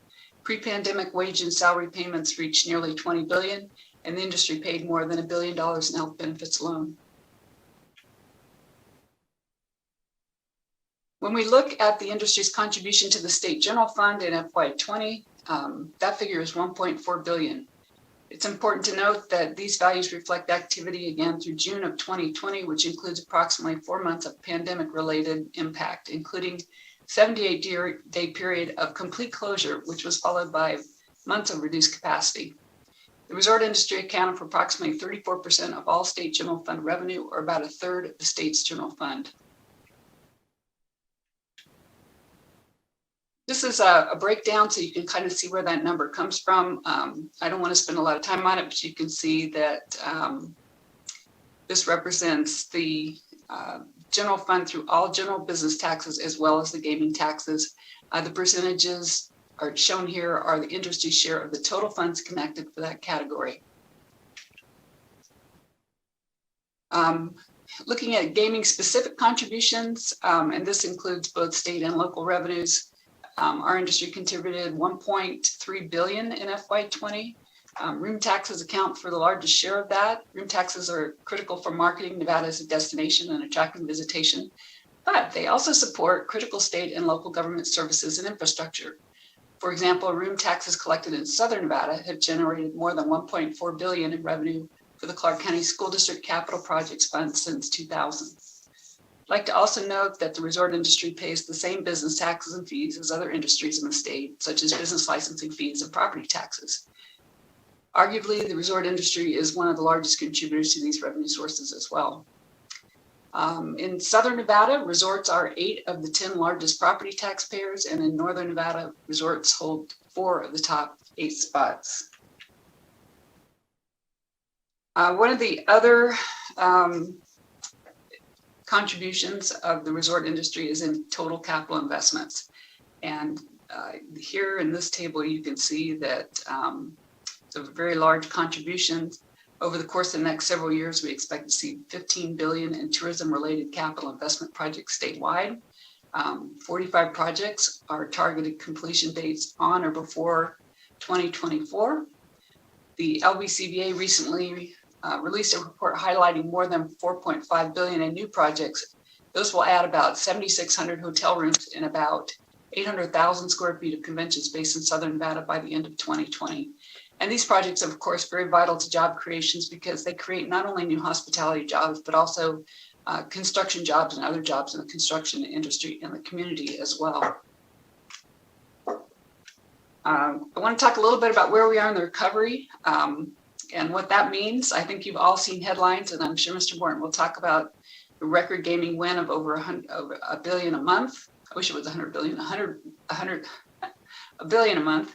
And that is great news for our state's economy because, as I mentioned, the percentage of it is collected and deposited into the state's general fund. It doesn't tell the entire story, however, of the integrated resort business model. Non-gaming areas of resorts are not back to pre-pandemic levels yet. We haven't seen the same recovery in restaurants and food and beverage spending. Midweek visitation has been the hardest hit. There are some periods when convention-related travel would help boost those occupancies in those midweek periods for businesses, including restaurants, entertainment, of course, capacity as well. Continues to impact the live entertainment revenues. International travel is still recovering. Our trade show, convention, and group business has not returned to its peak 2019 levels. To give you a little comparative example, I don't have this on the slide, just cover this quickly. The LBCBA recently reported February 2022 data compared to February 2019 data, showing that for Las Vegas, visitation remains down 18%, convention attendance is down 41%, deplaned air passengers down 8%, and overall hotel occupancy is still below our 2019 levels. Midweek occupancy remains down 24 percentage points.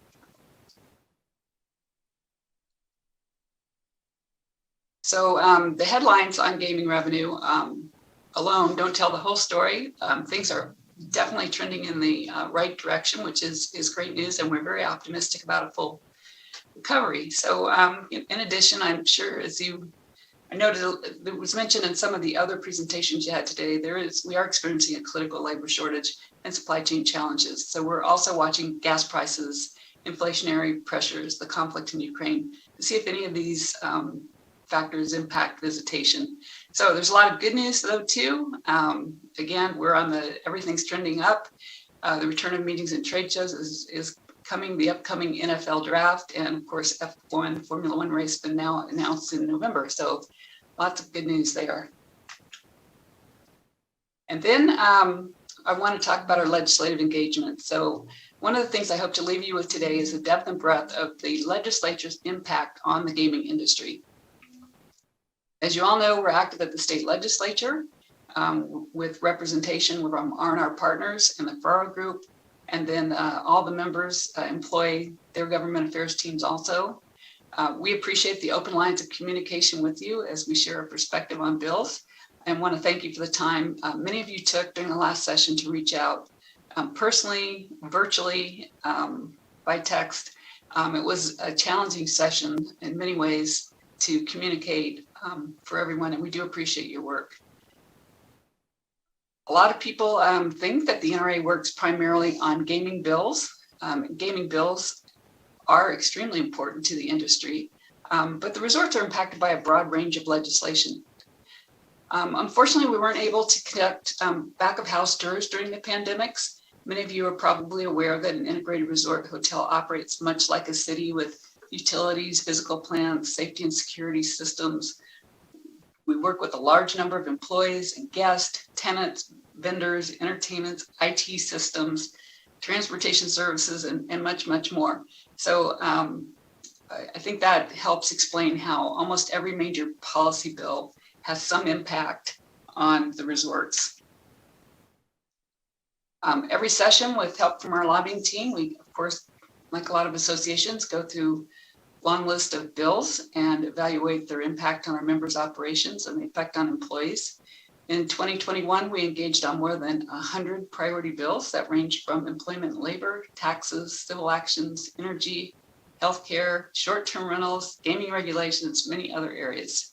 So to give you a few examples of bills that we engaged in that may not immediately come to mind, AB 47, non-compete clauses, SB 260, data privacy, SB 344, exotic animals, and SB 18, PUC assessment. So it's not uncommon for us to support and weigh in on bills by public agencies also, like the Southern Nevada Water Authority or the Las Vegas Metropolitan Police Department or Clark County or City of Reno. As our Vice Chair knows, we were very active on AB 363, and we are currently working with the county on the upcoming STR ordinance required by the bill. We also supported a number of corporate social responsibility related bills with a very active group. Those bills related to problem gambling, which is an obvious connection to our industry, but we also testified in support of SB 275, HIV modernization, SB 284, affordable housing credits, AB 182, human trafficking bill that strengthened the existing law and closed some loopholes for bad actors. We also supported AB 143 and AB 113, which were 2 additional trafficking bills. I do want to take just a minute. I know it's getting long in the day, but I do want to talk about our corporate social responsibility work. 3 years ago, the association formed the CSR Coalition. It consists of members of our sustainability, philanthropy, diversity, equity, and inclusion folks. This group is working together on priority issues of homelessness, human trafficking, environmental sustainability, and DE&I matters. The coalition has been very active. They're doing great work in the community.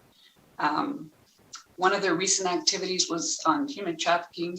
In January, they partnered with Truckers Against Trafficking, the U.S. Department of Homeland Security, Metro, Southern Nevada, it's a long title too, Southern Nevada Human Trafficking Task Force held a training webinar for the resort industry. More than 160 people attended. It was very well received, and we look forward to doing it again next year. So in closing, I hope I have provided you with a deeper understanding of our industry's role in the state. I want to thank you for having me here today, and I'd be happy to answer any questions. All right, thank you so much. Are there any questions from members of the committee? I'm not hearing anybody pipe up, so. I have a question, just really briefly. Please go ahead. Thank you for that presentation about the Resort Association. I have a question. I know that, we've been fortunate that gaming, I guess, has come back. And I know that over the past 20 years, there's been a shift from just predominant gaming to other resort industry things, as you had mentioned. I know that there were so many conferences that were postponed from 2020 until recently, and they're all being rescheduled. Do you anticipate that with a lot of these rescheduling that, we'll see a bounce back in some of that revenue and some of that, I guess, activity on the Strip? Well, I wish I had that kind of a crystal ball. There's still a lot of unknowns and uncertainty, and how travel opening up again, how the economy, with a lot of cash floating around the economy now, how that's going to play out. But I can tell you certainly that everything is trending in the right direction. And just for a point of reference, if you averaged most of the Strip properties, you would see that gaming's probably about a 30% part of the business revenue, and then the rest of it is everything else. So certainly all the signs are encouraging, and we're hoping that we'll be back at those 2019 peak levels soon. Thank you. I just want to say thank you. I normally would not say thank you for putting me almost last on the agenda, but I was so inspired by the presentations by the Silver State Industries. I'm just really glad I got to see that today. Good, that's why we do this. Maybe you guys will join forces soon. We love to see partnerships. Good stuff. All right, any other questions at this point? Not seeing any, we will move to you, Mr. Morton, to give us the official side of the state of gaming in Nevada.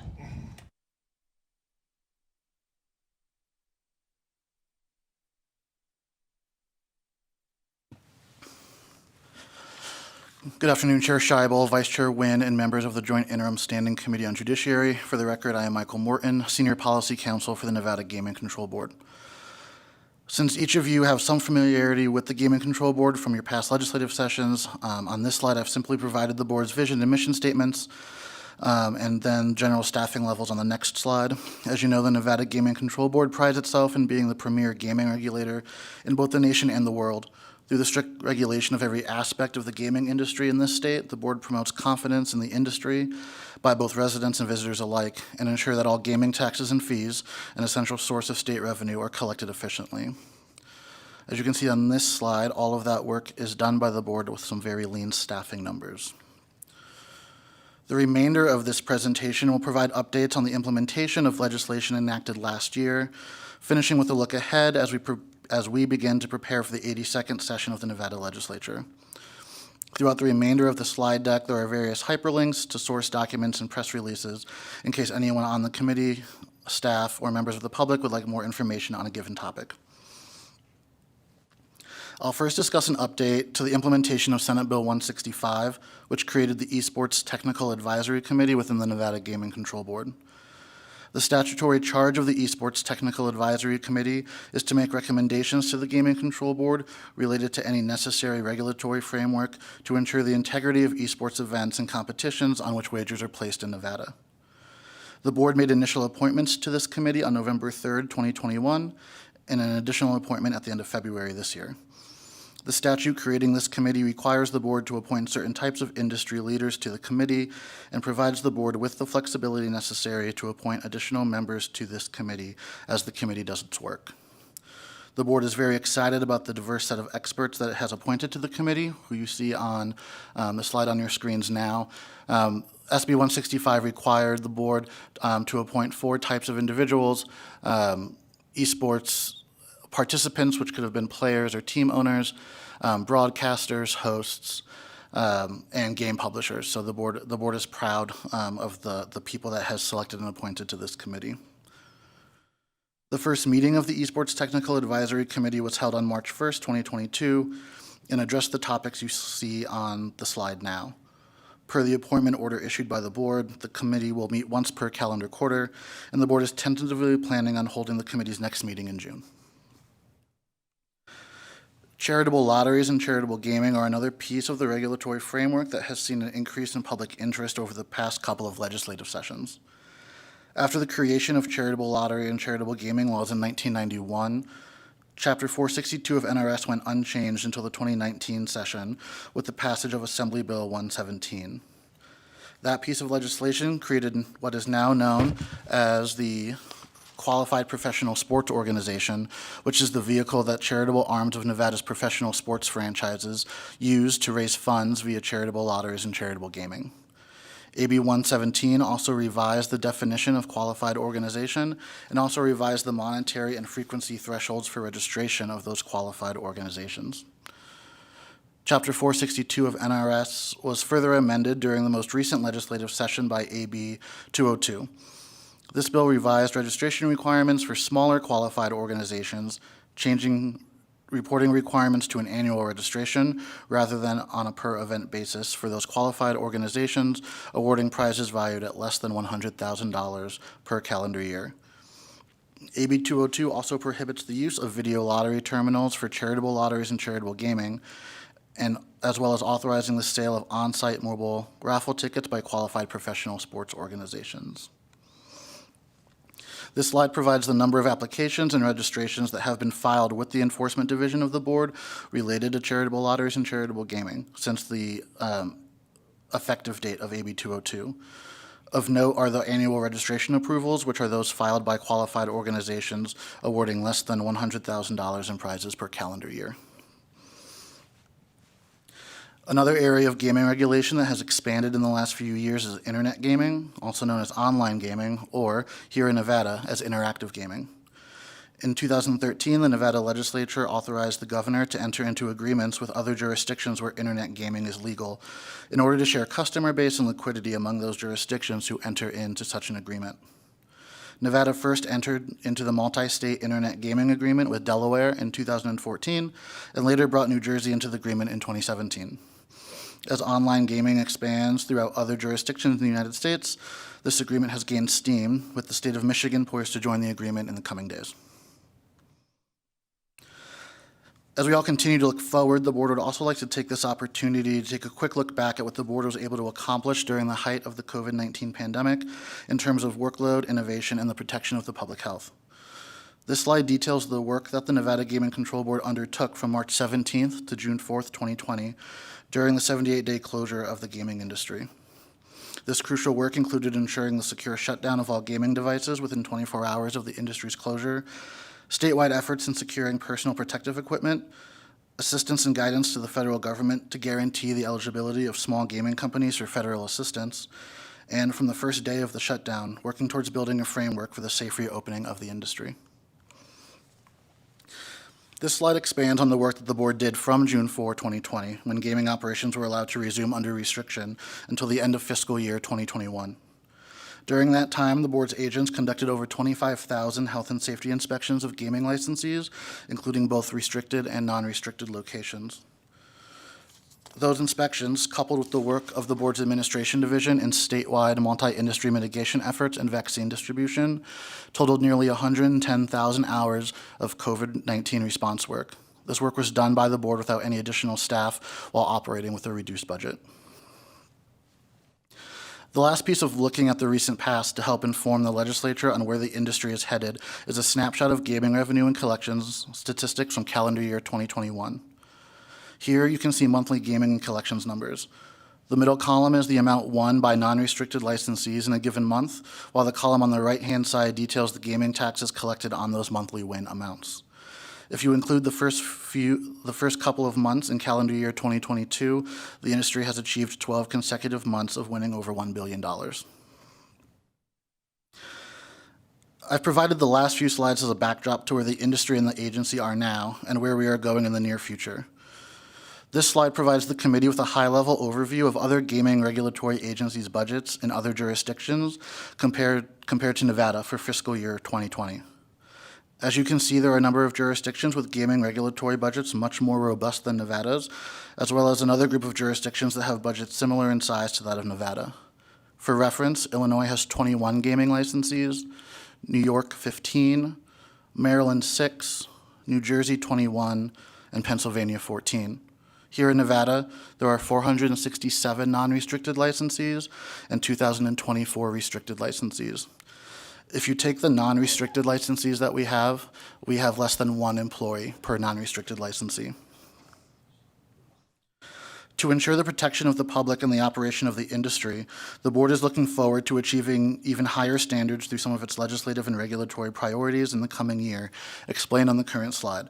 I'm more than happy to provide more color to any of these priorities listed here when the committee asks questions.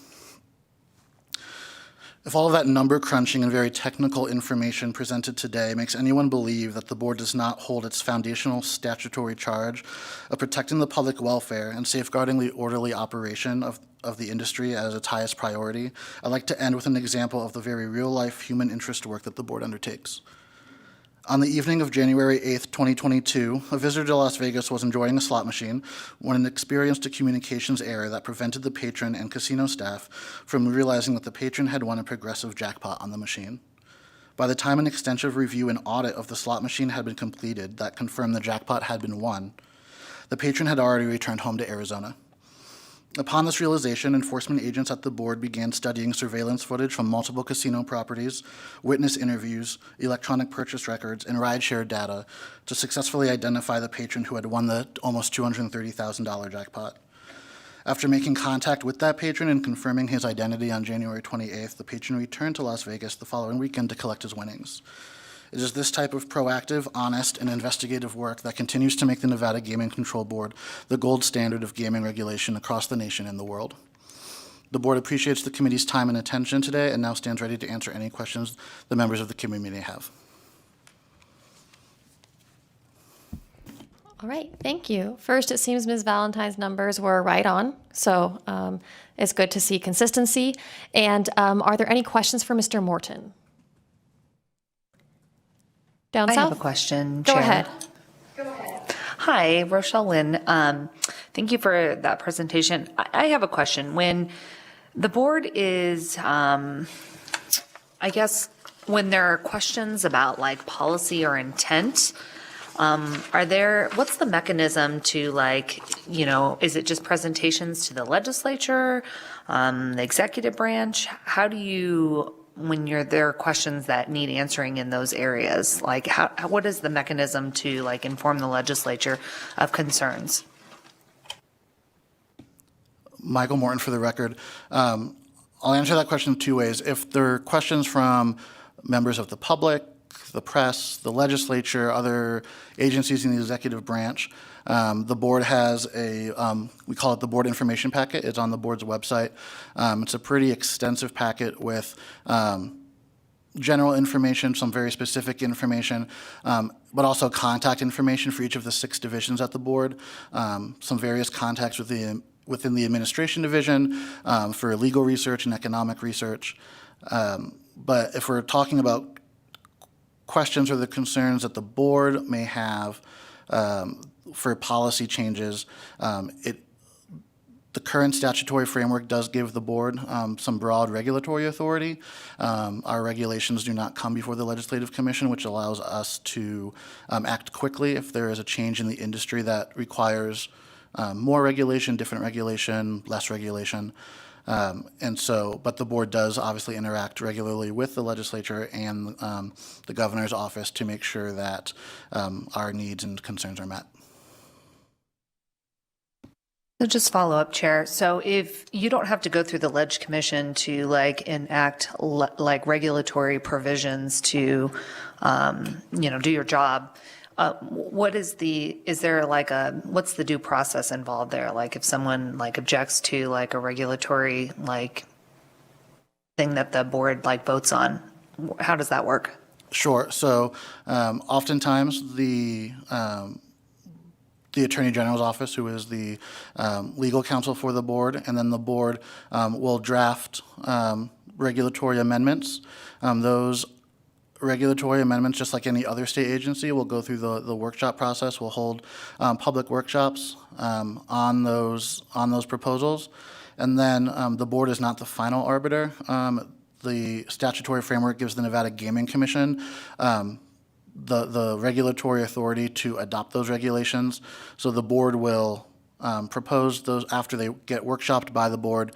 They will be presented to the commission, and all of those workshops and commission hearings are subject to the open meeting law. For commission final adoption of regulations, those hearings must have 30 days notice. So the regulation amendments must be posted and made public for at least 30 days before the commission hears or takes any action.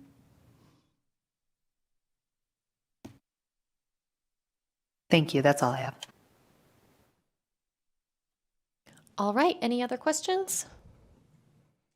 All right, not seeing any. I think that brings us to the end of agenda item number 6. Thank you so much for your presentation.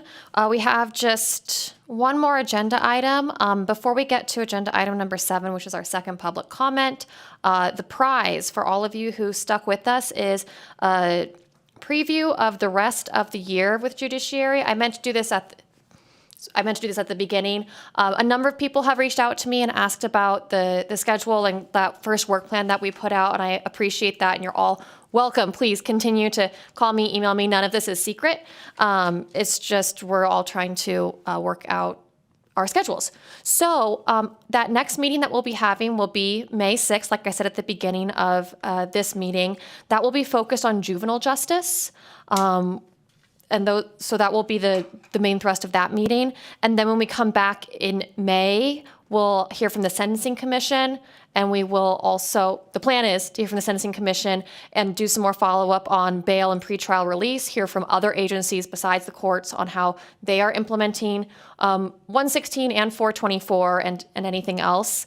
And then the rest of the schedule will more or less follow what we've already outlined, with June being our summary evictions, not gaming, and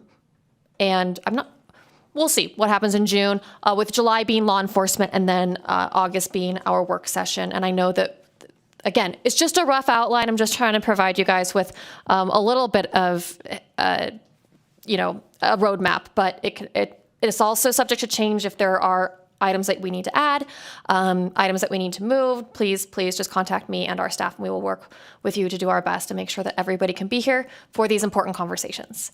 And with that said, we will move on to item number 7, public comment. I think there are some people in the room to make public comment. Remember, you will have 3 minutes each. And remember to state your name for the record when you start.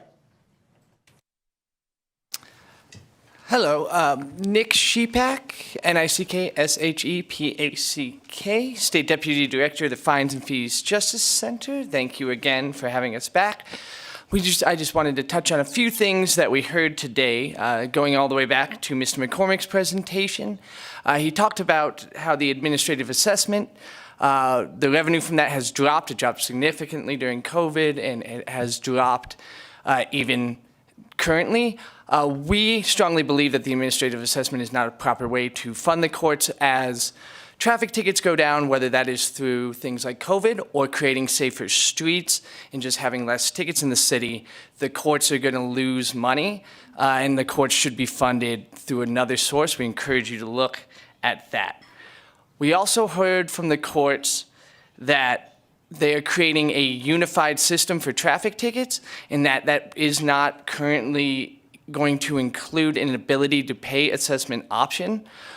While there may be no ability to pay assessment at the beginning, we know that there's appetite from advocates, legislators, and some of the judges we've spoke to implement that sort of ability to pay assessment online at some point.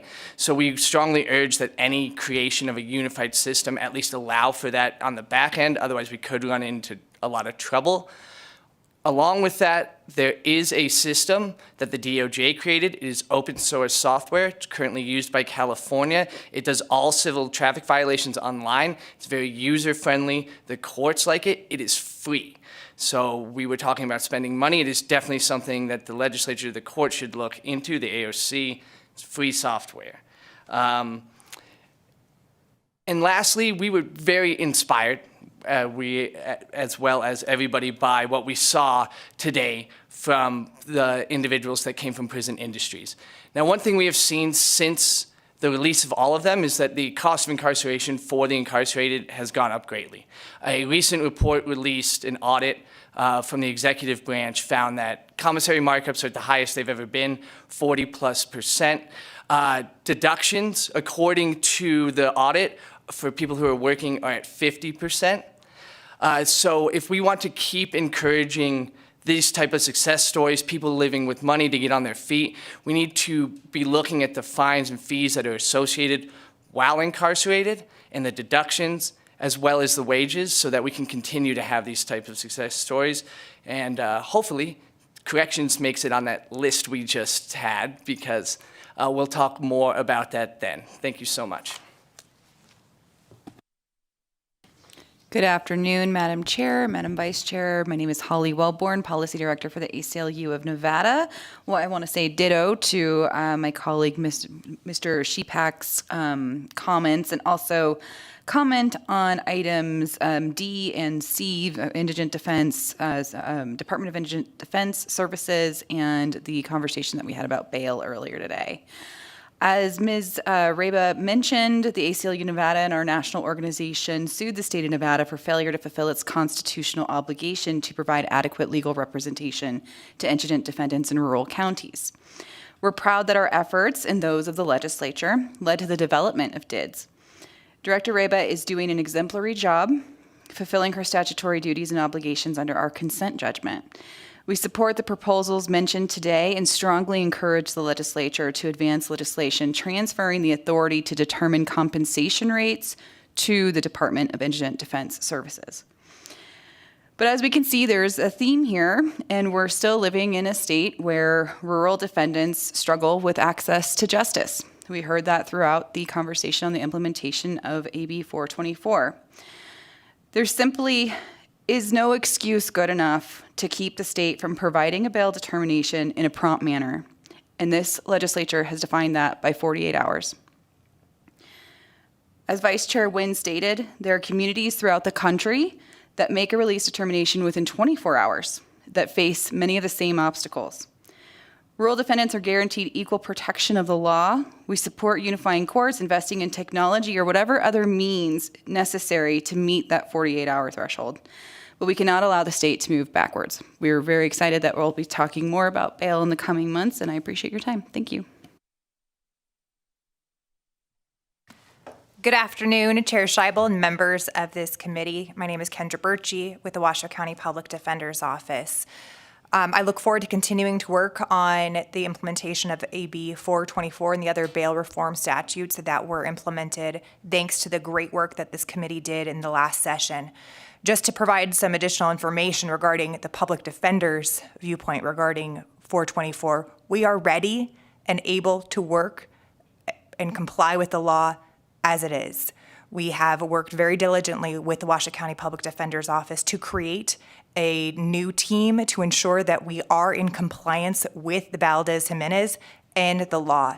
We've worked with the Honorable Chief Judge Simons on the process and how it will function with the weekend initial appearance docket. Everyone has participated from municipal courts, justice courts, district attorneys, alternate public defender's office, sheriff's office, and pretrial services to ensure that we have a system, and it is currently falling in place, and we are looking forward to its implementation when it's ready to go. As Assemblyperson O'Neill is aware, the current law, and I just want to make sure that this is clear on the record, requires law enforcement agencies to provide probable cause reports within 12 hours. I can say from my own experience of doing a ride-along with the Washoe County Sheriff's Department that they ensure that their deputies provide the probable cause sheets before they leave from that shift.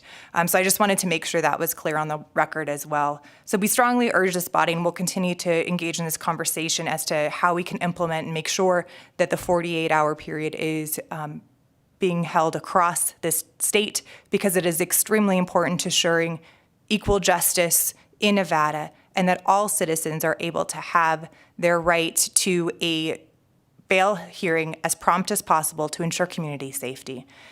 In respect to community courts and specialty courts, I am very grateful that this body was able to hear from the specialty courts as to how important they are and how crucial they are in really enhancing justice for all of those who are accused and convicted of crimes. We've been working with specialty courts to ensure their compliance with AB 222 from the 2019 session, as well as 236, because it is vital that we provide our clients and citizens with these services when they are deserving of them, when they qualify for them, and we'll continue to work with some of the implementation issues to ensure that specialty courts are accessible for all those who deserve it. Thank you.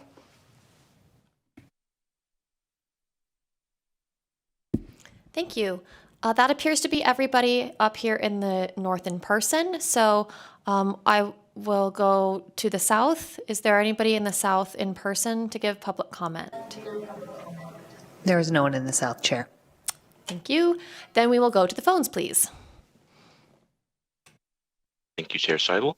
If you would like to offer public comment on today's meeting, please press *9 now or raise hand in the Zoom client. Once more, that's *9 now or raise hand in the Zoom client.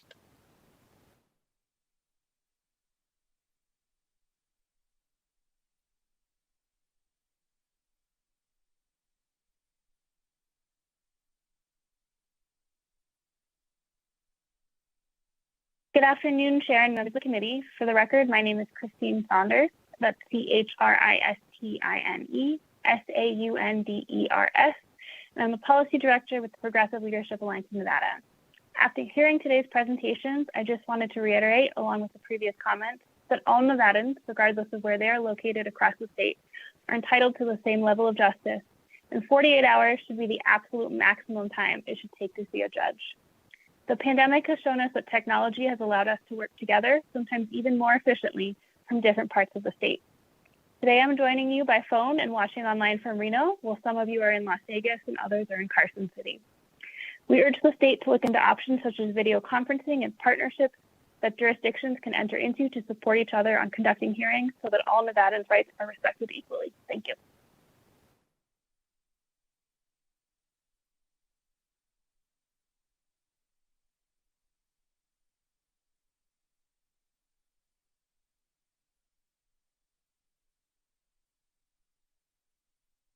Hello, again, my name is Yaning Chen. I reported the organized crimes to Windmill Police Station in June 2021, and I sent a letter with the forensic report to Las Vegas FBI in September 2021. However, both government agencies did not offer any help. I recently experienced a severe attack in March 2022, and I called 311 a few times for help. Most of them were showing sympathy. Unfortunately, they have very limited knowledge on military-grade weapons, and one of the cops said that there is no one in his units capable of detecting the perpetrators using this military-grade weapon.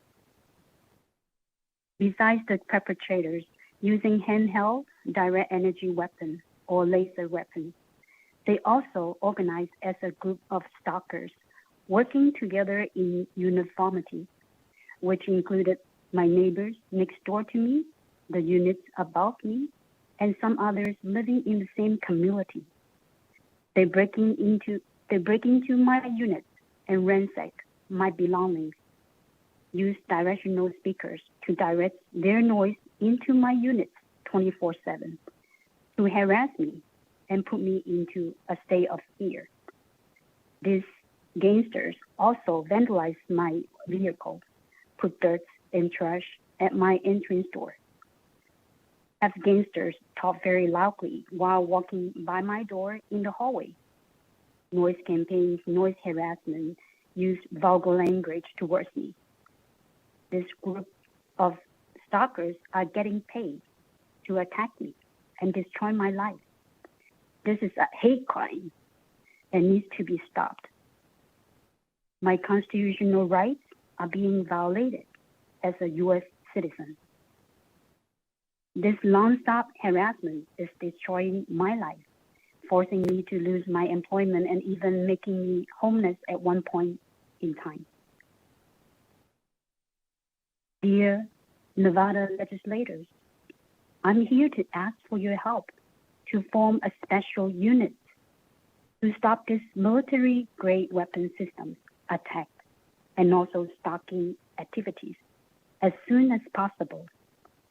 Victims like me can be killed without a trace from this attack. And these are acts of domestic terrorism. Thank you so much.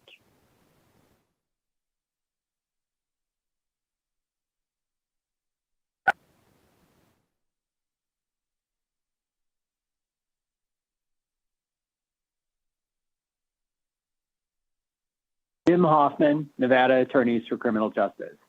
I just wanted to echo the comments that most of the prior commenters made. And I wanted to specifically address the comments that one of the presenters made about court employees not wanting to work weekends. Because I totally understand that. I think that's very reasonable. But the problem is a lot of people are in jail and they need to work weekends. They need to take care of their kids. If somebody gets arrested Thursday afternoon, 72 hours means they miss work on, Friday, they miss work on Monday, 48 judicial hours, if that's the standard. That could stretch into Tuesday or Wednesday afternoon, depending on what the court's judicial hours are. People who miss that many days of work, they're in danger of getting fired. They're in danger of not being able to pay their rent. They have problems finding childcare. So if people don't get timely release hearings, it causes all of these negative downstream impacts on the broader community. AB 424 isn't just about treating all Nevadans equally. It's about ensuring that communities in rural Nevada have an equal chance to keep paying their rent and taking care of their kids. We believe this is a vital policy goal, and so we oppose weakening the hearing timeline. Thank you.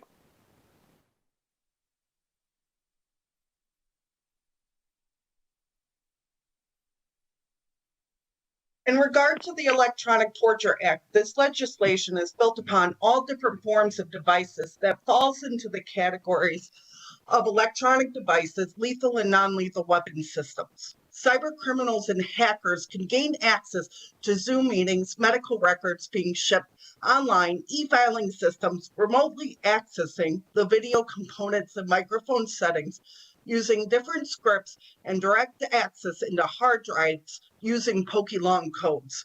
Law enforcement and other departments and agencies have these weapon systems in their possessions, whether they realize it or not. From automated license plate readers to facial recognition systems, LiDAR detectors, data acquisition systems, fingerprint ID systems, including riding gear like long-range acoustic devices, all which can be remotely accessed by cyber criminals and hackers. These devices do bodily harm to the civilians and causes diseases like multiple sclerosis, cancer, blisters, burns, muscle spasms, tinnitus, with false mental diagnoses. Law enforcement and federal agencies have the equipment to commit these crimes. It is time to set up a special task force that can prove these crimes. A task force that provides the medical tests which prove that they are in fact the victim attacked by directed energy weapons, electronic devices, and sexually assaulted. A special task force unit that can be used to create growth, job growth, production, and prove these weapon systems are being used on the Nevada citizens to put these criminals behind bars. The bill proposal allows the victims to get money as well with the state, the convictions of these crimes. With the abuse of power from denying their involvement and not properly reporting these crimes deserves punishment. They are stealing your state funding and grants and abusing their power and positions. Giving back to the state will help decrease your deficit and allow money to be gained, not lost. Also helps with law enforcement reform so the abuse of their positions can be stopped and to decrease crime from child human sex trafficking cases, rape, murder, cyber crimes, and video voyeurism. These attacks on the Nevada citizens are caused by loopholes of state grants and funding that is authorized throughout your state. For instance, the Brain Initiative Act, the Energy Efficiency Act, Pre-Crime Program, CP3, Intelligence LED Program, facial recognition systems, and lack of laws on drones being used from the public with video voyeurism attributes. Your constituents are reaching out for your help to prevent these crimes from being committed, to stop the electronic harassment and torture that is occurring. Allow this bill proposal to be accepted. Give your constituents an opportunity to protect themselves from cyber crimes and electronic torture. With everything becoming virtual, laws are needed for everyone's protection. Thank you.